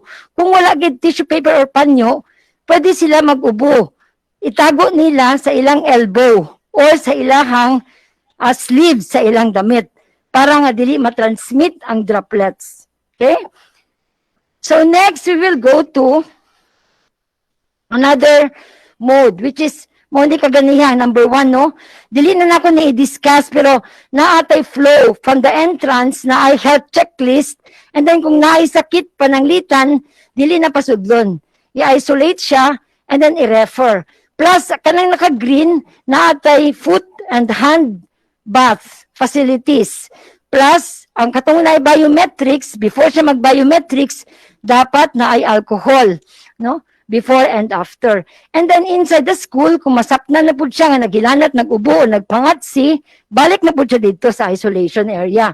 Kaya para i-refer. And going home, importante po diri sa slides nga dapat ma-disinfect niya iyang gadgets. Dapat po malabay niya ang tanan niya mga PPE nga iyang nagamit, ang mga tissue nga iyang napanggamit, properly disposed niya. Okay, and then, of course, papauli, dili pwede mga beso-beso, kamusta, o kissing. and other contact nga pwede makatakod sa kagaw. Okay. Next will be ang reduced contact. So sa reduced contact, balik gyapon nato ni siya ang 1 meter apart at all times. As I said, 80% protection, proven na gid ni siya through science. Nga dako kaayo ang effect kung mag 1 meter. Can you imagine kung more than 1 meter? And of course, no touching of eyes, nose, and mouth. And avoid touching surfaces frequently touched by others. So kailangan ginato ni itudlo sa atong mga bata o sa atong mga personnel. Reduce movement within rooms, across all areas inside the classroom. Restrict mass gatherings like flag ceremony and other congregations beyond 20 in numbers. And na-engineering control nga importante kaayo. No, dili man kinahanglan building ni siya. Pwede ra installation of plastic barriers para ma-isolate lang nato ang mga learners nga atong suspect. And of course, signages and markings para sa one-way entrance exits with physical distancing and administrative control for special sections, work arrangement for the most vulnerable nga mga personnel and bata. So all contact sports activities will now be canceled and there could be temporary closure of schools when the risk becomes high. Okay. Last is the reduced duration of infection. So, pasabutan ni nga reduce infectiousness. So, kung naatay makita na after ta nag-check sa checklist, nagilantan gyud by the teacher, dapat ma-operationalize ang preventive alert systems in school. Immediately report ni bata man o learner. Importante ang early notification ani sa principal or sa health personnel or clinic teacher for the assessment and referral to LGU all within 30 minutes from detection of flu-like signs and symptoms with or without fever.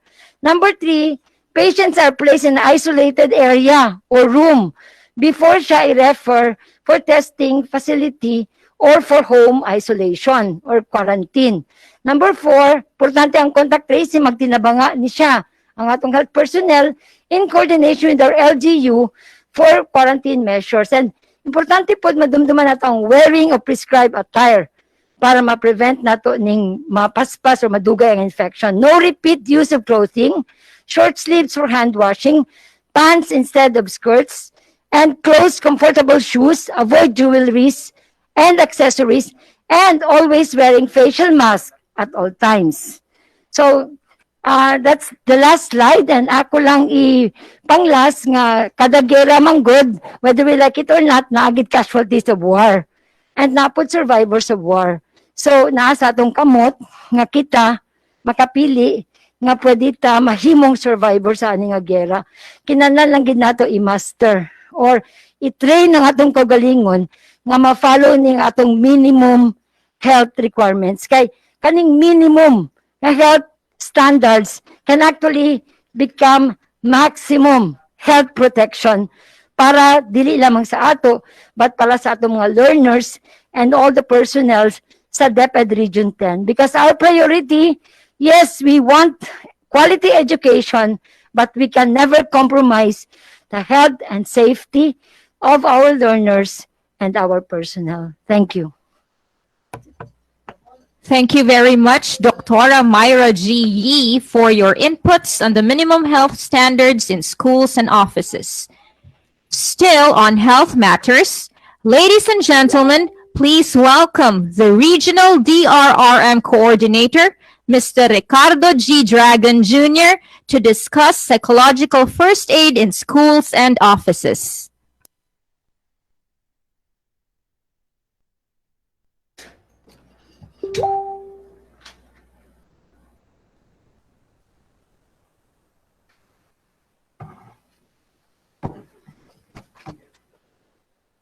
Good afternoon, everyone. With the onslaught of COVID-19 disease to the global land, including the Philippines, many are left victims and are still struggling with the vast destruction it brings.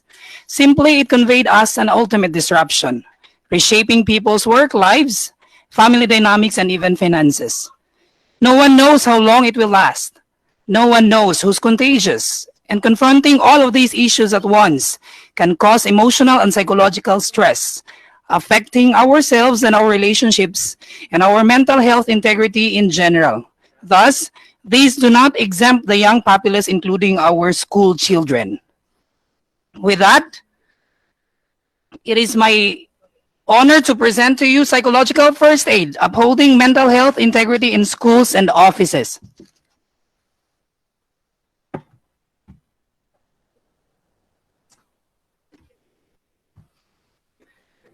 How are we coping during this COVID-19 pandemic?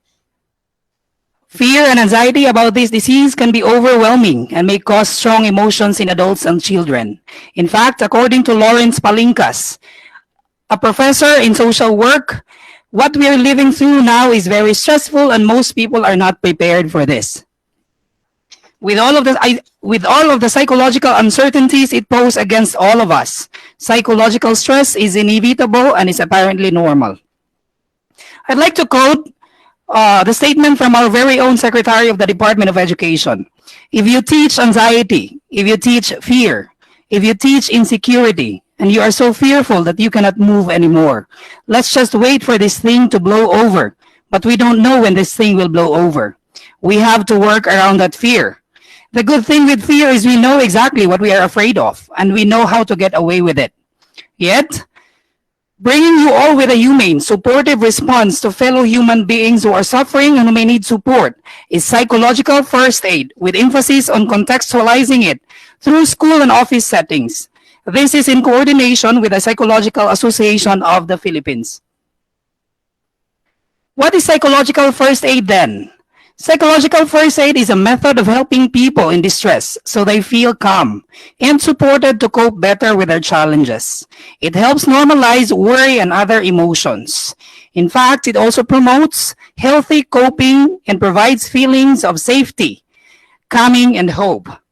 Putting it simply, PFA is an alternative to psychological debriefing, or the ones you know about, critical incident stress debriefing, which according to some studies are somehow ineffective nowadays, such as causing victims to be more agitated. That is why we are pushing through with a psychological first aid instead. But let us not be confused with psychological first aid with the mental health and psychosocial support services. This one is an intervention. Mental health and psychosocial support is used to describe any type of local support that aims to protect or promote psychosocial well-being and or prevent or treat mental disorder. In this definition, we could deduce that psychological first aid is just one of the components of the mental health and psychosocial support services. Revisiting the core principles of that, it upholds human rights and equity, participation, do no harm. Doing no harm means we only support the victims, building on available resources and capacities, integrated support systems, that we are not just working alone, not just our agency, but we collaborate with other agencies, and multi-layered supports of professionals who could handle mental health problems. So who is PFA for? In general, the general population can call to seek information and support. But in these times of COVID-19 pandemic, self-quarantined persons in homes, hotels, or appointed facilities are very at risk, and they are entitled to be given with this service. Health workers and social welfare responders providing care treatment to patients as well. People who recovered from COVID-19, families and friends of deceased, caregivers with children at homes, due to closure of schools, older adults and other groups, and of course, included of the vulnerable groups are those belonging to the teens and our young ones, especially our students. PFA is simply inspired by the following empirically supported intervention principles for disaster and mass violence, namely promotion of the sense of safety, promotion of calmness or promoting calmness, promoting sense of self-efficacy and community efficacy because we collaborate with other agencies, and promoting connectedness. This is about linking with other services that could be availed by our victims, and instilling hope. Instilling hope doesn't mean we provide false reassurances, but we give them, we encourage them that there is still hope after this pandemic. To give you a figure of the trained MHPSS or mental health and psychosocial support services and the psychological first aid providers in DepEd 10, we have about 14 in total trained personnel of MHPSS and psychological first aid providers. We have about 547 in the entire 14 schools division offices. With that great number, we are urging these PFA providers to please maximize your potentials, your trainings before, that this will be applied into our students, into our constituents, and to all into our teaching learning environment who may require psychological first aid. We just have to remember the action principles of PFA, the 3 L's: look, listen, and link. When we say look, we refer to how to assess the current situation, the current problem or mental health problem or disturbance of a victim who is seeking support, and what are the risks associated with it, and the needs of the affected expected emotional reactions. When we say listen, this refers to empathic listening, compassionate listening, because if we just listen to a victim, it's very therapeutic. After all, advising is non-therapeutic. We do not advise to our victims, but we help them cope up. We help them decide what to do next. And then link, this refers how to assist with accessing information, connecting with loved ones and social support, and accessing services and other help. Because we are in a government agency, of course, we know what are the services of our own agency, and we should know the services of other agencies so that we can link them to the services that they may avail. So in the meantime, are we allowed to do face-to-face psychological first aid? Well, the answer for that is we have what we call as remote psychological first aid. We don't need to talk. We don't need to be doing the face-to-face interaction with our client or with our victims. Keeping a physical distance to others is required during this outbreak, but physical distance can be bridged by keeping socially connected with others. We have a lot of means of that. Through social media, through phone calls or hotlines. Establishing protocols. What does this mean? As the regional office has a scheme into operationalizing psychological first aid and hotline, SDOs down to school level shall provide direct yet accessible psychological first aid service to our DepEd constituents. Set guidelines for answering the calls, especially our trained PFA providers. Monitoring of callers. This means that once they call in, we have to monitor and track for the progress of the victim. And then literacy and information drive. We always do this. We always promote mental health. Referral system. We refer to the appropriate agency, to the appropriate professionals. Say, for instance, if the victim requires for more professional treatment or mental health service, then we refer to psychologists, psychiatrists, and other mental health professionals who are allowed and are professional enough to practice and to give interventions to mental health problems. And psychoeducation, and last but not the least, is a care for carers. Because whether we like it or not, it is a common thought. We cannot care for someone unless we care for ourselves. That is why service responders are themselves exposed to the same stress that this pandemic is bringing into. Hence, they must practice self-care. PFA providers are well aware of this. So we don't have to worry more on the face-to-face because we can have the other modalities in doing the psychological first aid remotely. So you are seeing in the slide links with other agencies. In fact, in DepEd, we have hotline for COVID-19. You may call. For DepEd Region 10, we have 0917-713-0173 or 0917-145-7957. Very active for your concerns, especially for mental health concerns and problems. In Department of Health, you are seeing on the screen also the hotline, the email addresses, and the website. Also with the DSWD, when we report violence against women and their children, or the VAUC. And other than that, other government mandated benefits, we also have to know about this so we can share and link our victims. Department of Agriculture, DOT, DOST, DILG, and even some of the benefits we have on GSIS, SSS, Pag-ibig, and even PhilHealth. And second to the last slide is talking about the health tips, how to mind our mental health amidst COVID-19 pandemic. We have to have calm, cautious approach and focus on what can be controlled. Connect with loved ones by virtual means. Use the pandemic as an opportunity to reconnect. Educate and prepare your children. Assign space for different activities. Restrict time on news feeds. Relax, unwind, and focus on the positives.